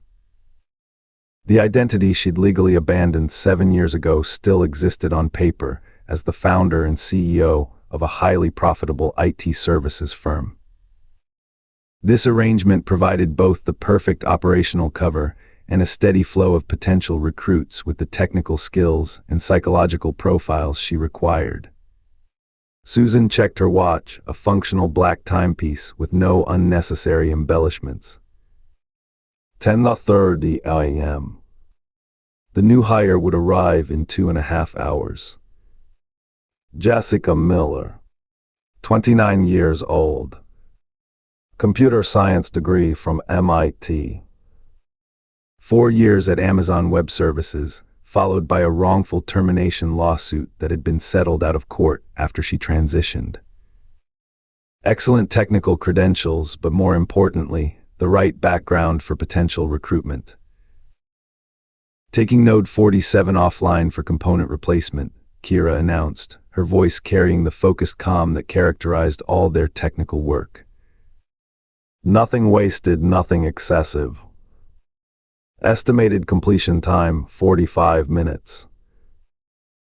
Noted, Susan replied, updating her maintenance log. I'll reroute traffic to compensate for the temporary capacity reduction. The morning continued in this methodical rhythm, identifying issues, implementing solutions, documenting results. Each woman had her specialized role within their technical ecosystem. Kira handled architecture and memory subsystems. Vanessa managed security and physical infrastructure. Susan oversaw it all, coordinating their efforts while maintaining communication with their corporate clients. What had once been Lynn's responsibility, network optimization and data throughput, now fell to Susan as well. The absence created inefficiency, a problem that needed solving. Hence Jessica Miller's imminent arrival. At noon, Susan stood from her workstation, stretching muscles that had been stationary for hours. Lunch break. 20 minutes. Then we continue with the capacity upgrade on the Eastern Cluster. Kira and Vanessa acknowledged with minimal responses, a nod, a brief, understood. After years together, they functioned with almost telepathic efficiency, each understanding her role within their carefully structured hierarchy. The break room was starkly functional, white walls, stainless steel tables, minimalist chairs. Susan prepared a protein shake from carefully measured ingredients, while Kira brewed coffee for herself and Vanessa. They ate in near silence, reviewing maintenance logs on their tablets as they consumed the necessary calories to maintain optimal function. The new technician arrives at 1300, Susan noted, finishing her shake and rinsing the container in a few brisk movements. Initial evaluation only. Technical competence first, then personal compatibility with our team dynamics. Personnel file, Kira asked, setting down her coffee. Susan handed her tablet to Kira, who studied the information with analytical precision. MIT credentials are solid. Oz experience gives her practical knowledge of large-scale implementations. She passed the tablet to Vanessa. Familiar pattern in the personal history. Vanessa scanned the file, her expression revealing nothing as she absorbed Jessica Miller's background. Terminated after transition. Lawsuit settled privately. Relocated to Austin 6 months ago. Environmental activism increasing over the past 2 years. She looked up, meeting Susan's eyes. Standard candidate profile. Yes, Susan confirmed, retrieving her tablet. We'll proceed with the established evaluation protocol. Technical assessment today.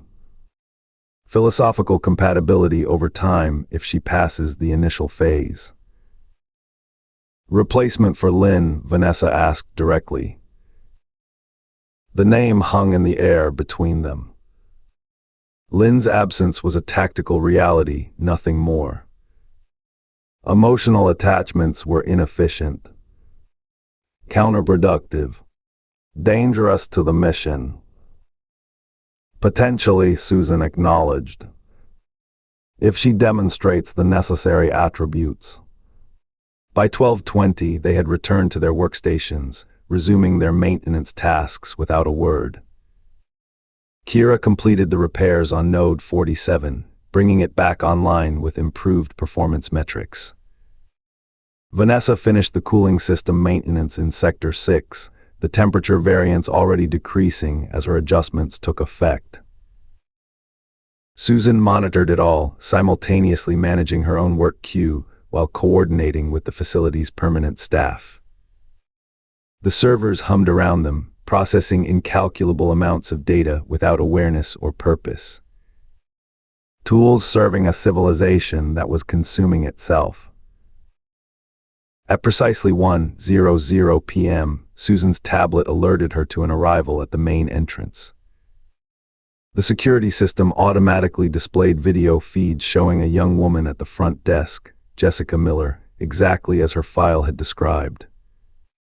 5'7", athletic build, shoulder-length brown hair pulled back in a practical ponytail. She wore dark jeans, a navy button-down shirt, and carried a messenger bag with a climate action pin visible on the strap. She's arrived, Susan informed her team. Kira, continue with the Eastern Cluster upgrade. Vanessa, complete your current maintenance cycle and join us in the break room at 13:30 for technical evaluation. Both women acknowledged their instructions with minimal verbalization. They understood the protocol. They had been through it themselves. Susan walked to the reception area, using the 47 seconds it took to adjust her presentation, softening her posture slightly, allowing a professional smile to replace her neutral expression. The persona of Susan Wallace, IT team lead, settled over her like a well-worn cloak. Jessica Miller, she greeted, extending her hand as the security door opened. Susan Wallace. Welcome to Quantum Core. Jessica's grip was firm, her smile professional but tentative. Thank you for the opportunity. Your company's reputation in the server management space is impressive. We maintain high standards, Susan replied, guiding Jessica through the security protocols one step at a time. Retinal scan. Fingerprint verification. Proximity card assignment. Our clients entrust us with their most critical infrastructure. We accept nothing less than excellence. I understand completely, Jessica said, following Susan through the security airlock that separated the reception area from the main facility. That's actually why I applied. Most maintenance contracts treat servers like appliances, fix when broken, update when required. But they're ecosystems that need constant attention and optimization. Susan noted the terminology ecosystems rather than systems or machines, a subtle indicator of her environmental framework extending into technical contexts. Promising. You'll find we take a somewhat different approach than most IT service providers, Susan said as they walked through the main server corridor. Our methods may seem unorthodox initially, but the results speak for themselves. Jessica took in the environment as they walked, the endless rows of humming cabinets, the blue-white glow of status lights, the precisely controlled airflow maintaining optimal operating temperatures. Your first task will be shadowing Kira Nakamura, our architecture specialist, Susan explained, guiding Jessica toward Kira's workstation. We've identified a memory allocation issue in node cluster 47 that requires optimization. Consider it a practical evaluation of your skills. Of course, Jessica nodded. I'm looking forward to it. The next 2 hours consisted of technical immersion, Jessica working alongside Kira to implement system optimizations while Susan observed from her own station, occasionally interjecting with questions designed to test both technical knowledge and problem-solving approach. Jessica's performance was methodical, her technical skills matching the credentials in her file. She asked appropriate questions, demonstrated proper caution when making system changes, and documented her work with acceptable precision.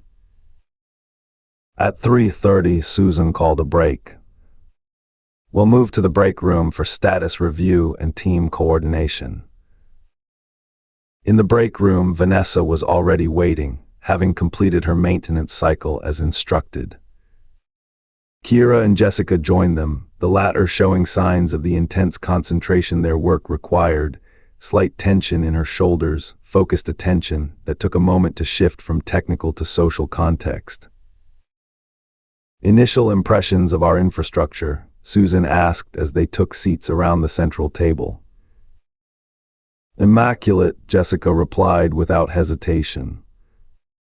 The optimization on your storage arrays is unlike anything I've seen, even at Oz.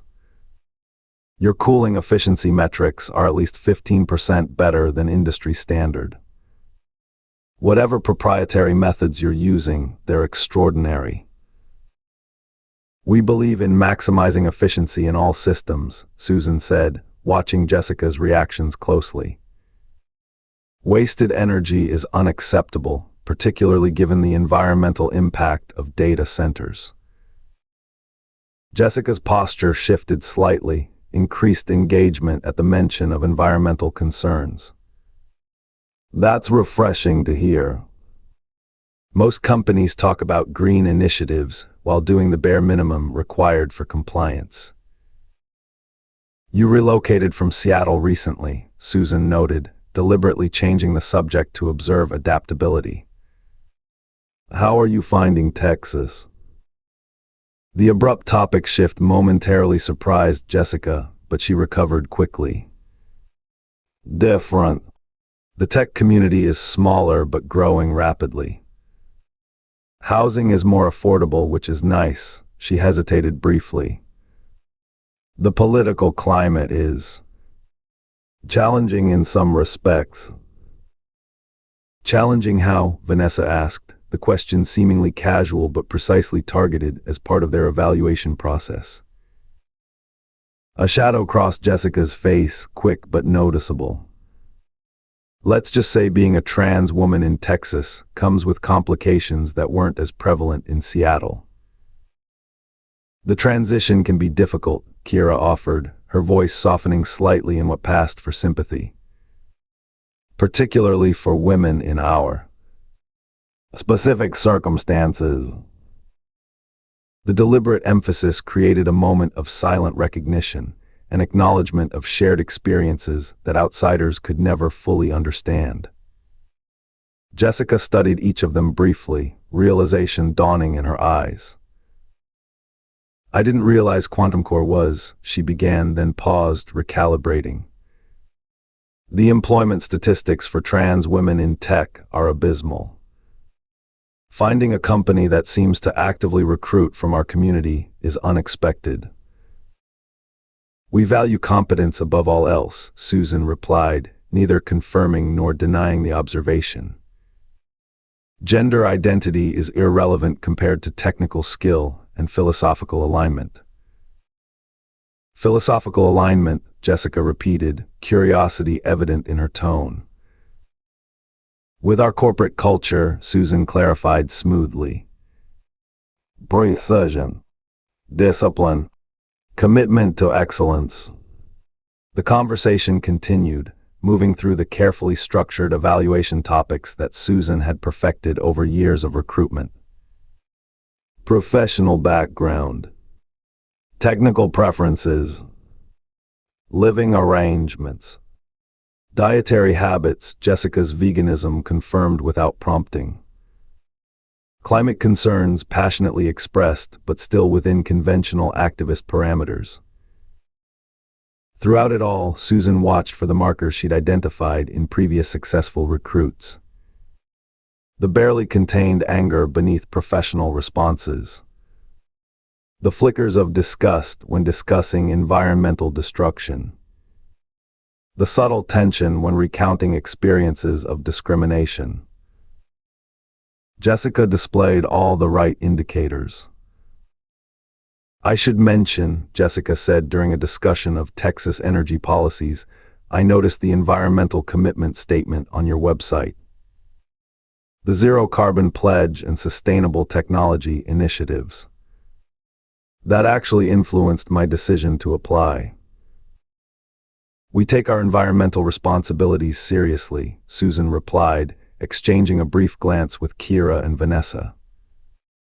Perhaps more seriously than most. Most companies treat sustainability as a marketing exercise, Jessica said, an edge entering her voice. Greenwashing while continuing business as usual. It's infuriating considering what's at stake. And what do you think is at stake? Susan asked, the question deliberate, a test of philosophical alignment more important than any technical evaluation. Jessica met her gaze directly. Everything. The future. Survival itself, she gestured toward the server room visible through the break room windows. All this technology, all this civilization. It means nothing if the planet can't sustain life. Vanessa's posture shifted subtly, interest, approval. Kira's expression remained neutral, but Susan noted the slight dilation of her pupils. They recognized the potential in Jessica's words, the foundation upon which more radical perspectives could be built. An unconventional view in the tech industry, Susan observed, her tone carefully neutral despite her internal assessment. Promising. Very promising. I've never been particularly conventional, Jessica replied with a hint of defiance. The conversation continued for another hour, covering technical, environmental, and practical matters. Susan guided it with invisible precision, extracting information while appearing merely conversational. By the time she checked her watch and announced it was time to return to the server room for Jessica's final evaluation task, she had compiled a comprehensive initial assessment. The restrooms are through that door if you'd like to freshen up before we continue, Susan informed Jessica, gesturing toward a hallway off the break room. We'll prepare the diagnostic environment for your next task. Thank you, Jessica gathered her notebook and pen, heading toward the indicated hallway. When the door closed behind her, Susan turned to Kira and Vanessa. Initial impressions. Technical skills consistent with her credentials, Kira replied immediately. Philosophical foundation promising. Environmental concerns already extending beyond mainstream parameters. Anger is present, Vanessa added. Controlled but accessible. Similar pattern to previous successful recruits. So should we recruit her? Susan pressed, though she'd already reached her own conclusion. Yes, both women answered, their assessment matching Susan's own. Susan nodded, satisfied with the consensus. We'll proceed with extended evaluation. Technical assessment for the remainder of today. Philosophical exploration over the coming weeks. If she continues to show promise, we'll begin acclimation to more radical perspectives. She followed Jessica's path to the restroom area, her mind already mapping out the recruitment timeline. Initial evaluation. Technical integration. Philosophical indoctrination. Moral reprogramming. Operational training. The process typically required 6 to 8 months, but could be accelerated if the candidate showed sufficient predisposition toward the cause. With Phase 2 scheduled for implementation in less than 4 weeks, acceleration might be necessary. Susan entered the women's restroom, finding Jessica at the sink, splashing water on her face. The younger woman looked up, meeting Susan's eyes in the mirror. Something passed between them, a recognition beyond the professional dynamic they'd maintained in the break room. You're not just a contract IT firm, are you? Jessica asked without preamble, turning to face Susan directly. Direct confrontation rather than subtle exploration.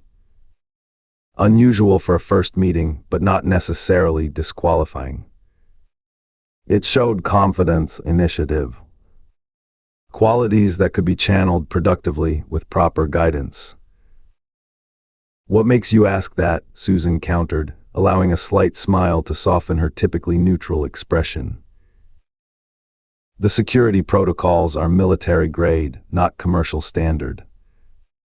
The team composition is statistically improbable without deliberate intent. And no ordinary IT firm evaluates new hires with this level of philosophical assessment. Jessica's analysis was concise, perceptive. Plus, the way you observe everything. Catalog responses. Evaluate reactions. That's not IT management. That's something else entirely. Perceptive, Susan acknowledged, taking a step closer. Professional distance collapsed into personal proximity. That's a valuable quality. So what is this really? Jessica asked, not backing away despite Susan's deliberate invasion of her personal space. Because I'm interested in whatever it actually is. More interested than in server maintenance, if I'm being honest. Quantum core technologies is exactly what it appears to be, Susan replied, voice lowering slightly. A specialized IT services provider with elite technical capabilities. She paused, watching Jessica's reaction, weighing it.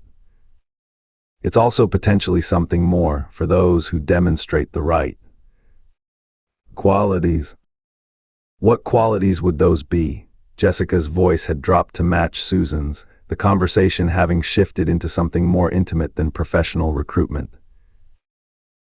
Technical excellence. Philosophical alignment. Personal commitment, Susan held Jessica's gaze. And absolute loyalty to the mission above all else. What mission? That, Susan said, is a conversation for another time. After you've proven yourself in more immediate ways. The tension between them shifted, transformed. Jessica's eyes darkened with understanding and something more primal. Her body language opened, invitation clear in the subtle repositioning of her stance. I've always believed in proving myself through action rather than words, she said, voice dropping further. In all contexts, Susan assessed the situation the way she weighed everything. Physical attraction was a useful tool in recruitment. It created bonds that could be leveraged for commitment, loyalty, obedience. Lynn had never responded to such approaches. Her psychological profile indicated other vulnerabilities, other methods of control. But Jessica clearly operated differently. "I should mention," Susan said, maintaining professional tone despite the charged atmosphere, "that personal relationships within the team are not prohibited, but they must never interfere with operational priorities. Nothing supersedes the mission." "Nothing." "Understood," Jessica nodded, almost military in its precision. "I've never let personal entanglements compromise my objectives." "See that you don't," Susan replied, allowing her professional demeanor to soften just enough. "Because I find your candidacy promising in multiple respects." Jessica's smile was slow but confident, replacing the careful reserve she'd maintained during the group interview. "I've never failed an evaluation yet." "We'll see," Susan said, taking another half step closer. "Our standards are exceptionally high." "I'm counting on it," Jessica replied, not retreating. "Challenge rather than submission." Their interaction intensified, tension building between them in a way that had nothing to do with professional evaluation and everything to do with more basic human dynamics.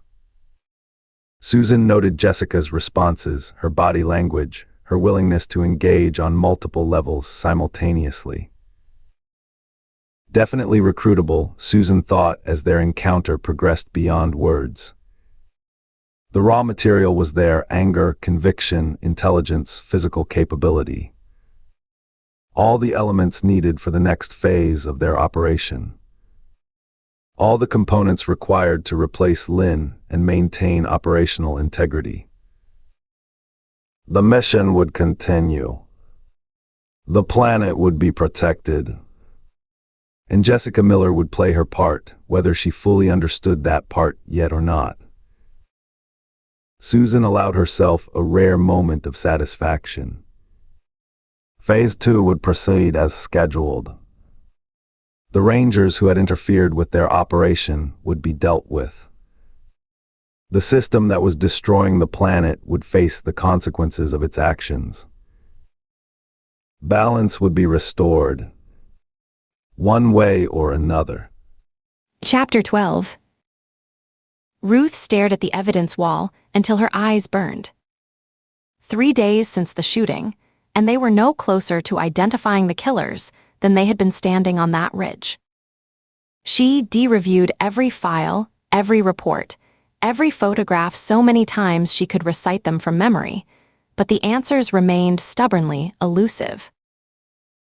The desk around her had accumulated the archaeological layers of a prolonged investigation: empty coffee cups, half-eaten protein bars, neatly labeled folders opened and reopened until their edges frayed.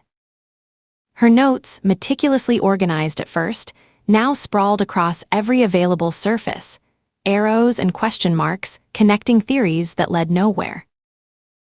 She rubbed her eyes, the gritty sensation a reminder that she'd been at this for 14 hours straight.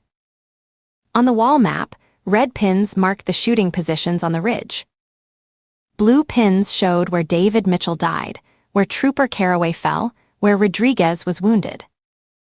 Yellow traced the route she believed the shooters had taken to their extraction point. All of it precise, detailed, and utterly unhelpful in identifying who had pulled the triggers.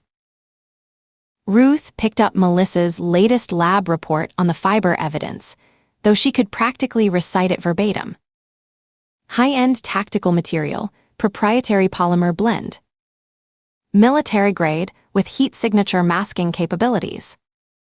Expensive, specialized, and completely untraceable without manufacturer information they didn't have. Jake's ballistics assessment sat beside it, equally thorough and equally frustrating. Custom hand-loaded ammunition with an unusual copper-to-lead ratio.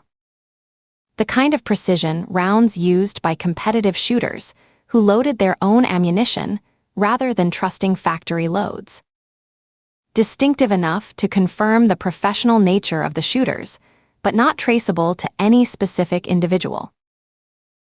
Her phone showed 2 missed calls from Ben, probably wanting an update she didn't have. The Joint Task Force had requested her findings yesterday, no doubt to file them away while they pursued their preferred theories about eco-terrorists and sovereign citizens. Theories that ignored the professional precision of the attack, the tactical coordination, the military-grade equipment. Ruth dialed Melissa's number, watching the clock tick past midnight. The lab technician answered on the 3rd ring, her voice alert despite the hour. "Please tell me you found something," Ruth said without preamble. "I wish I could," Melissa replied. "The soil samples from the extraction site are consistent with the general area. Nothing distinctive that would place the vehicles elsewhere. No unusual chemical compounds, no trace materials that would narrow down a location."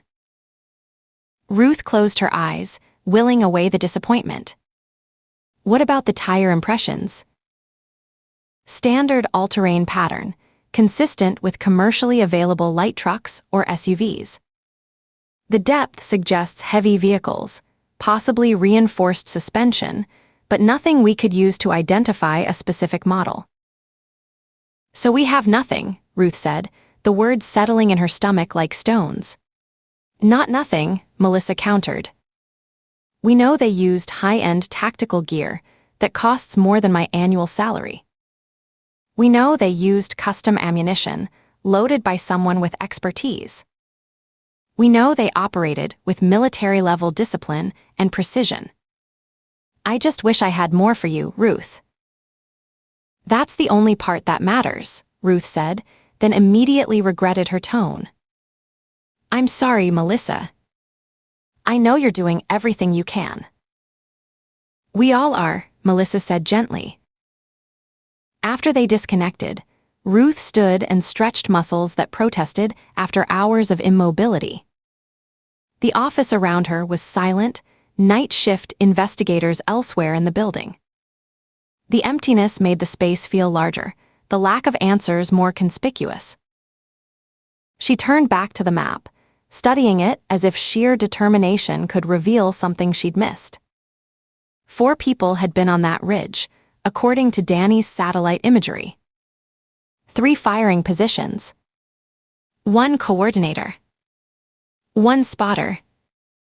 The professional nature of the operation suggested roles, structure, purpose. Not random killers. Not politically motivated extremists. Something else entirely. The coffee in the break room was old enough to count as a science experiment, but Ruth poured a cup anyway, grimacing at the bitter, burned taste. Caffeine was caffeine at this point. She had just returned to her desk when Aaron appeared in the doorway, takeout bag in hand and concern written across his features. "I had a feeling you'd still be here," he said, setting the bag down and pulling out containers of what smelled like Thai food. "When was the last time you ate something that wasn't dispensed from a vending machine?" Ruth couldn't actually remember, which was answer enough. "I'm fine." "You're running yourself into the ground," Aaron corrected, pushing a container toward her. "Ate." "Then tell me what you found." The food was still warm, the spices momentarily cutting through the fog of exhaustion. Ruth hadn't realized how hungry she was until the first bite, her body suddenly remembering its basic needs. "There's nothing new," she admitted between bites. "Fiber evidence is high-end but untraceable without manufacturer information. Ballistics confirms what we already knew, professional-grade ammunition, custom-loaded. Soil samples consistent with the general area, nothing distinctive." Aaron nodded, his expression suggesting he'd expected as much. "I talked to my contact at the rental car agencies within a 100-mile radius," Nothing that matches our time frame or description. They brought their own vehicles, Ruth said. Probably registered under false names, if they're registered at all. I had Danny check traffic cameras on all major routes leaving the area within 6 hours of the shooting. Nothing distinctive, no patterns, no matching vehicles traveling in convoy. Erin's frustration matched her own. These people know how to disappear.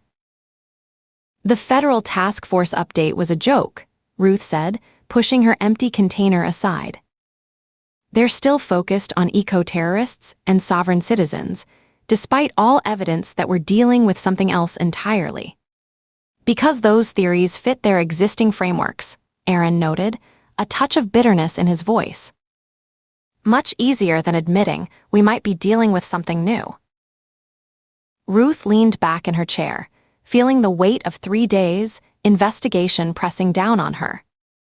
4 people with specialized equipment can't just vanish into thin air. They were on that ridge for at least 18 hours. They extracted along a predetermined route. They went somewhere. Home maybe, Erin suggested. If they came from out of state, they could be anywhere by now. Without leaving a single trace, Ruth shook her head. These aren't amateurs. They planned everything down to the last detail. The locations, the timing, the extraction. This wasn't random. This was, she struggled to find the right word. Practiced. Like they'd done it before.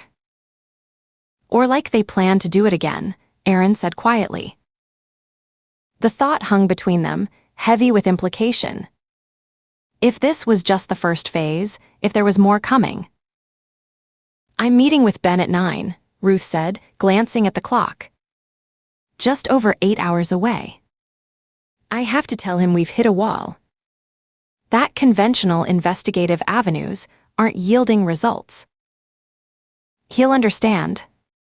Ben knows how these things work. Understanding doesn't help us find them before they kill again, Ruth said, a rare edge of frustration creeping into her voice. If the Tulsa shooting is connected, and every instinct I have says it is, then we're already behind. They're implementing whatever plan they have while we're chasing our tails. Erin gathered the empty containers, his movements deliberate. Get some sleep, Ruth. We need to be sharp for the meeting with Ben. She nodded, knowing he was right but reluctant to leave. Leaving felt like admitting defeat, like giving the killers another night's head start. Ava asked about you this morning, Erin said as he reached the door. Wanted to know if you were coming to her science presentation on Friday. The mention of her daughter hit Ruth like a physical force. 3 days of near-constant work, and she'd barely seen Ava. Had barely been home, except to shower and change clothes. The guilt was immediate and familiar, the perpetual balance between being a mother and being a ranger. I'll be there, she said firmly. No matter what. I know you will. Erin's smile was gentle, understanding. Now let's go home. See your daughter. The evidence will still be here tomorrow. Ben's office carried the comfortable disarray of a career law enforcement officer. Case files stacked in organized piles, awards and commendations on the walls alongside family photos, the inevitable coffee mug collection occupying a shelf beside law enforcement textbooks. He gestured for Ruth and Erin to sit as he reviewed the latest reports they'd compiled. So we've hit a wall, he said finally, setting the folder down. No identifiable trace evidence. No witness descriptions. No vehicle information. No apparent connection between the victims. The evidence we do have points to a highly trained, well-equipped team, Ruth said, maintaining professional detachment despite her frustration. Military-level precision. Tactical coordination. Specialized equipment. none of which gives us actionable intelligence, Ben pointed out. The federal task force is pursuing known domestic extremist groups, Aaron added. But none of their prime suspects fit the operational profile we're seeing. Ben leaned back in his chair, the leather creaking beneath his weight. 27 years with the Rangers had left lines around his eyes and silver at his temples, but his mind remained sharp as ever. "Tell me about this Tulsa connection," he said, his tone making it clear he remained skeptical. Ruth handed him the file her contact had sent over. School principal shot while walking to his car. Single round from approximately 700 yards. Precision shooting, professional cleanup. Ballistics shows similar rifling marks to our case, suggesting the same type of custom ammunition. Ben skimmed the report, his expression neutral. Timing fits. Methodology fits. But without direct physical evidence connecting the two. "It's the same team," Ruth insisted. "The precision, the cleanup, the tactical approach. These aren't random killings." "But they appear random to us," Ben countered. "A tourist in West Texas. A school principal in Oklahoma. No apparent connection between them." He set the file down. "Which suggests either truly random target selection, unlikely given the level of planning, or a connection we're not seeing. Or targets of opportunity selected to fit specific parameters," Aaron suggested. "Locations, not individuals." Ben nodded slowly, considering this. "Which still leaves us with the problem of identifying the shooters or predicting their next move." He sighed, the sound carrying the weight of difficult decisions. "I can't justify keeping full resources on this without new developments. The federal task force takes lead effective tomorrow. I'll need you both back on regular rotation by the end of the week." Ruth felt her jaw tighten, but kept her expression neutral. "Sir, with all due respect." "This isn't open for debate, Baker," Ben cut her off, his tone gentle but firm. "You've done excellent work. The evidence collection, the scene analysis, the timeline reconstruction, all textbook. But we're at a dead end, and I have other cases that need attention." "These people will kill again," Ruth said quietly. "Probably," Ben acknowledged. "And when they do, we'll have more evidence, more potential connections. Until then, we work with what we have, not what we hope to find." He stood, signaling the end of the meeting. "You have until Friday. Then I need my best Rangers back on active rotation." Outside Ben's office, Ruth leaned against the wall, disappointment and frustration warring for dominance. "He's giving up." "He's being realistic," Aaron corrected gently. "We're spinning our wheels, Ruth. Without new evidence or a new angle." "I know," she straightened, professional mask sliding back into place.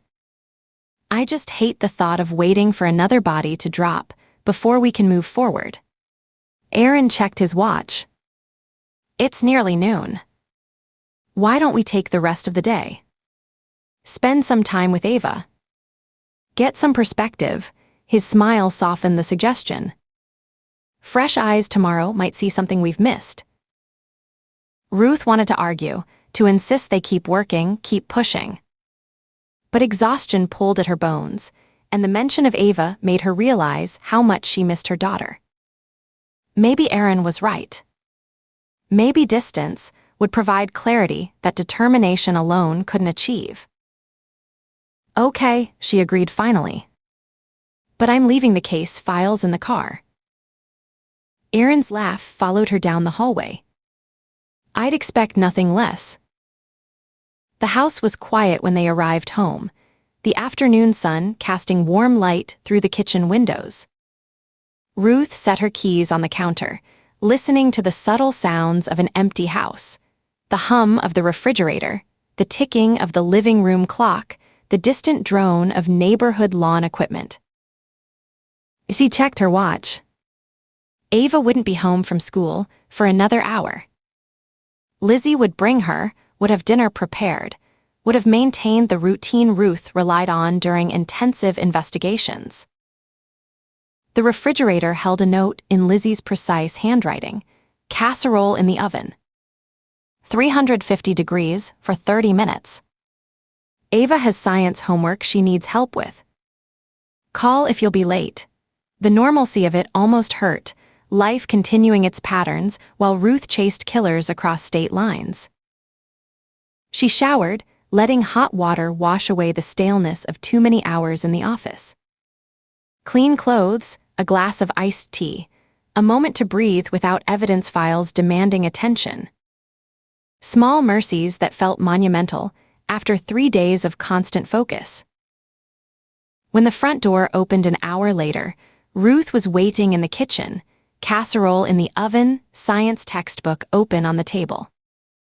Ava's face lit up at the unexpected sight of her mother, her hands flying in excited signing. "Mom, you're home early." Her fingers danced with the enthusiasm only an 11-year-old could muster. "Are you staying? Can you help with my science project?" Ms. Wilson said my hypothesis needs work, but I think she just doesn't understand evaporation rates. Ruth laughed, pulling her daughter into a hug that lasted perhaps longer than usual. She breathed in the scent of school and outdoors, and the faint strawberry shampoo Ava insisted on using. "I'm staying," she signed when they separated. "And I would love to help with your project. Tell me all about it." They settled at the kitchen table, Ava's hands flying as she explained her experiment on evaporation rates under different conditions.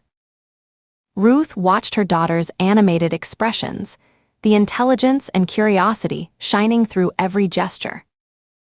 Lizzie moved around them, finishing dinner preparations with the efficient familiarity of someone who had become part of their family structure. "Jake and Marcus want to come to my science fair," Ava signed, her expression brightening further. "Jake said he'll help me practice my presentation. He's learning signs for all the scientific words." Ruth smiled, warmth spreading through her chest at the mention of Aaron's sons. The way they'd embraced Ava, learning sign language, including her in their activities. It had been more than she dared hope for when she and Aaron had first discussed merging their families. "That's wonderful," she signed back. "Jake's very good with science." "And what about Marcus?" Ava's eyes rolled in good-natured exasperation. "He just wants to see if anything explodes." "But he's learning the signs too," her expression turned mischievous. "He taught me some basketball signs that I don't think you'd approve of." Ruth laughed, imagining 11-year-old Marcus teaching Ava the kind of colorful signing that would never appear in a formal ASL class. "Just don't use those at school, please." She helped Ava set up her experiment, measuring evaporation rates under different conditions, and found herself smiling at her daughter's methodical approach. The precision with which she measured water levels, the careful documentation in her notebook, the thoughtful frown as she considered variables. So much of Jim in those concentrated expressions, in the analytical mind behind them. They finished the science project setup, Ruth keeping her focus entirely on her daughter's enthusiasm. By the time they'd prepared the experiment for overnight observation, the casserole was ready. They ate together at the kitchen table, Ava demonstrating the signs she'd been teaching Aaron's boys. Ruth watched her daughter's animated expressions, the confidence with which she navigated a world that couldn't always hear her voice, and felt a fierce pride that momentarily overshadowed her professional frustrations. After dinner, they settled on the couch with a book they'd been reading together, a fantasy novel about a young wizard that Ava had selected from the school library. They took turns reading, Ruth signing the narration while Ava handled the character dialogue with dramatic flair. The normalcy of it was a balm after days of immersion in humanity's darkest impulses. Ruth found herself memorizing these moments. The concentrated look on Ava's face as she signed complex passages, the particular angle of her head when she was considering a character's motivation, the small smiles that appeared when the story took an unexpected turn. When Ava finally went to bed, with promises extracted from Ruth to check her experiment first thing in the morning, Ruth and Aaron settled on the back porch. The Texas night surrounded them, cicadas providing rhythmic accompaniment to their conversation, the air still warm despite the darkness. "Lizzie said you actually relaxed today," Aaron observed, his voice teasing. "I didn't think that was physically possible during an active investigation." Ruth smiled despite herself.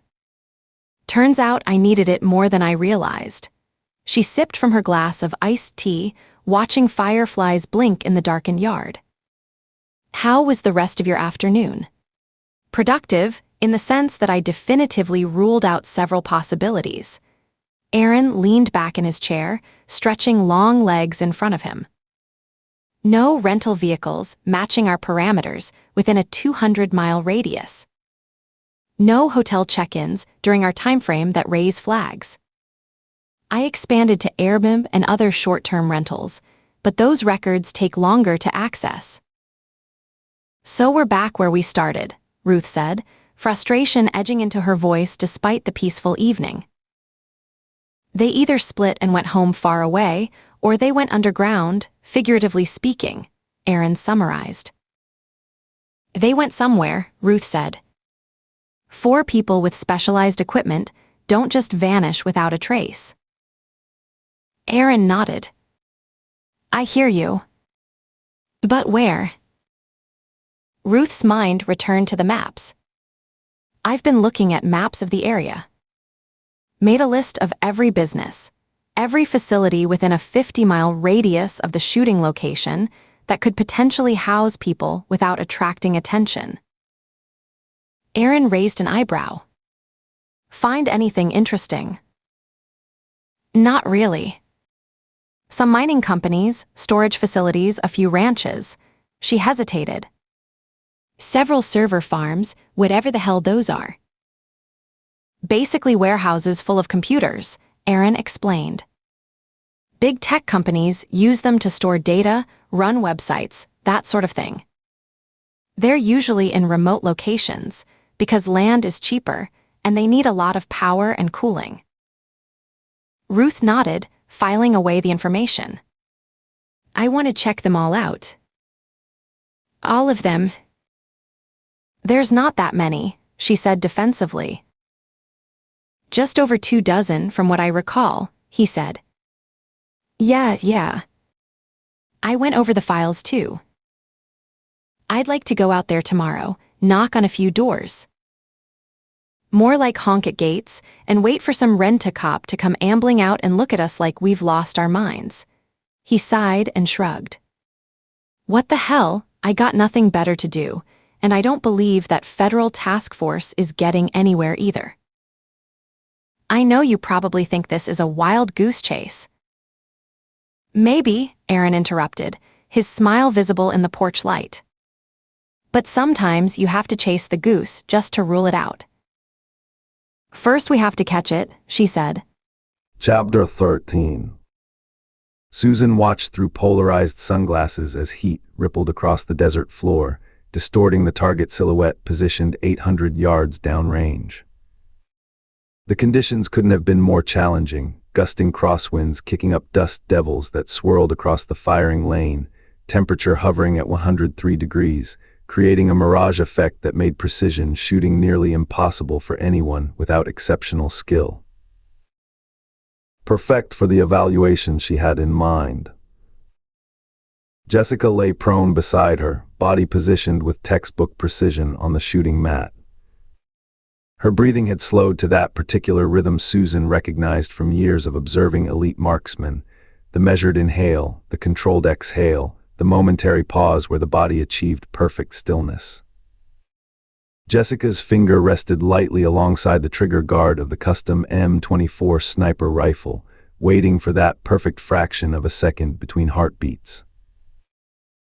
The crack of the shot split the desert silence, sending a startled jackrabbit bounding away through the scrub brush. Through her spotting scope, Susan watched as the target's center mass showed a new hole, less than an inch from the previous impact point. 9 shots, 9 hits, all within a 3-inch grouping despite conditions that would frustrate even experienced shooters. "Impressive," Susan said, voice deliberately neutral despite the flicker of genuine excitement she felt. Jessica's service record had mentioned marksmanship medals, but military accolades often failed to translate to real-world excellence. This, however, was exceptional by any standard. "Try one more," adjusting for the wind shift coming from the east. Jessica nodded, her face showing the same focused calm she'd maintained throughout the 3-hour evaluation. No complaints about the heat. No excuses about equipment or conditions. Just methodical preparation, execution, and results.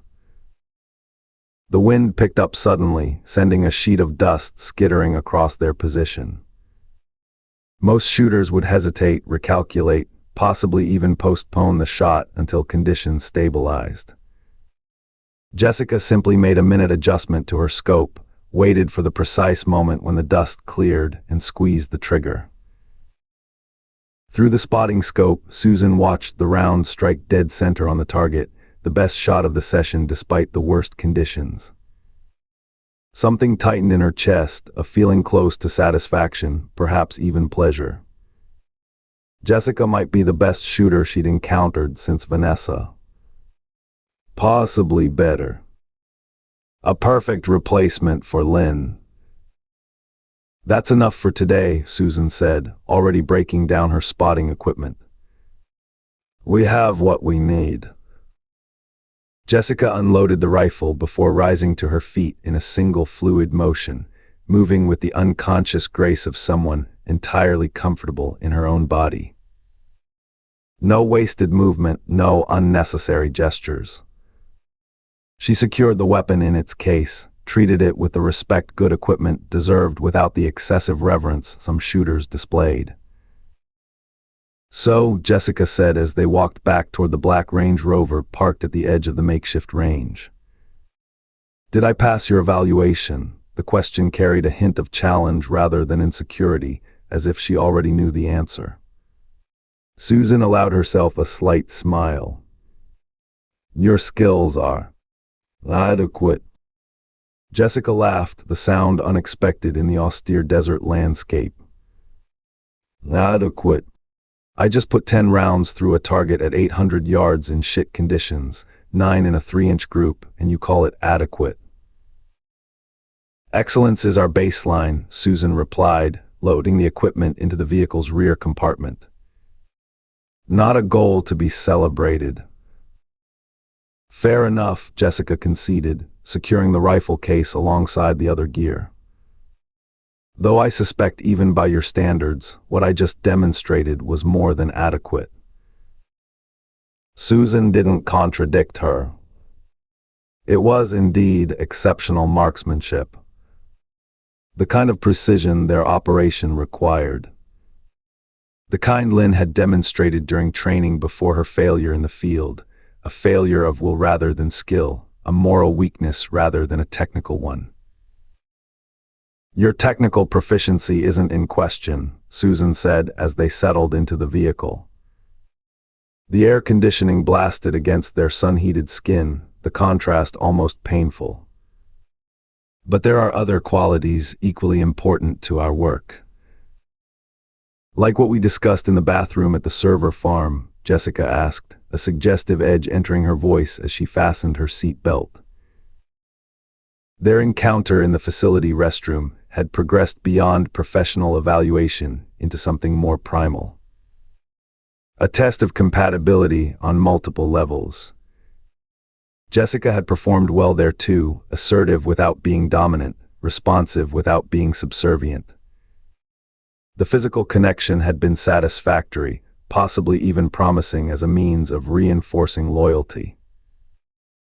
"That was one evaluation among many," Susan replied, keeping her tone professional as she guided the vehicle back toward the main road. "Physical compatibility has its uses in a close-knit operational unit, but philosophical alignment matters more." "You mean, do I really believe in whatever cause you're fighting for?" Jessica's directness was refreshing compared to the careful dance most recruits performed. "Since I don't know exactly what that is yet, it's hard to say.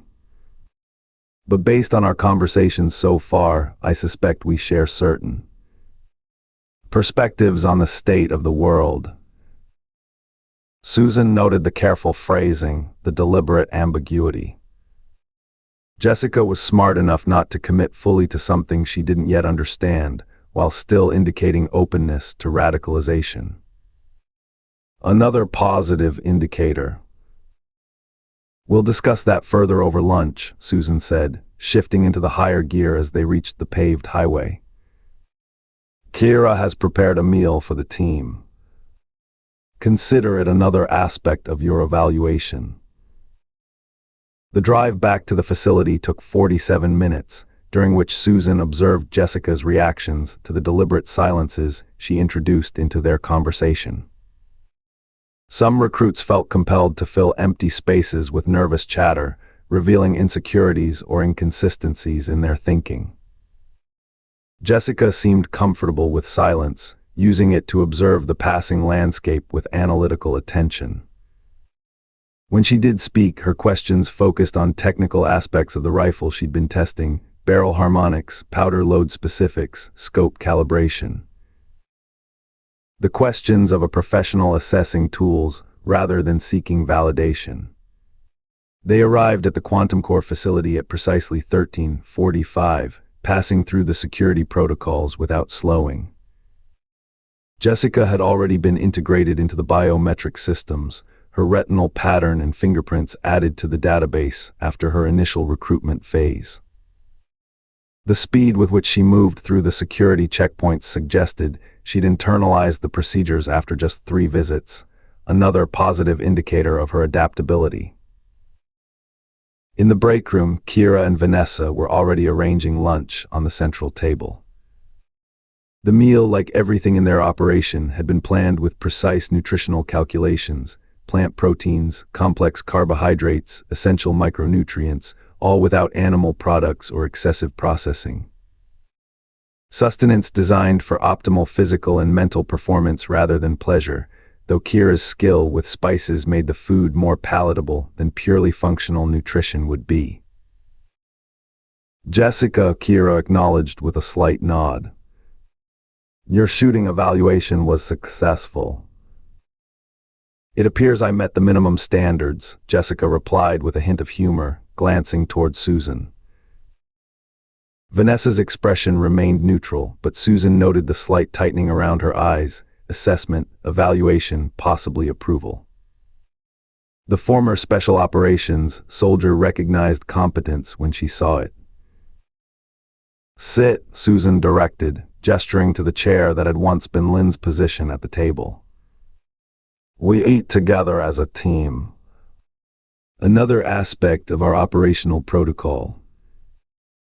The 4 women settled around the table, serving themselves portions from the communal dishes. Quinoa with roasted vegetables. Tempeh prepared with a complex spice blend that suggested North African influences.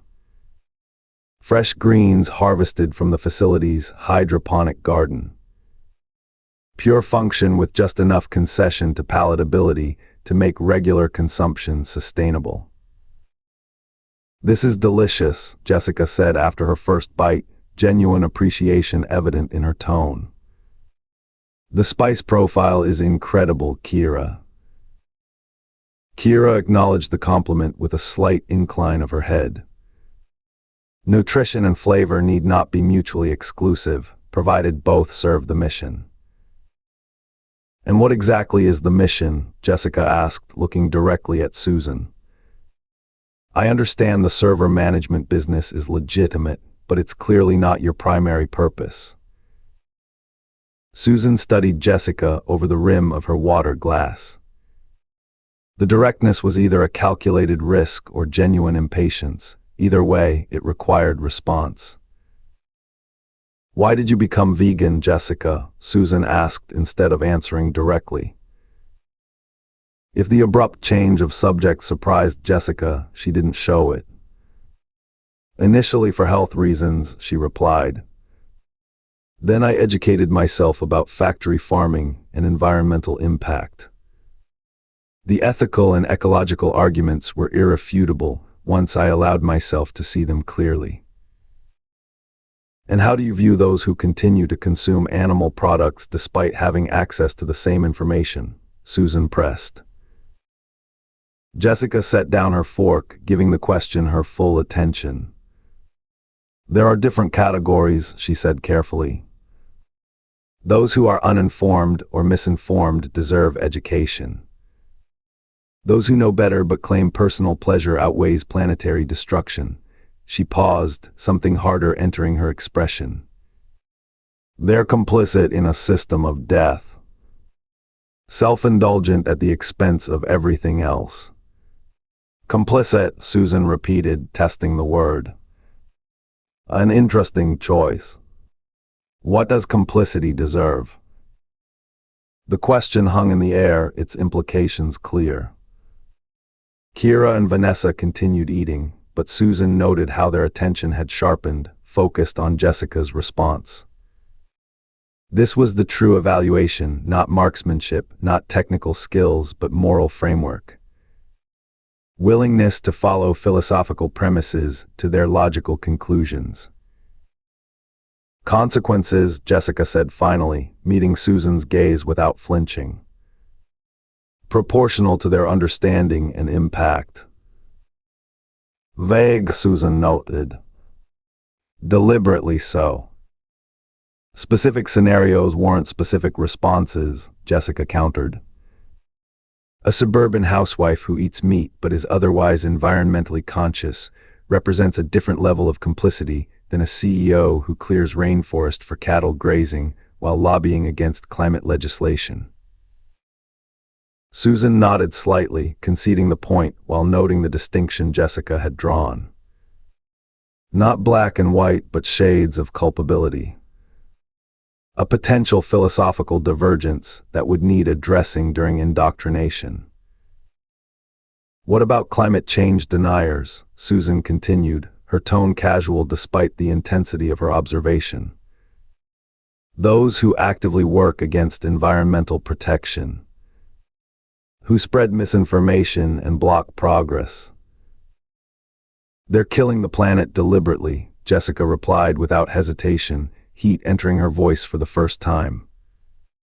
"They deserve whatever consequences come their way. The damage they cause is incalculable." "And bigots. Those who legislate against transgender rights. Who would deny our very existence." Jessica's expression hardened further. "Same category. Different target, same willful destruction." Her hands tightened around her fork. "I lost my career, my family relationships, my sense of safety, all because people who have never met me decided my identity was a threat to their comfortable worldview." The anger was genuine, Susan noted. Not performative, not calculated to earn approval. Real rage, controlled but accessible. "Useful. What about non-vegans who are otherwise supportive?" Susan pressed, introducing a deliberate complication. "Allies on transgender issues but still consuming animal products. Family members who respect your transition but haven't adjusted their diets." Here, Jessica hesitated, revealing the first significant departure from the absolute moral framework Susan had established within their organization. "There's nuance there," Jessica said carefully. "My sister and her husband, for instance. They've been completely supportive of my transition. They're cutting back on animal products, mostly eating just fish and occasionally poultry. They're making progress, just not as quickly as I'd prefer. So you see them as redeemable. Susan kept her voice neutral despite her disapproval of this perspective. I see them as educable, Jessica clarified. People capable of change when presented with the right information and incentives. Susan noted Vanessa's slight shift in posture, discomfort with the ideological deviation, perhaps, or recognition of her own past hesitations before fully committing to the cause. Kira remained perfectly still, face unreadable, though Susan detected the faintest tightening around her mouth. Black and white thinking is efficient, Susan said after a calculated pause.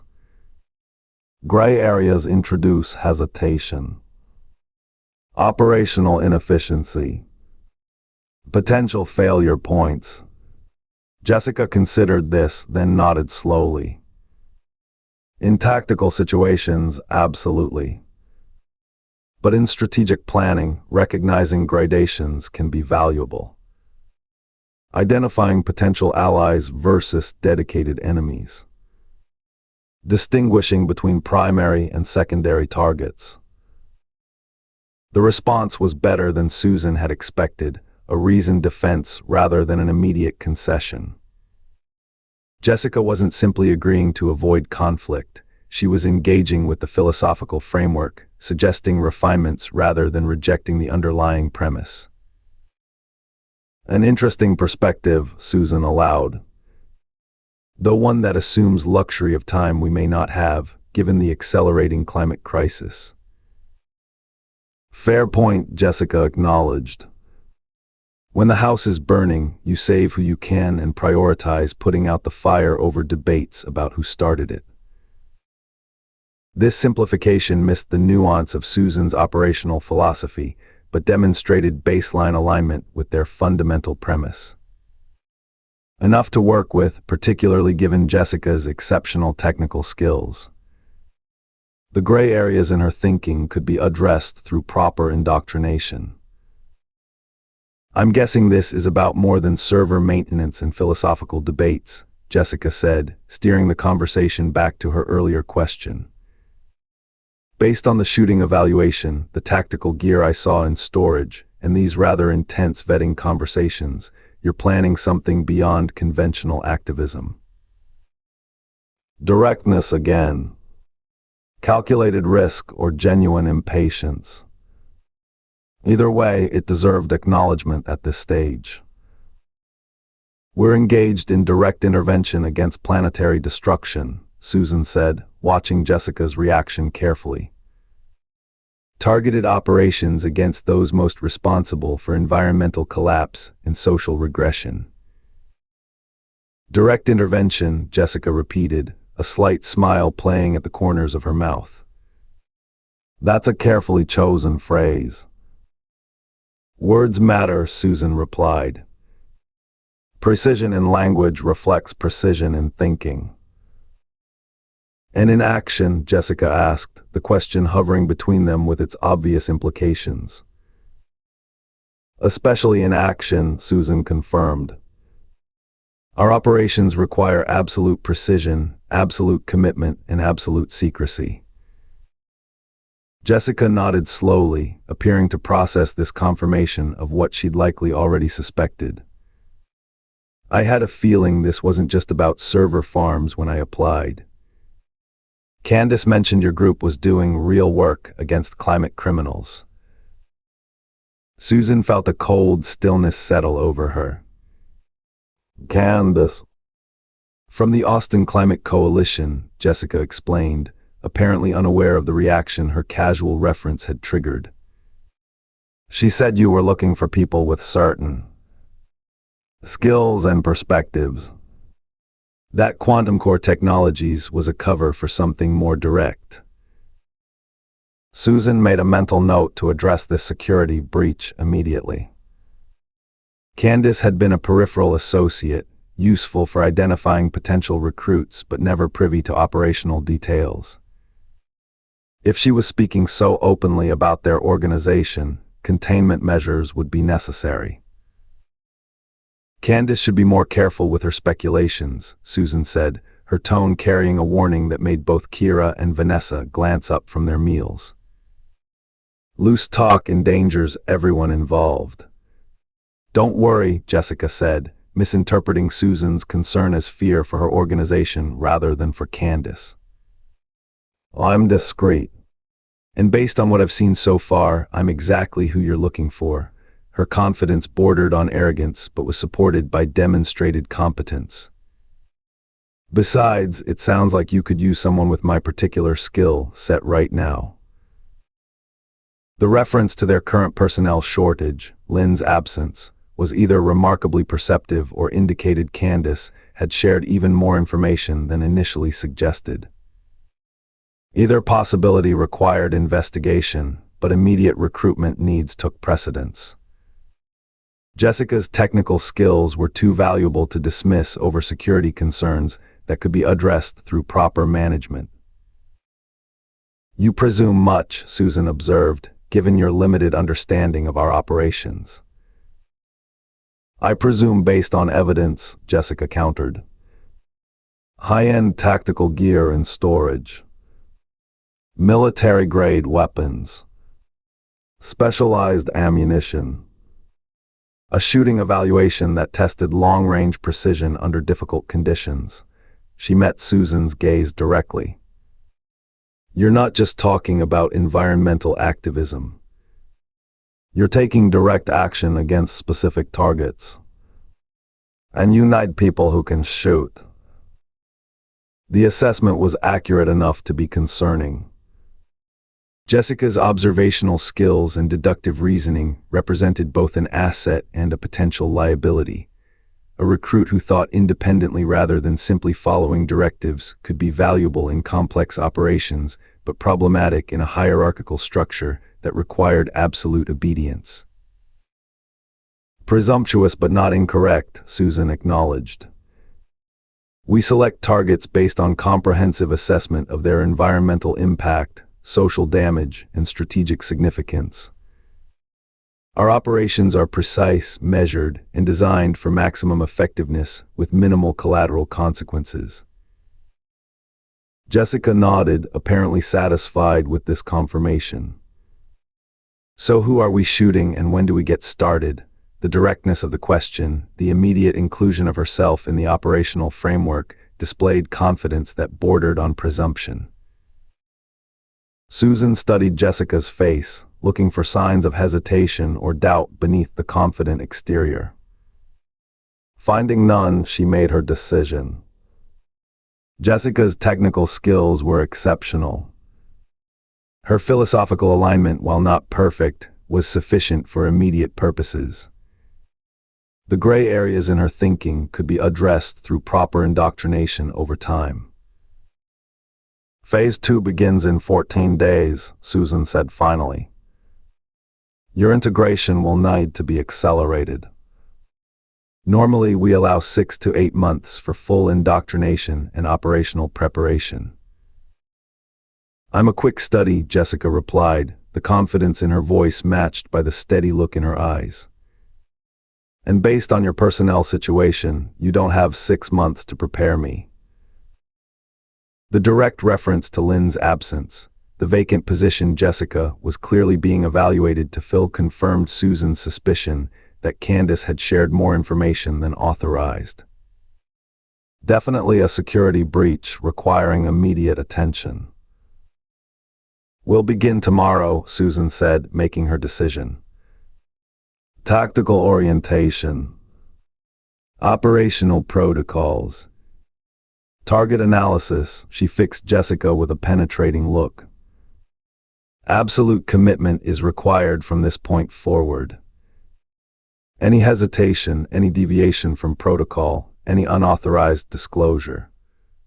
Won't happen, Jessica interrupted with calm certainty. I understand what's at stake. The planet is dying while politicians debate and corporations profit. Direct action is the only language they understand. The sentiment aligned perfectly with their organizational doctrine, perhaps too perfectly, given Jessica's earlier nuanced perspective on non-vegans in her family. Either her philosophical position was more malleable than initially assessed, or she was deliberately aligning her statements with what she believed Susan wanted to hear. Either way, her technical skills made her too valuable to reject over ideological imperfections that could be corrected through proper indoctrination. "Welcome to Quantum Core's operational team," Susan said, extending her hand across the table in a formal gesture rarely used within their organization. "The real one." Jessica's grip was firm, confident, her eyes showing satisfaction rather than surprise. "I won't let you down. Or the planet." The meal concluded with discussion of technical details, server maintenance schedules that would need adjustment to accommodate Jessica's accelerated training, living arrangements within the facility, equipment that would require customization to her specifications. Throughout it all, Susan observed the interactions between Jessica and the others, noting Vanessa's professional respect for demonstrated competence and Kira's more reserved assessment.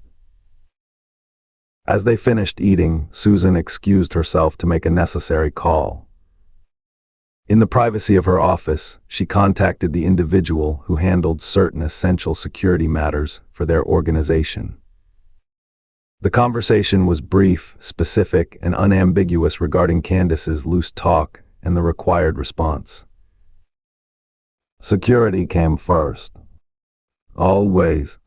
The mission was too important to risk compromise through carelessness or misplaced trust. When she returned to the break room, Jessica was discussing rifle modifications with Vanessa, their shared technical knowledge creating a bridge between the new recruit and the established operative. Kira observed silently, her natural reserve evident in her minimal contributions to the conversation. Susan watched this interaction from a slight remove, assessing group dynamics and potential friction points. The team was adapting to Jessica's presence more smoothly than expected. Perhaps the obvious value of her skills overrode concerns about accelerated recruitment. Perhaps they simply recognized the necessity created by Lynn's failure and removal. Later, as Jessica followed her through the facility for further orientation, Susan allowed herself a moment of cautious satisfaction. The Texas Rangers who had interfered with Phase 1 of their operation would soon face the consequences of their actions. The system that protected planetary destruction would experience the precision and commitment of Quantum Core's true purpose. And Jessica Miller, with her exceptional marksmanship and malleable ideology, would play her role in restoring balance to a world spiraling toward collapse. Phase 2 would proceed as scheduled. The planet would be protected. One precise shot at a time. Chapter 14. Ruth squinted through the windshield as the Range Rover bounced over another pothole, sending a jolt up her spine. The vehicle's suspension, designed for rugged terrain, struggled against the neglected dirt road that stretched endlessly before them. Dust billowed behind them in a rust-colored cloud, visible in the side mirrors like a marker of their progress across this desolate landscape. They'd been driving for nearly 2 hours, following unmarked roads that barely qualified as such. The GPS had given up 20 minutes ago, the blue dot of their position floating in a sea of beige nothingness. Ruth's printed map, spread across her lap, showed a web of lines labeled with numbers instead of names. Access roads to facilities that officially didn't exist on most commercial maps. "You sure this is right?" Aaron asked, downshifting as they approached yet another steep incline. The engine growled in protest, straining against the grade and loose gravel. "We haven't seen anything resembling civilization for miles." "That's the point," Ruth replied, tracing their route with her finger. "These places don't want to be found easily." Next turn should be about half a mile ahead, then 2 miles to the Addison storage facility. Aaron nodded, eyes fixed on the rugged terrain. Sweat beaded along his hairline despite the air conditioning. The dashboard thermometer read 107 degrees F, and it wasn't even noon yet. Out here, even vehicles could die from exposure if you weren't prepared. "What makes you think our shooters would use a place like this?" he asked after negotiating a particularly treacherous bend. A commercial storage facility would have cameras, visitor logs, rental agreements. Seems risky for people this careful. Ruth considered the question, acknowledging its validity. "I'm not sure they would," she admitted. "But someone who needed to store tactical gear, weapons, ammunition, they'd need somewhere remote, somewhere with minimal oversight. Somewhere they could access at odd hours without raising suspicion. And somewhere they could potentially hole up between operations," Aaron added, understanding her line of thinking. "A base camp of sorts." "Exactly." The next turn revealed a narrow road cut between rocky outcroppings, barely wide enough for their vehicle. Creosote bushes scraped against the Range Rover's sides, leaving faint traces of their pungent oil on the paint. After what felt like an eternity of slow, careful navigation, the landscape opened up, revealing a sprawling complex of corrugated metal buildings arranged in neat rows. A chain-link fence topped with razor wire surrounded the property, giving it the appearance of a low-security prison rather than a storage facility. A weather-beaten sign, its paint fading under the relentless sun, proclaimed Addison Storage, secure, affordable, discreet. Beneath it, in smaller text, family-owned since 1982. Aaron pulled up to the gate, which remained stubbornly closed despite their arrival. A keypad and intercom were mounted on a post at driver's height, alongside a surveillance camera swiveling to track their movement. Ruth leaned across Aaron to press the call button. After a moment of staticky silence, a woman's voice crackled through the speaker, the West Texas accent thick enough to cut with a knife. "Addison Storage." "State your business." "Texas Rangers Baker and Tate," Ruth replied, holding her badge toward the camera. "We'd like to speak with the owners if they're available." There was a pause, then the voice returned, warmer now. "Rangers. Well, that's a first. Come on in, office is straight ahead, can't miss it."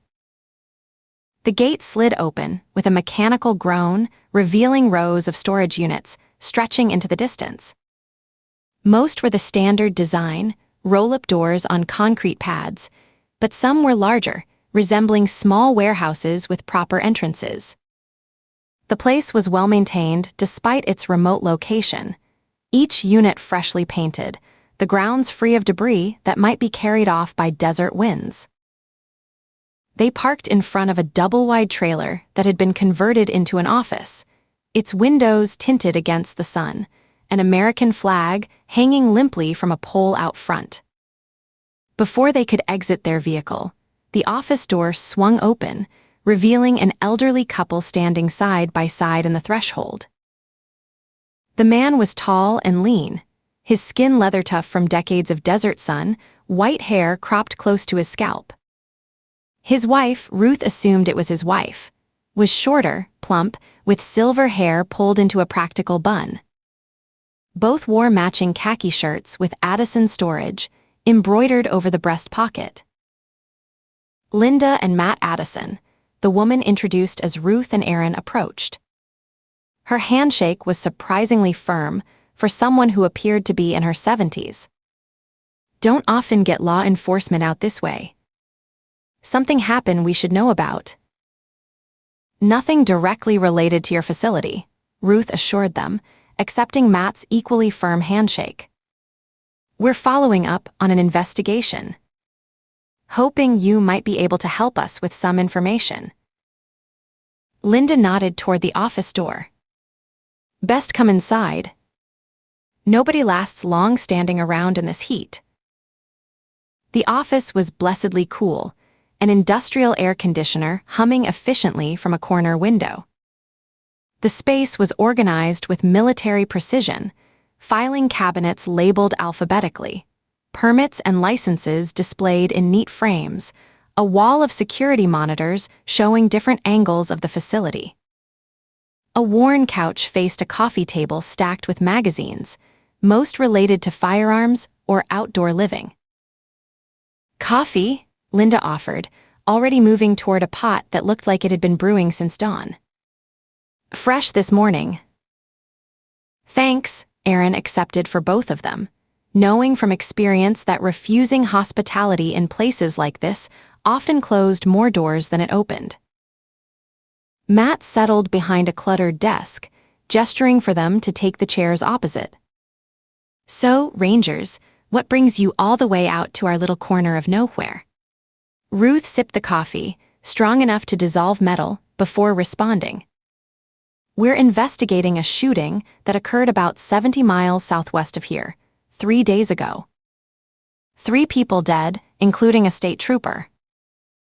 "Heard about that on the radio," Linda said, settling into a chair beside her husband. "Terrible business. But I'm not sure how we could help with something like that." "We believe the shooters might have been using a remote facility as a base of operations," Ruth explained, watching their reactions carefully. "Somewhere to store equipment, prepare, possibly even live temporarily. Your facility is one of several in the region that fit certain parameters." Matt leaned back, considering this. "We've got about 200 units of various sizes. Some clients been with us 15, 20 years. Others come and go. But we run a clean operation here, no drugs, no contraband. That's why we're still in business after 40 years. "We're not suggesting otherwise," Aaron assured him. "Mind if we ask who manages the facility?" "Just the 2 of you, or do you have staff?" "Skeleton crew," Matt replied. 3, sometimes 4 workers on rotation for maintenance. Open and close the gates, keep the grounds clean, basic repairs. Technical folks come out when the computers or security systems need fixing, but that's contract work, not regular employees. "And the clients themselves, of course," Linda added. "They come and go as they please, 24/7 access. That's our main selling point, total privacy and round-the-clock availability." Ruth nodded, making notes in her small notebook. "What kind of clientele rents storage space this far from civilization? Seems like a long drive just to access your belongings." Linda and Matt exchanged amused glances, a private joke passing between them. "They rent out here, 'cause it's cheaper and 'cause we offer a lot more space," Linda explained with a smile. "You'd be surprised how many people are willing to drive an hour for half the price they'd pay in the city. We're at 92% occupancy right now, and that's actually low for us," Matt added with evident pride. "Most times it's near 100%, and then we have a waiting list." "Who rents out here?" Ruth pressed, keeping her tone conversational. "All kinds," Matt shrugged. "Businesses storing inventory overflow. Collectors who need climate-controlled units for their treasures. People between houses. Folks who live in tiny apartments but can't bear to part with their belongings." He spread his hands. "American problem, right? Too much stuff, not enough space."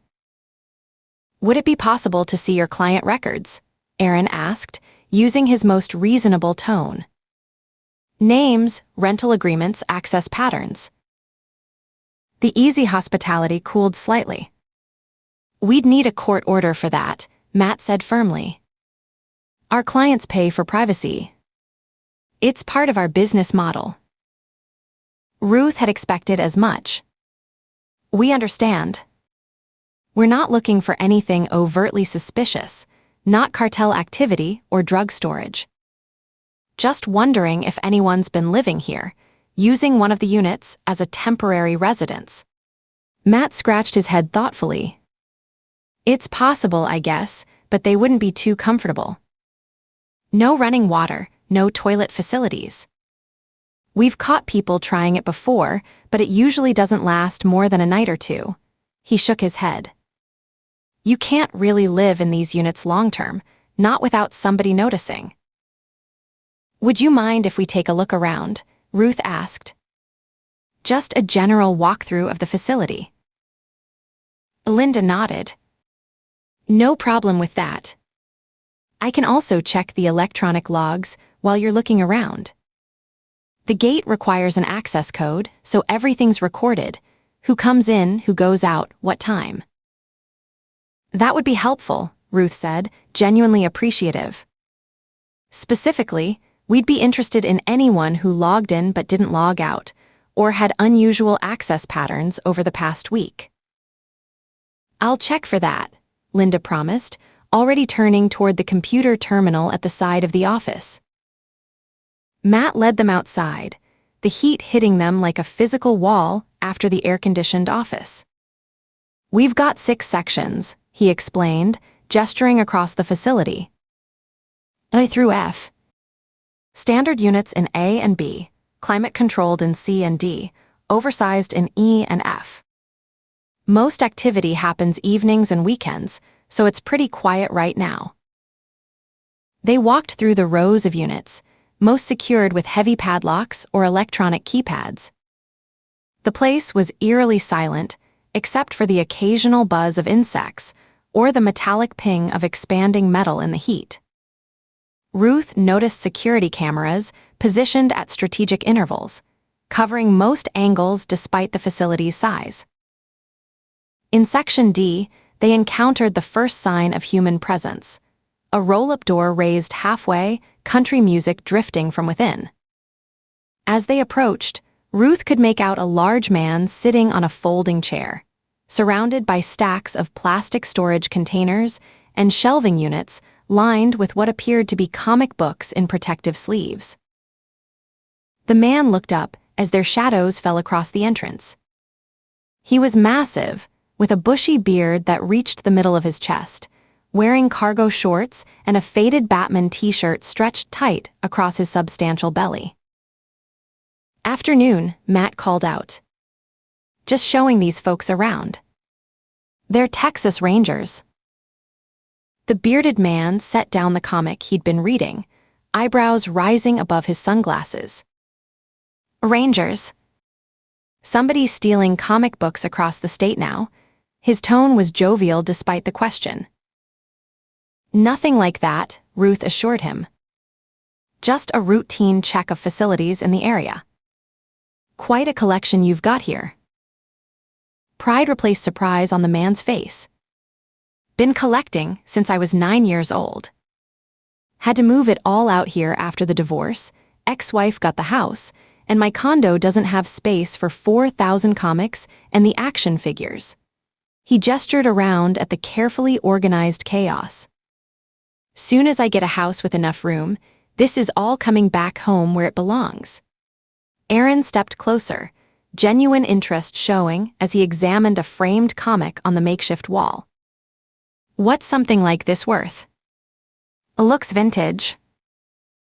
That, the collector grinned. That's a mint condition, first edition of Amazing Fantasy 15, first appearance of Spider-Man. Nothing less than 20,000, and that's being conservative. Aaron whistled softly. Serious money. Yeah, well, this isn't just a hobby and passion for me, it's an investment. The man gestured to the carefully preserved items around him. Way better return than the stock market, if you know what you're doing. Maybe you should consider a safety deposit box at a bank, Ruth suggested, thinking of the facility's remote location and basic security. The collector laughed, sweeping his arm to encompass the unit. I'd need a vault at the least. No bank's gonna give me 1,500 cubic feet of secured storage. You have a point, Ruth conceded, realizing the impracticality of her suggestion when faced with the sheer volume of his collection. "Anyway, thanks for chatting with us," Aaron said as they prepared to move on. "Happy collecting." "Y'all have a good one too," the man replied, already returning to his reading. They continued their walkthrough, finding nothing more interesting than a vintage car under a protective cover and what appeared to be someone's entire household furniture in long-term storage. The facility was exactly what it claimed to be, a place where people kept their excess belongings, their collections, their business inventory. Nothing overtly suspicious or unusual. When they returned to the office, Linda was waiting with a printout in hand. "Went through the electronic logs for the past 2 weeks," she said, passing the paper to Ruth. "Nobody logged in without logging out. Access patterns are all pretty standard. People coming on weekends, early mornings before work, evenings after work. Nothing that jumps out as strange." Ruth studied the log, noting the timestamps and durations. Most visits lasted between 15 minutes and an hour, typical for people retrieving or storing items. Nothing indicated extended stays or unusual timing patterns that might suggest someone using the facility as temporary housing. "What about new rentals in the past month?" Aaron asked. "Anyone who rented a unit but hasn't accessed it yet or only accessed it once." Linda checked her computer. 3 new rentals in the past 30 days. All local addresses, 1 from Alpine, 2 from Fort Stockton. All with established rental histories, credit checks, security deposits. Ruth nodded, hiding her disappointment behind professional courtesy. "Thank you for your help. We appreciate you taking the time. If you do think of anything unusual, new clients who paid in cash, people who seemed overly concerned about security or privacy, anyone who might have been living on site temporarily, please give us a call." Aaron handed over his card. "Any information could be helpful." Matt took the card, tucking it carefully into his shirt pocket. "Will do, Rangers. Hope you catch whoever did those shootings.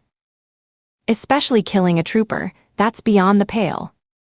They said their goodbyes and returned to the Range Rover, the air conditioning offering blessed relief from the oppressive midday heat. Ruth consulted her map as Aaron started the engine, marking off the Addison facility from their list. "Next stop is about 20 miles east," she said, tracing the route with her finger. "Some kind of server farm, whatever that is."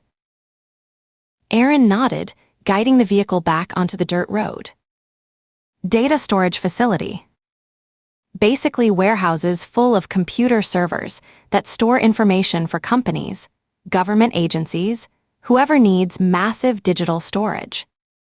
They put them in remote locations because land is cheap and they need a lot of power and cooling." "Sounds like something worth checking out," Ruth said, though she couldn't keep the note of doubt from her voice. They'd been at this for hours with nothing to show for it. "You think this is a wild goose chase," Aaron observed, not a question. Ruth sighed, watching the desolate landscape slide past her window. "Maybe," she admitted. "But even if it is, we still have to do it. Because you know they're out there." "Yes," the certainty in her voice surprised even her. "They're out there, and we have to find them before they strike again." Aaron nodded, increasing their speed slightly as they hit a smoother stretch of road. "Then let's go hunting." The server farm was their next target, and after that, 3 more facilities on their list. It would be a long day of dirt roads, dead ends, and disappointment. But somewhere in this vast desert, 4 killers were hiding, planning their next move. And Ruth Baker intended to find them, no matter how many miles of empty road she had to travel, no matter how many doors she had to knock on. They were out there. and she would find them. Chapter 15. Kira adjusted her binoculars, focusing on the small town nestled in the valley below.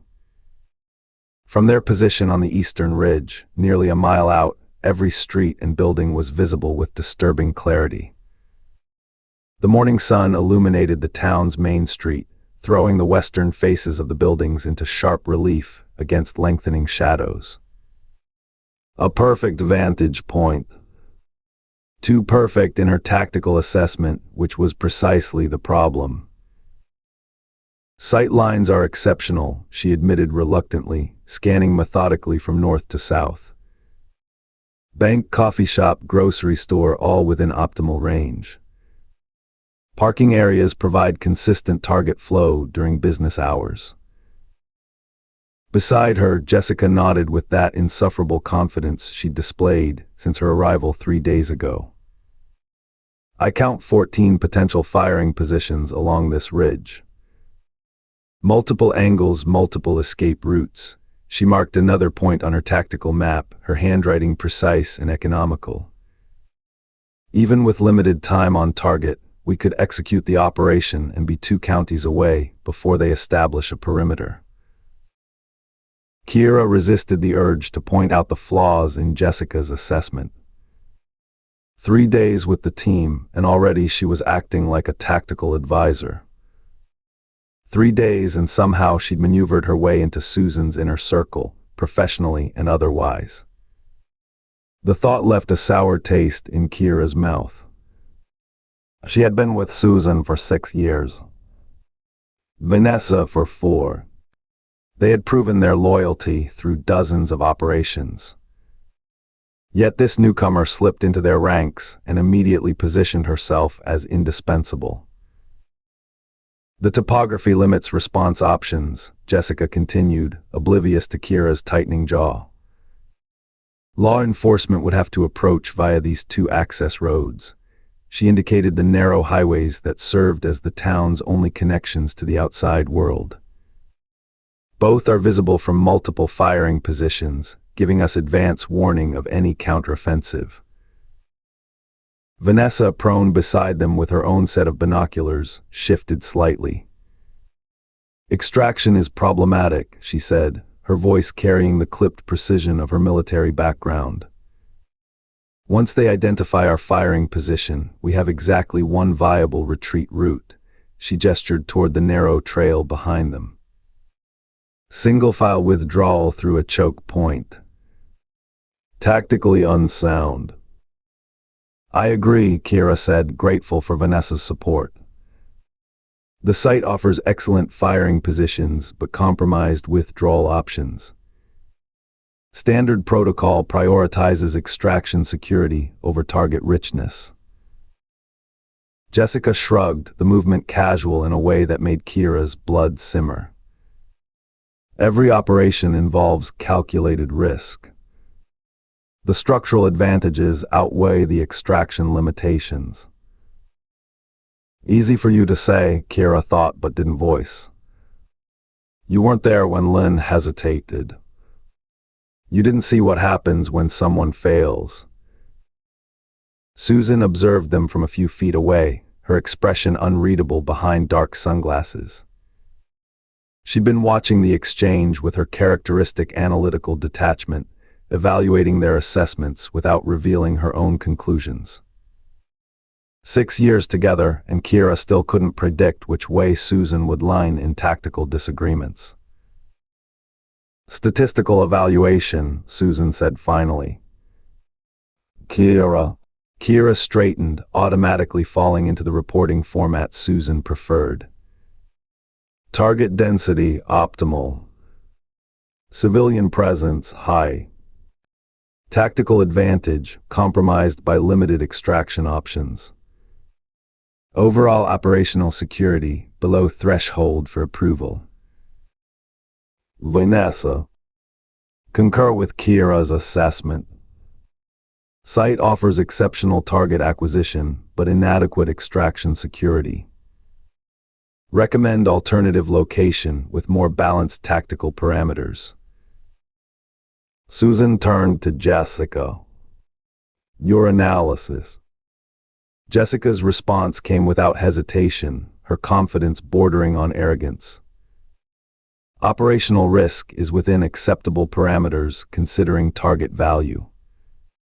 Law enforcement response time from nearest reinforcement locations exceeds minimum extraction window by approximately 12 minutes. The valley position creates initial confusion about shot origin, further extending our operational window. Kira noticed how Susan nodded slightly at Jessica's assessment, that barely perceptible movement that indicated approval. The same nod she'd given Lynn before her failure in the field. Before her removal. We'll conduct ground reconnaissance, Susan decided. Evaluate local patterns, response capabilities, structural layout. Then make final determination. Kira exchanged a glance with Vanessa, both recognizing that Susan had already made her decision. The ground reconnaissance was a formality, not a genuine information-gathering exercise. Jessica had somehow won this round despite her newcomer status. Despite the fact that both experienced team members had voiced opposition. Operational parameters for reconnaissance, Kira asked, keeping her voice neutral despite her frustration. Standard civilian cover, Susan replied. Family unit considering relocation. Financial evaluation of property. Community assessment, she checked her watch. Town integration at 1100 hours. Withdrawal by 1500 hours. Communication protocol Delta. Jessica smiled, the expression combining satisfaction and anticipation in a way that made Kira's skin crawl. 3 days on the team, and already she was influencing operational decisions. Already she had Susan's ear and more. They packed their observation equipment by rote, each item returning to its designated compartment in the specialized cases. No evidence left behind. No traces of their presence on the ridge. The procedure was so familiar to Kira that her body performed the motions automatically, while her mind continued processing her unease with the current situation. Jessica's integration had been rushed, dangerously so, in Kira's assessment. Proper indoctrination required months of philosophical alignment, tactical training, psychological conditioning. Lynn had undergone the full process and still failed when faced with a critical decision point. Jessica had received an accelerated version over mere days, her technical skills apparently outweighing the need for thorough preparation. The drive into town took 23 minutes, Susan navigating the winding mountain roads at a careful, unhurried pace. They had changed into civilian clothing, casual but respectable attire appropriate for a family considering relocation to a small town. Vanessa drove the second vehicle, following at a carefully calculated distance to avoid appearing as part of their group while maintaining visual contact. They'd done this before. Dozens of times. The seamless transition from tactical unit to civilian facade. The deception that allowed them to move unnoticed through target zones. But something felt different this time. The dynamic had shifted with Jessica's presence, with the way Susan seemed to defer to her assessment despite Kira and Vanessa's superior experience. The town emerged around a bend in the road, its main street lined with the usual small-town businesses, a bank occupying the corner position, a coffee shop with outdoor seating, a grocery store with a small parking lot already half filled with vehicles. American flags hung from several storefronts, limp in the still morning air. A digital sign outside the town hall displayed the temperature, already 89 degrees at 10:45 a.m., and announced an upcoming community festival. All so normal. So oblivious. Susan parked in a public lot near the center of town, positioning their vehicle for optimal departure options, another habit so ingrained that it happened without discussion. Jessica took the role of daughter with unsettling ease, adapting her body language to project youthful energy tempered with respectful deference to her supposed parents. Kira noted the skill with grudging professional appreciation. The woman was good at infiltration, at least. "We'll start with the real estate office," Susan decided, indicating a storefront across the street with Heartland Properties displayed in cheerful red letters. "Establish our cover story, gather local intelligence." "Standard procedure." They crossed the street, moving with the relaxed pace of tourists rather than the tactical efficiency of their true purpose. Kira observed the town through her operational lens, noting security cameras, police presence, one cruiser parked outside the diner, potential choke points, civilian density patterns. All automatic assessments built from years of training and field experience. A bell jingled as they entered the real estate office, the sound jarringly cheerful in Kira's tactical mindset. The space smelled of coffee and artificial cinnamon, a scented candle burning on the reception desk. The walls displayed photos of local properties, modest homes with generous yards, farmhouses surrounded by acres of land, a few newer constructions boasting modern amenities in a traditional setting. A woman in her 50s emerged from a back office, her smile bright enough to power a small city. "Good morning.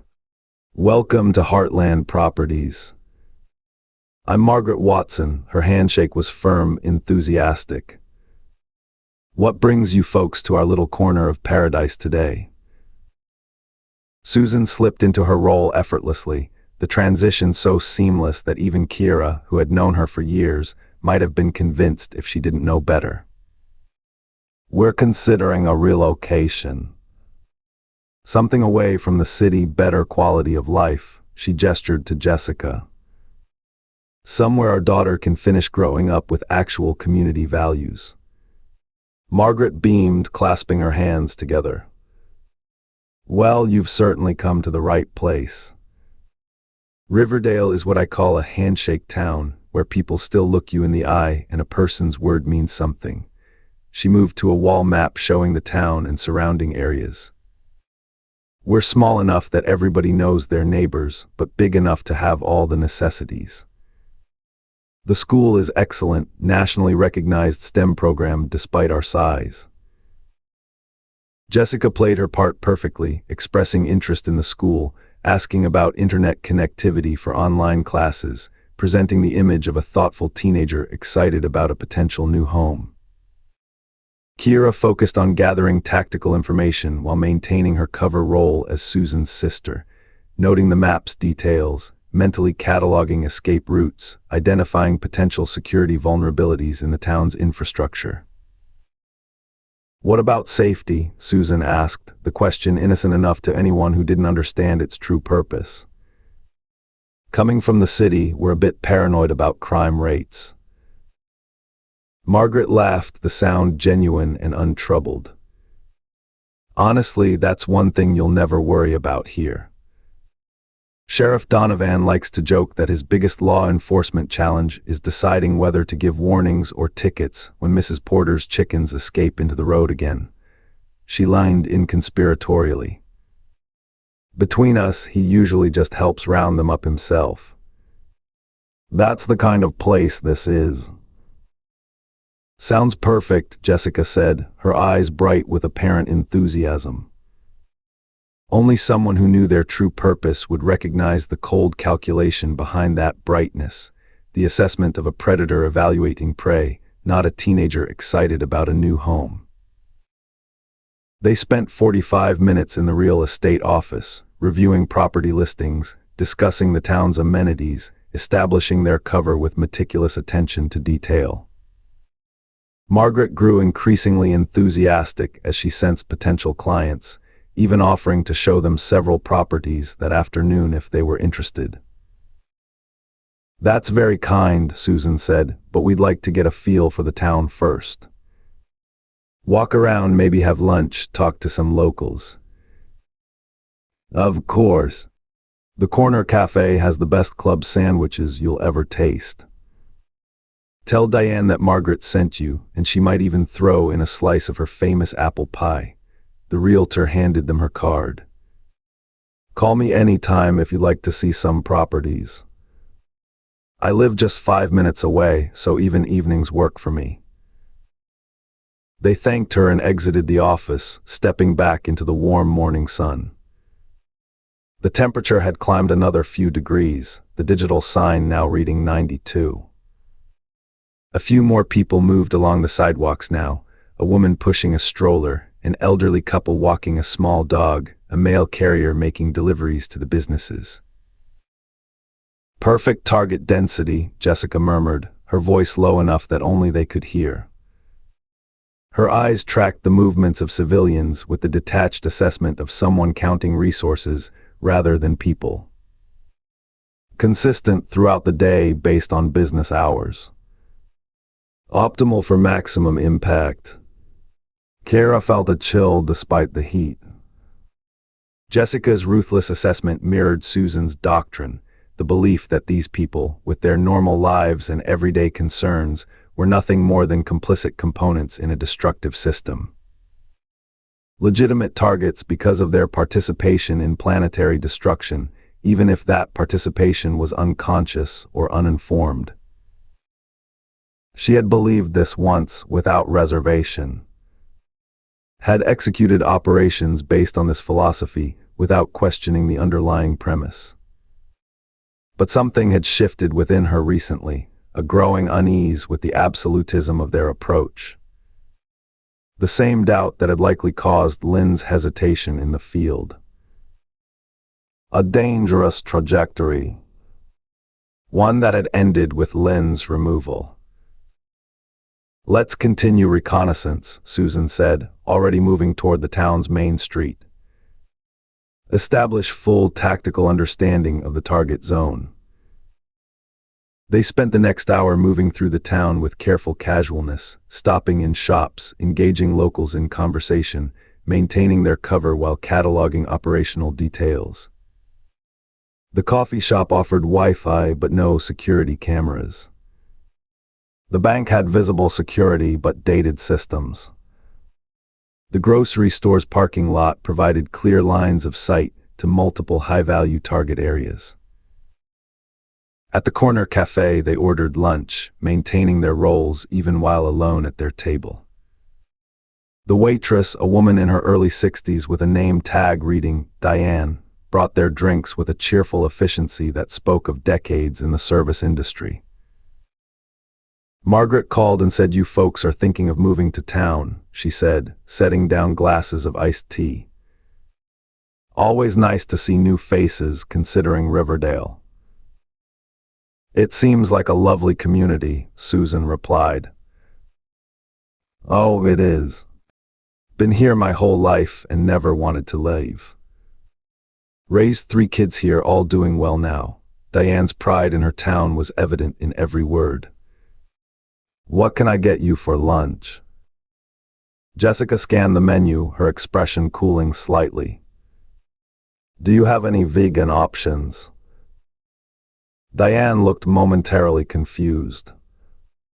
Vegan? Well, we have salads. Could leave off the cheese, I suppose, she shrugged apologetically. We're pretty traditional here, food-wise. Traditional is fine, Susan interjected smoothly. We'll adjust. They ordered salads with dressing on the side, no cheese, no bacon bits, maintaining their cover while silently noting another mark against the town in their ideological ledger. A place that didn't even offer vegan options was a place embedded in the system of animal exploitation, environmental destruction, health deterioration. In Susan's doctrine, this alone made them legitimate targets. As Diane walked away, Jessica leaned closer. Did you see the parking lot of the church across the street? Sunday services would provide concentrated target density. We don't operate on religious gatherings, Kira said sharply, then immediately regretted the reaction. It revealed too much, both her growing discomfort with their mission parameters and her resentment of Jessica's presumptuous tactical suggestions. Jessica raised an eyebrow. Ideological exception. Or tactical consideration. Operational protocol, Susan answered before Kira could respond. Religious gatherings create specific media coverage patterns that complicate our messaging framework. Standard exclusion from target profiles. Kira nodded, relieved that Susan had interpreted her objection as procedural rather than moral. The distinction was crucial. Procedural objections were acceptable. Moral hesitation was dangerous. Fatal in Lynn's case. Their food arrived and they ate quickly, continuing their assessment of the town while maintaining their cover. Through the window, Kira watched the steady flow of people moving along the sidewalks, entering and exiting businesses, living their lives in blissful ignorance of the death sentence being calculated mere feet away. A young mother struggled past their window, juggling a toddler and shopping bags, her face tight with the stress of everyday life. A teenage couple shared a milkshake outside the ice cream parlor across the street, their laughter visible even if their words weren't audible. An elderly man with a cane made his careful way toward the pharmacy, stopping to catch his breath on a bench beneath a tree. All complicit in the system. All legitimate targets according to the doctrine. All contributing through their consumption and existence to the destruction of the planet. Kira had believed this absolutely once. Had executed operations without hesitation, confident in the righteousness of their cause. When had the doubt begun? When had these faceless components of the system started resolving into actual people in her mind? After lunch, they continued their reconnaissance, visiting a thrift store where Jessica quietly noted the "Made in Bangladesh" and "Made in Pakistan" labels on most clothing items. Sweatshop labor, she murmured to Susan.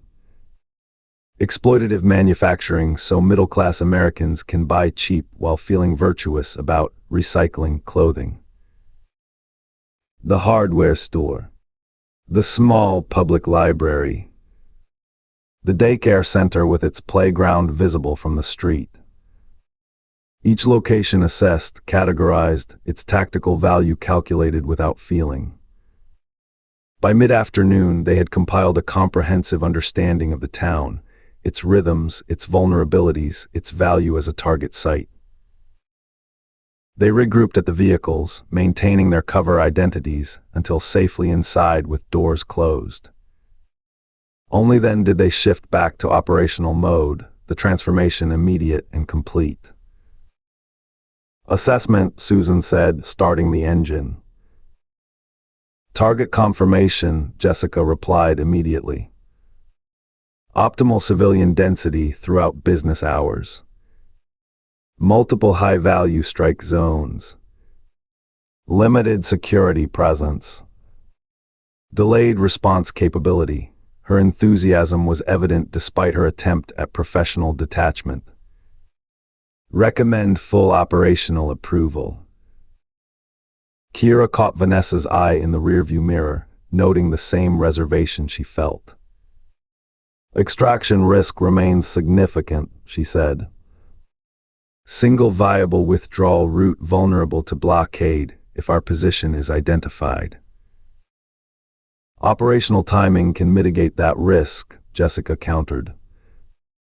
A compressed execution window of 12 minutes or less provides sufficient extraction buffer before effective response mobilization. 12 minutes is an aggressive timeline for multi-target acquisition, Vanessa noted, her voice carrying the weight of experience that Jessica lacked despite her technical skills. Standard protocol recommends minimum 15-minute operational window for sites with compromised extraction options. Jessica turned in her seat, fixing Vanessa with a look that bordered on condescension. My accuracy at range allows for faster target acquisition than standard metrics. The timeline is viable. The presumption in her tone made Kira's jaw tighten. 3 days on the team, and she was already dismissing the tactical assessments of operatives with years of field experience. 3 days, and somehow she'd positioned herself as the ultimate authority on their operational capabilities. Susan guided the vehicle out of town, making 2 deliberate wrong turns to ensure they weren't being followed before doubling back to their planned route. Standard counter-surveillance procedure, executed second nature by now. Final determination, she announced once they'd reached the highway. Operation approved. Execution in 48 hours. Standard preparation protocol. Kira felt something cold settle in her stomach. Susan had sided with Jessica despite the legitimate tactical concerns she and Vanessa had raised. The pattern was becoming clear: Jessica's accelerated integration, her growing influence, the way Susan deferred to her assessment over those with far more experience in their organization. Weather forecast shows potential dust conditions during the operational window, Vanessa noted, a final attempt to inject caution into the decision.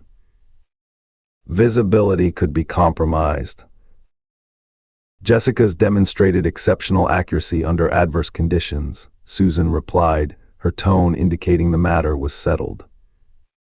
The operation proceeds as planned. As they drove away from the unsuspecting town, Kira stared out the window at the passing landscape, trying to reconcile her growing unease with her commitment to the cause. The peaceful town behind them, filled with people going about their ordinary lives, would soon become a killing field. Men and women who had smiled at them, welcomed them, shared their community stories, would be transformed into targets, into statistics, into necessary casualties, in a war they didn't even know was being waged against them. All because they existed within a system Susan had deemed worthy of destruction. All because they lived ordinary lives that, through their ordinariness, contributed to planetary damage. It had made perfect sense once. Had seemed so clear, so absolute. When had the doubt begun? When had the conviction started to waver? The desert stretched around them, vast and indifferent to human concerns. In 48 hours, they would return to execute their mission.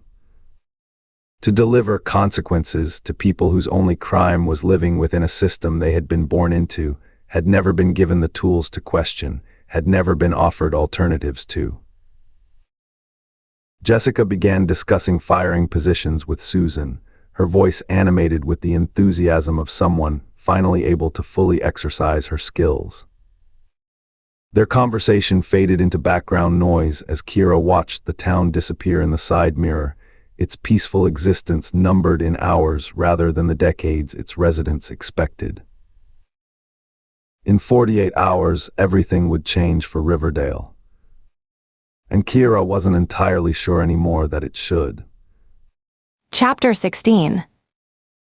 The server farm materialized from the desert haze like a mirage, a low, windowless concrete structure, surrounded by a tall chain-link fence topped with barbed wire.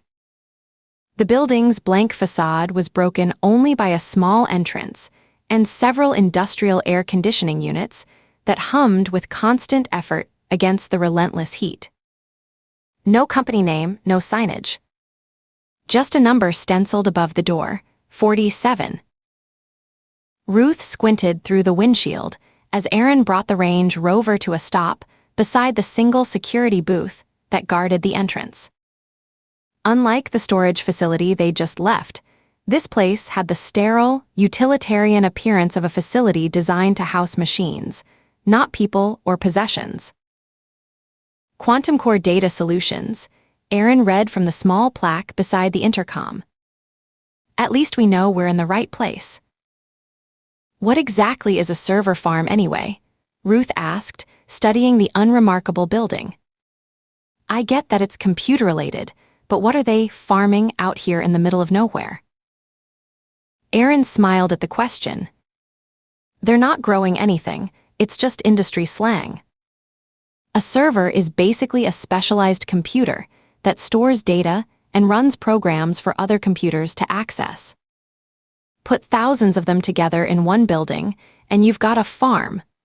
Companies use them to store their websites, customer data, financial records, anything that needs to be accessed remotely.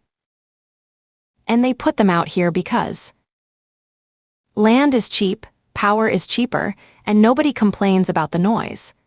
Aaron nodded toward the massive air conditioning units. Those things run 24/7, keeping the servers from overheating. Creates quite a racket. Ruth nodded, taking in the security measures with professional assessment. Camera coverage was comprehensive, motion sensors visible on the fence line, yet the human presence seemed minimal. Just one guard visible through the booth's window, watching their approach with the bored expression of someone whose job consisted primarily of waiting for something to happen. Not exactly Fort Knox, she observed. Doesn't need to be, Aaron replied. These places are all about physical isolation. The middle of nowhere is their first line of defense. The guard, a lean man in his 50s with a military straight posture, approached their vehicle with measured steps. His uniform was crisp despite the heat. The security company logo on his breast pocket faded from repeated washing. Facility S closed to visitors, he announced before they could speak, tone polite but firm. Authorized personnel only. Ruth held up her badge. Texas Rangers. We'd like to ask a few questions about your facility and staff. The guard's expression shifted from automatic dismissal to cautious respect. Rangers. Don't see many of you out this way. He studied their credentials with careful attention. Nothing going on here that would interest law enforcement. Just computers and cooling systems. We're investigating a shooting that occurred 3 days ago, Aaron explained. Following up on facilities in the area that might have seen unusual activity. Shooting, the guard, his name tag read Martinez, shook his head. Heard about that on the radio. Terrible business. But we've had nothing unusual here. Just the regular maintenance crew and security rotation. Mind if we come in and look around? Ruth asked. Won't take long. Martinez hesitated, professional caution warring with respect for their badges. Company policy requires management authorization for any non-employee access. I can call the Houston office, get you cleared. We'd appreciate that, Ruth said, recognizing that pushing too hard would only delay them further. Martinez retreated to his booth, made a brief call, then returned with a visitor clipboard. Need to log you in. Procedure. They provided their information, signed where indicated, and waited while Martinez made another call, this one longer. Ruth used the time to study the facility more carefully. The building itself was deceptively large, stretching back from the entrance in a way that wasn't immediately apparent from the front. The air conditioning units were industrial grade, their collective hum creating a constant background drone that seemed to vibrate through the desert air. 3 satellite dishes on the roof pointed skyward, their positions precisely aligned. Mr. Reyes will speak with you, Martinez announced, handing Ruth a phone. He's the operations manager in Houston. Ruth took the phone, putting it on speaker so Aaron could hear. Ranger Baker here, with Ranger Tate. Thank you for your time. Daniel Reyes, Quantum Core Operations. The voice was brisk, professional. My security supervisor says you're investigating a shooting and want to inspect our facility. May I ask what specifically you're looking for? We believe the perpetrators might be using a remote facility as a temporary base, Ruth explained, keeping details minimal. Your location fits certain parameters we're checking. I see, Ray's paused. Well, I can save you some time, Ranger. Our server farms are automated facilities. They run themselves with minimal human oversight. We have security personnel on site 24/7, but that's usually just one person per shift. Martinez can show you the security logs if you'd like, but I can tell you now that there's been no unusual activity. What about maintenance staff? Ruth asked. People who service the equipment. We have a technical team that makes routine checks, Ray's confirmed. They're not based at the facility, though. They visit on a scheduled rotation, Mondays, Wednesdays, Fridays. How many on the maintenance team? 4 technicians total in the rotation. They typically visit in pairs, depending on what needs attention. Sometimes just for a few hours, occasionally overnight if there's a complex system update or hardware replacement. And what kind of technical expertise do these maintenance people have? Aaron asked. They're specialized IT professionals, Ray said. Network engineers, hardware technicians, cooling system specialists. These aren't entry-level positions. We're talking about people with advanced degrees and certifications. The systems they maintain are worth millions. So the facility could potentially house people overnight? Aaron continued, leaning closer to the phone.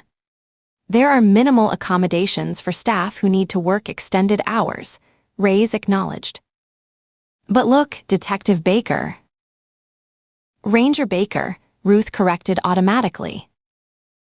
Yes, well, Ranger Baker, Ray's continued, slight irritation coloring his tone. We don't really have any permanent staff at the facility, so I don't see how anyone you're looking for could be there. It's a secure location with electronic access logs for every entry and exit. Nothing happens there without generating a digital record. These maintenance teams, Ruth pressed, are they always the same people, or do you rotate different technicians through the facilities? We have dedicated teams for each region, Ray's explained, his tone suggesting growing impatience.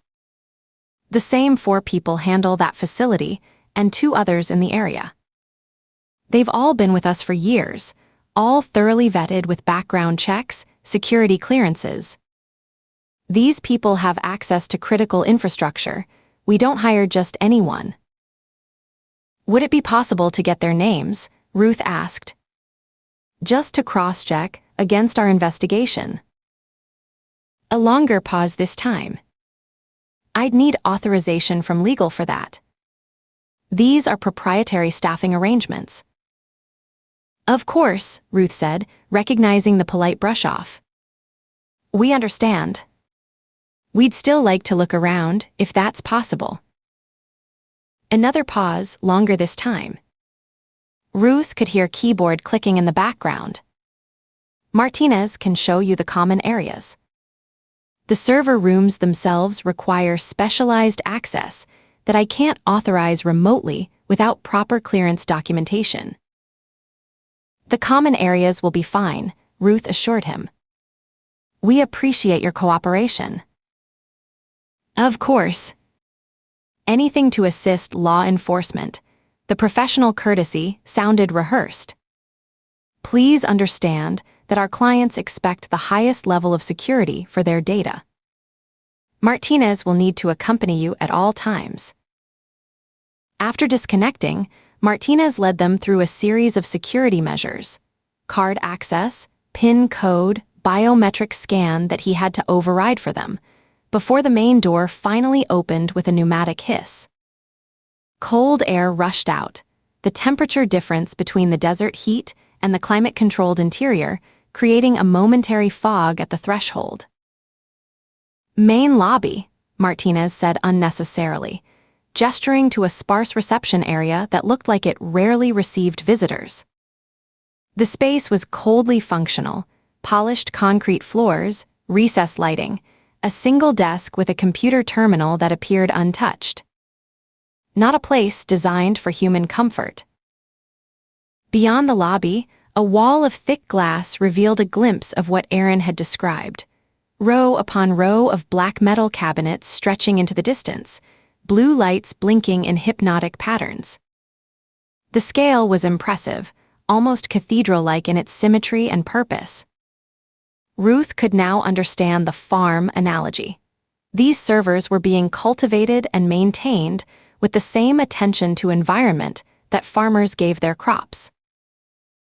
Server rooms are through those secure doors, Martinez continued. Can't take you in there without Houston's direct authorization, but I can show you the staff areas. He led them down a short corridor, his security keys jingling with each step. The hallway was eerily quiet, their footsteps echoing despite the distant hum of machinery. Break room, locker area, monitoring station. That's about it, really. The break room was small but functional.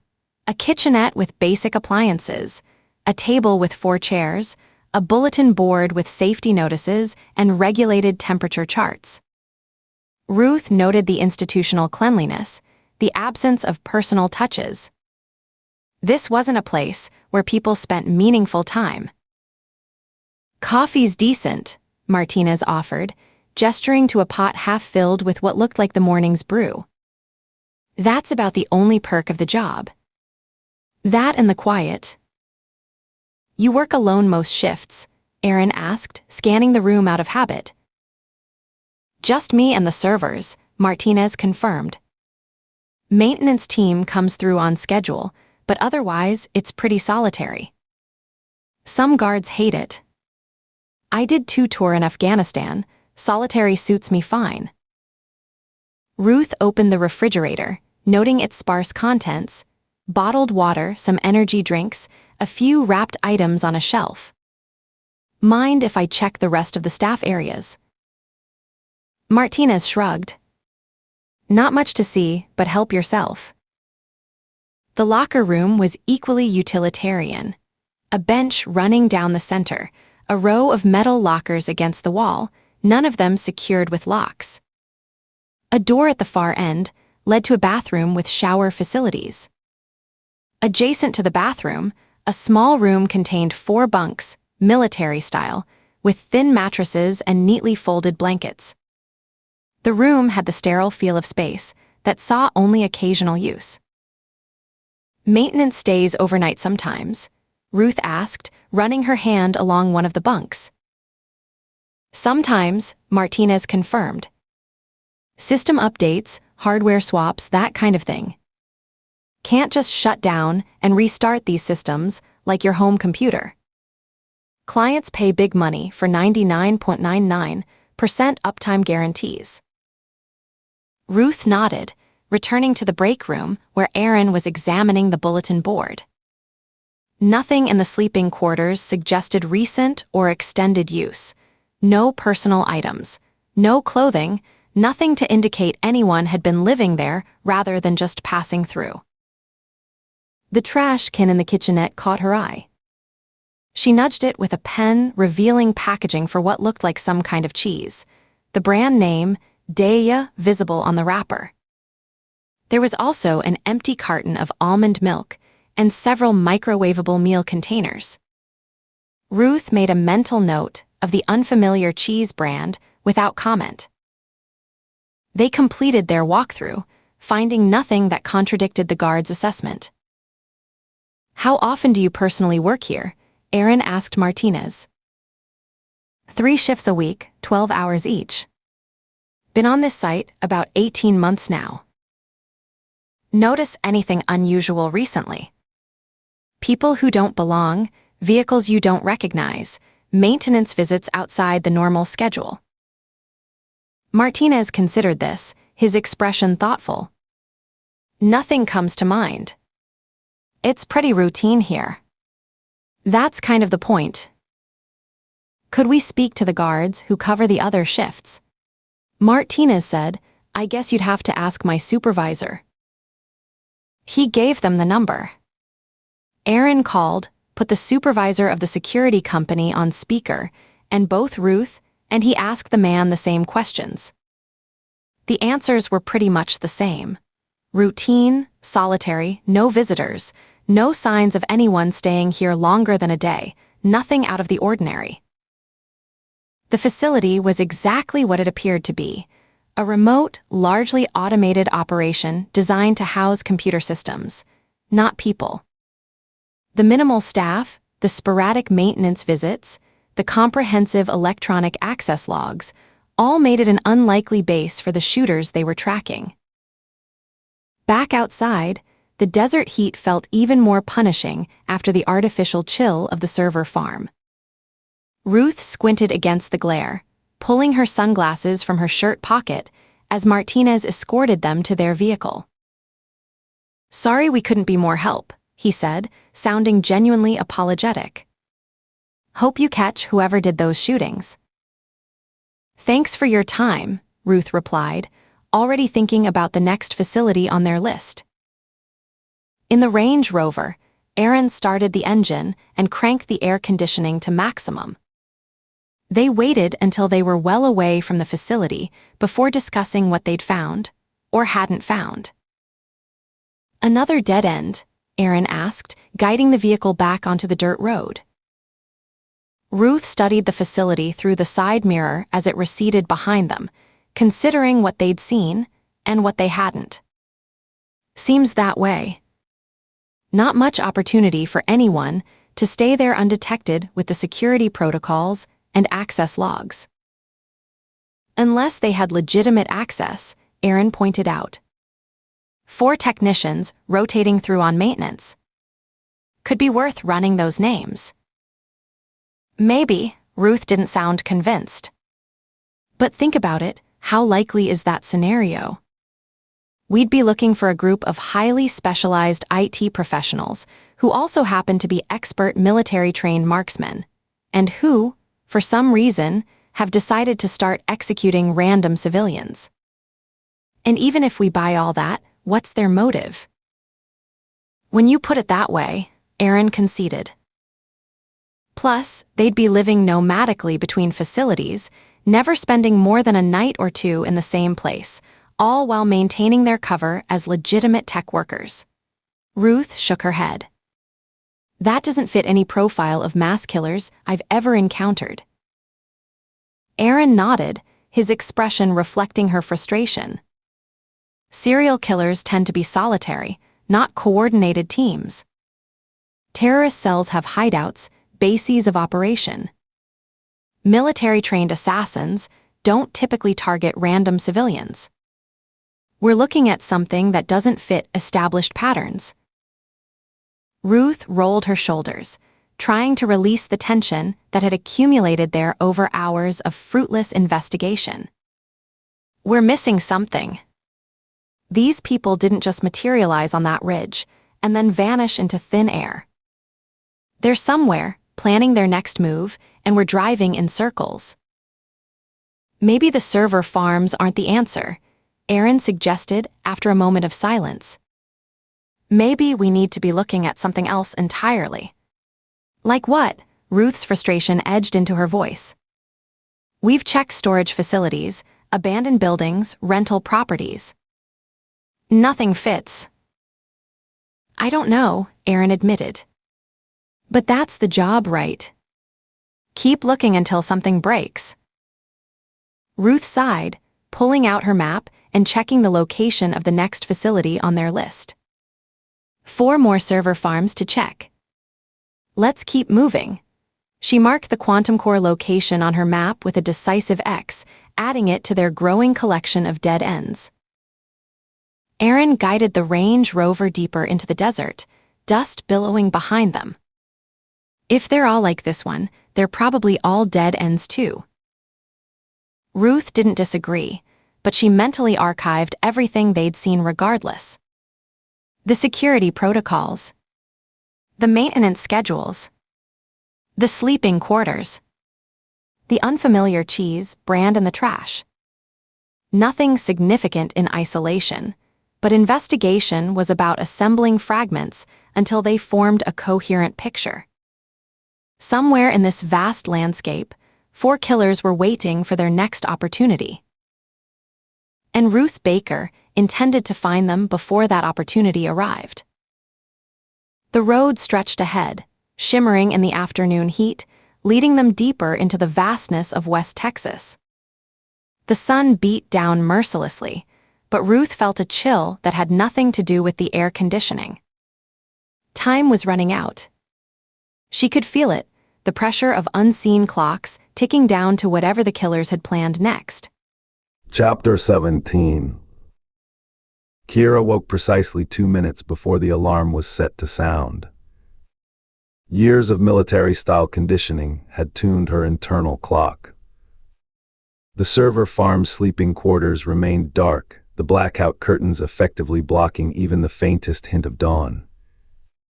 She lay motionless in her narrow bunk, listening to the familiar sounds around her, the soft hum of the climate control system, the occasional electronic chirp from the server farm beyond their living space, the measured breathing of the 3 other women still asleep in their beds.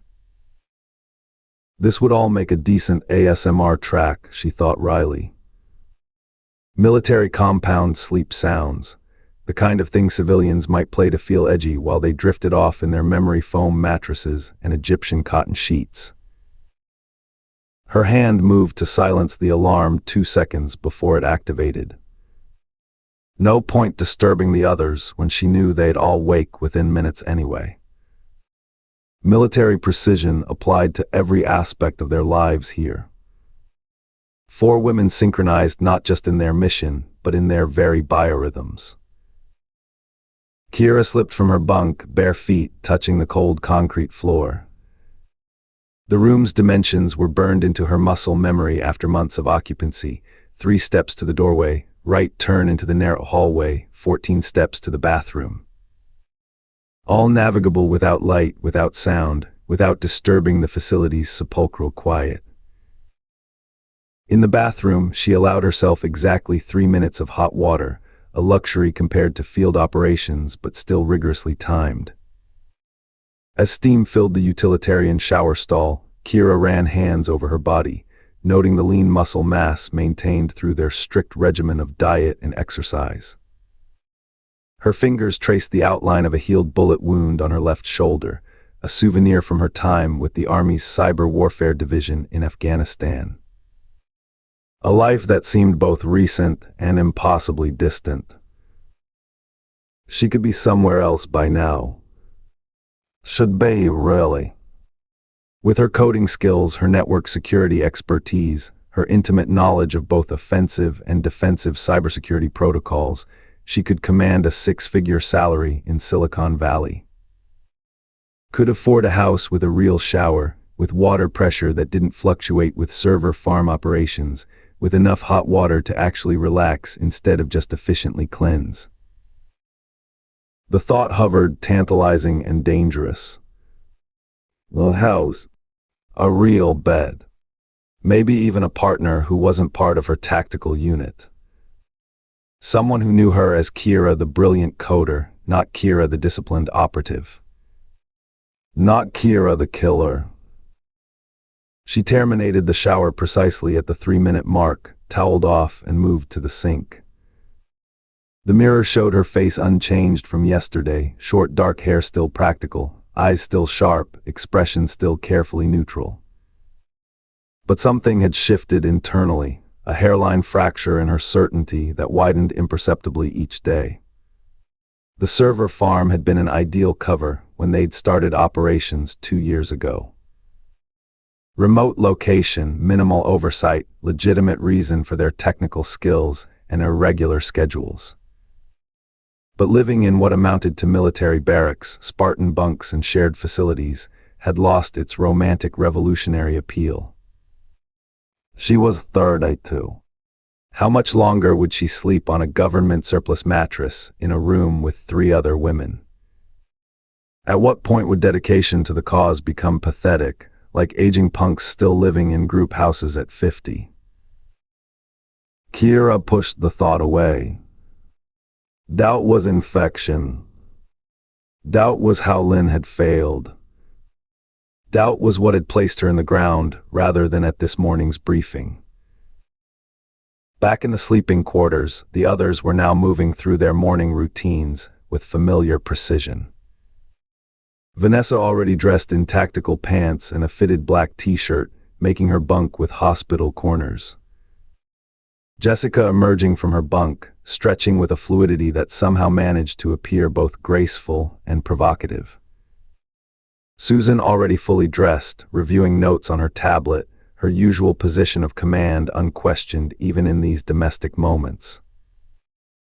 45 minutes to departure, Susan announced without looking up from her tablet. Standard breakfast protocol. Equipment check at 6:30. Kira nodded, acknowledging the instructions while pulling on her own tactical clothing.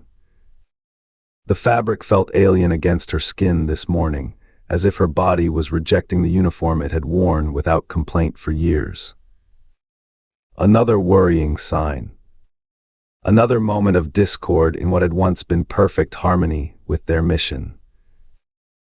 The communal kitchen maintained the same utilitarian efficiency as the rest of their living quarters. Steel countertops, industrial refrigerator, minimal decorative elements. Breakfast was equally functional, protein shakes made from precisely measured ingredients, whole grain toast, plant-based supplements designed for optimal physical and mental performance rather than pleasure.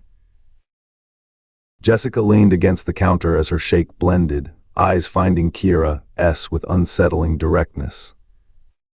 "Sleep well?" she asked, voice carrying that particular tone that suggested she already knew the answer. "Adequately," Kira replied, focusing on preparing her own meal. "I've always been a good sleeper," Jessica continued, apparently unbothered by Kira's minimal response. "Military barracks, luxury hotels, wilderness bivouacs, doesn't matter. Once my head hits something horizontal, I'm out." She smiled, the expression not quite reaching her eyes. "Useful skill in our line of work." Among others, Kira acknowledged, wondering if Jessica realized how transparent her constant self-promotion appeared. 3 weeks with the team, and every conversation somehow circled back to her skills, her adaptability, her perfect fit for their operation.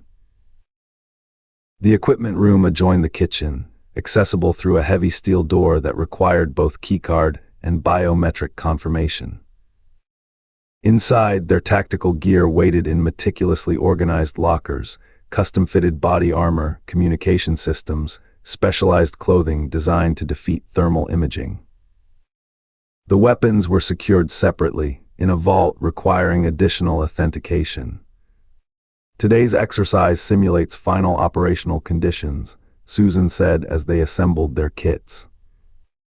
"Full gear configuration. Live ammunition. Compressed timeline." She handed each woman a tablet displaying tactical maps of the training area. "Target acquisition in tactical phase 1 requires precision under suboptimal viewing conditions. We'll be testing communication protocols and shot synchronization." Jessica checked her equipment piece by piece, movements smooth and confident despite being the newest member of their team.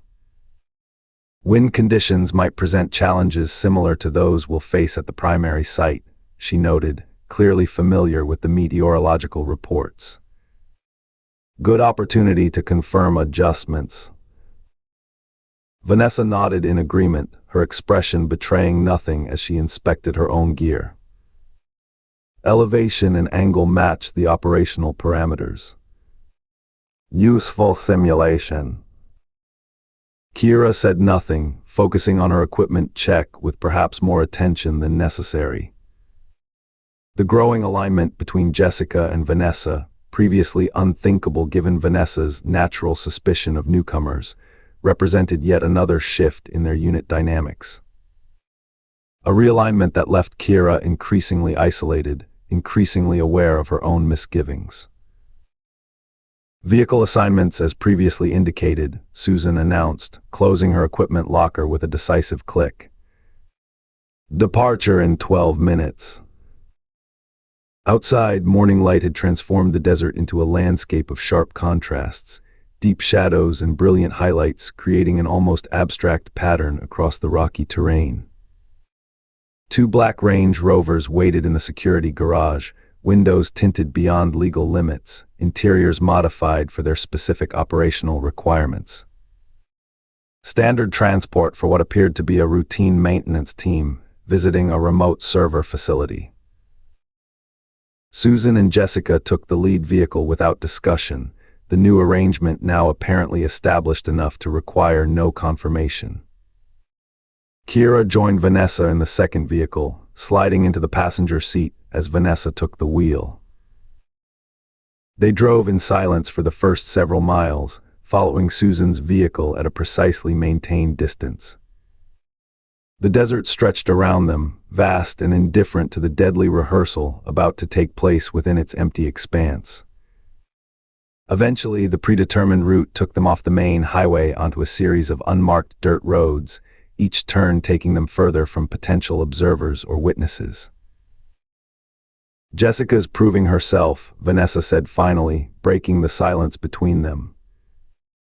The observation seemed carefully neutral, but Kira detected the unspoken question beneath it. Her technical skills are adequate, Kira acknowledged, deliberately understating the assessment.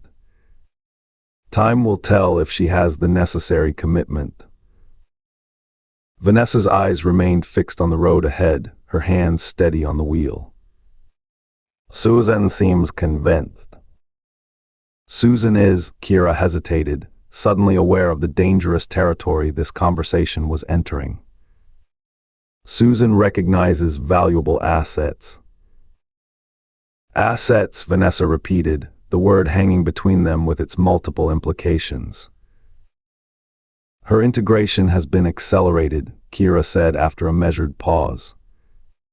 Standard protocol recommends minimum 6 months before operational deployment. We don't have 6 months, Vanessa replied, echoing what had become Susan's standard response to any questioning of Jessica's rapid advancement. The mission timeline requires immediate capabilities. The conversation lapsed into silence again, both women aware of how close they'd come to expressing the doubts that had been growing since Jessica's arrival. Since Lynn's failure and removal. The subject remained dangerous, radioactive.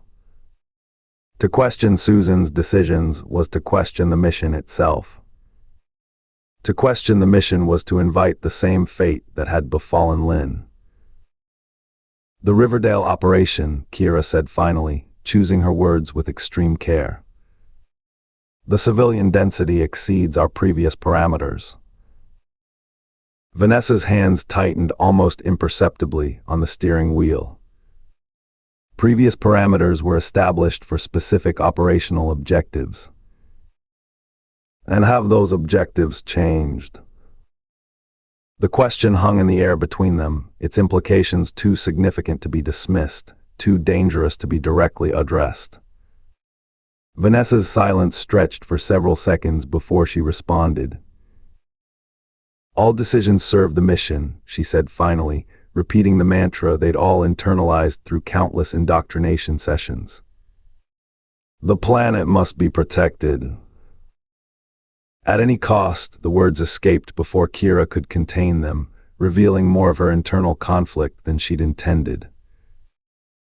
Vanessa glanced at her briefly, something unreadable flickering across her normally stoic features.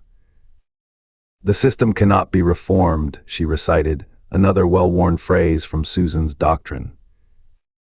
Only dismantled. The conversation died there, neither woman willing to push further into territory that might reveal too much of their private doubts.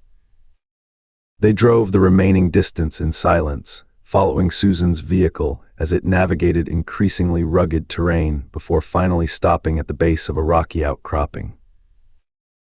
The location had been carefully selected to replicate the conditions they would face in Riverdale, similar elevation, similar distances, similar angles of approach and withdrawal.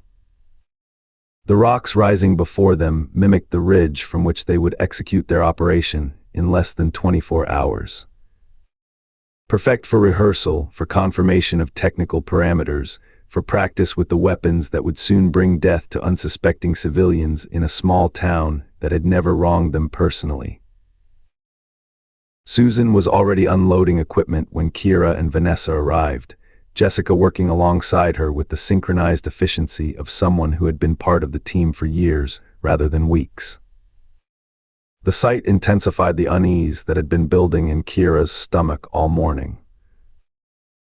Full tactical deployment, Susan announced, checking her watch. 1.2-mile hike to firing positions. Standard dispersion pattern. Communications check at each waypoint. Full simulation protocols in effect from this moment. They shouldered their gear, rifles secured in specialized cases designed to appear as ordinary surveying equipment to casual observers. The sun had risen higher now, its heat beginning to assert itself across the desert landscape. By midday, temperatures would exceed 100 degrees, testing not just their marksmanship but their physical endurance. The hike followed a carefully plotted route that utilized natural features for concealment, minimizing their visibility from any potential observation points. Each woman maintained her position in the formation, Susan on point, Jessica behind her, Vanessa and Kira bringing up the rear. They moved with the disciplined silence of predators, communications limited to hand signals and the occasional verification through their tactical earpieces. At the designated firing ridge, they established their positions according to the operational plan, spacing themselves at precise intervals, setting up equipment with precision, running through final checks before the simulation began. From their elevated position, the desert stretched before them in a panorama of empty desolation, occasional vegetation and rock formations marking the locations where targets would be placed. Primary target zone now active, Susan announced over their secure channel. Commence calibration procedures. Kira settled into position, muscle memory guiding her body into the optimal shooting posture. Through her scope, she could see the targets Susan had arranged across the desert floor, silhouettes positioned at varying distances, some stationary, others mounted on simple systems that created irregular movement patterns. In Riverdale, these would be people walking along sidewalks, entering shops, living their ordinary lives. Today they were metal cutouts, tomorrow they would be flesh and blood. Range confirmation, Jessica's voice came through the comm system, professional and focused. Target Alpha at 817 yards. Target Bravo at 792. Target Charlie at 841. Calibrating for elevation and wind variables. Kira made her own calculations, finding herself irritated by the precision of Jessica's assessments. The woman was good, perhaps even great, but did she have to be so smugly confident about it? Did every action have to emphasize her skills, her readiness, her perfect fit for the team? Commence firing sequence on my mark, Susan instructed. Target priorities as indicated in the operational brief. Synchronized execution window. Kira steadied her breathing, finding the rhythm that slowed her heart rate and stabilized her aim. Through her scope, a desert lizard scurried across a rock near one of the targets, its movements jerky and alert. In Riverdale, it might be a child darting across a parking lot. A person with hopes, dreams, a future. Mark, Susan's command cut through her thoughts. The shots came in rapid succession, each woman firing at her designated targets according to the predetermined sequence. Kira watched her rounds strike with precision, satisfaction warring with a growing hollowness in her chest. The lizard had frozen at the first shot, then disappeared into a crevice, surviving through instinct what the people of Riverdale would never see coming. Excellent grouping, Jessica. Susan's voice carried undisguised approval. Adjustment on the moving target was particularly impressive. Atmospheric conditions are ideal, Jessica replied, false modesty transparent in her tone. The real test will be with the crosswinds we're likely to encounter on site. Kira focused on her next target sequence, irritation fueling a perfect three-shot pattern that clustered within an inch of center mass. Target Fox neutralized, she reported, unable to keep a note of competition from her voice. Acknowledged, Susan responded, her tone noticeably cooler than when addressing Jessica. Continue to target golf. The exercise continued through the morning, each woman executing her assigned shots while Susan evaluated their performance. Temperature rose with the climbing sun, sweat beginning to soak through their tactical clothing despite its advanced cooling properties. Heat rippled across the desert floor, creating mirage effects that complicated long-distance targeting, exactly the conditions they would face during the actual operation. I'm noting a slight drift in your third grouping, Kira, Jessica commented during a brief pause to adjust equipment. Might want to check your scope mounting. Seems to be shifting under recoil. The observation was professional, technically accurate, and delivered with such patronizing helpfulness that Kira felt her jaw tighten involuntarily. My equipment is functioning within operational parameters, she replied evenly. But thank you for your concern. Just trying to help, Jessica shrugged, the movement visible in Kira's peripheral vision. Wouldn't want anyone to compromise the mission. The implication hung between them, the unspoken reference to Lynn, to failure, to consequences. Jessica hadn't been present for Lynn's removal, hadn't witnessed what happened to those who failed, but she had clearly been briefed on the incident. The casual cruelty of using it as leverage made Kira's finger tighten fractionally on her trigger guard. Jessica's right, Susan interjected, her voice carrying that particular tone that brooked no argument. Check your mounting, Kira. We can't afford any technical issues tomorrow. Yes, Susan, Kira acknowledged, the words tasting bitter on her tongue. She made a show of examining her scope mount, though she knew perfectly well it was secure. The issue Jessica had helpfully identified was a deliberate adjustment Kira had made to compensate for a crosswind pattern specific to this location. A technical subtlety that someone truly skilled would have recognized rather than misdiagnosed. The morning progressed into afternoon, the sun reaching its zenith and then beginning its slow descent toward the western horizon. They continued through their rehearsal, target acquisition, synchronized firing, tactical repositioning, extraction protocols. Each sequence executed cleanly, each movement calculated and evaluated. Through it all, Kira found her attention splitting, part focused on the technical requirements of the simulation, part increasingly fixed on Jessica and Susan's interactions. The subtle glances between them. The private communications not shared over the group channel. The way Susan's voice softened almost imperceptibly when addressing Jessica directly. All confirming what Kira had suspected since Jessica's arrival, this was more than professional recruitment. More than tactical necessity. Final sequence, Susan announced as the afternoon light began to shift toward evening. Rapid target acquisition under time constraints. 45 seconds from command to completion. Kira settled into position, forcing her mind back to the task at hand. Through her scope, she identified her assigned targets, a cluster of cacti arranged to simulate civilians grouped outside a cafe. In her mind's eye, they transformed into people, a young couple sharing a moment, an elderly man reading a newspaper, a woman checking her phone while sipping coffee. all utterly unaware that they had been marked for execution by people they'd never met, for crimes they didn't know they were committing. "Execute," Susan commanded.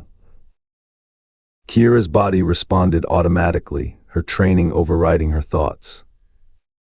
Through her scope, the cacti became Jessica's smug face, multiplied across the desert floor. Each shot struck with precision, a momentary satisfaction flooding her system with each impact. For 43 seconds, she existed purely as a mechanism of death, her doubts temporarily silenced by the rhythm of acquisition, sight, squeeze, confirmation. "Time," Susan called. All targets neutralized within parameter. "Excellent execution."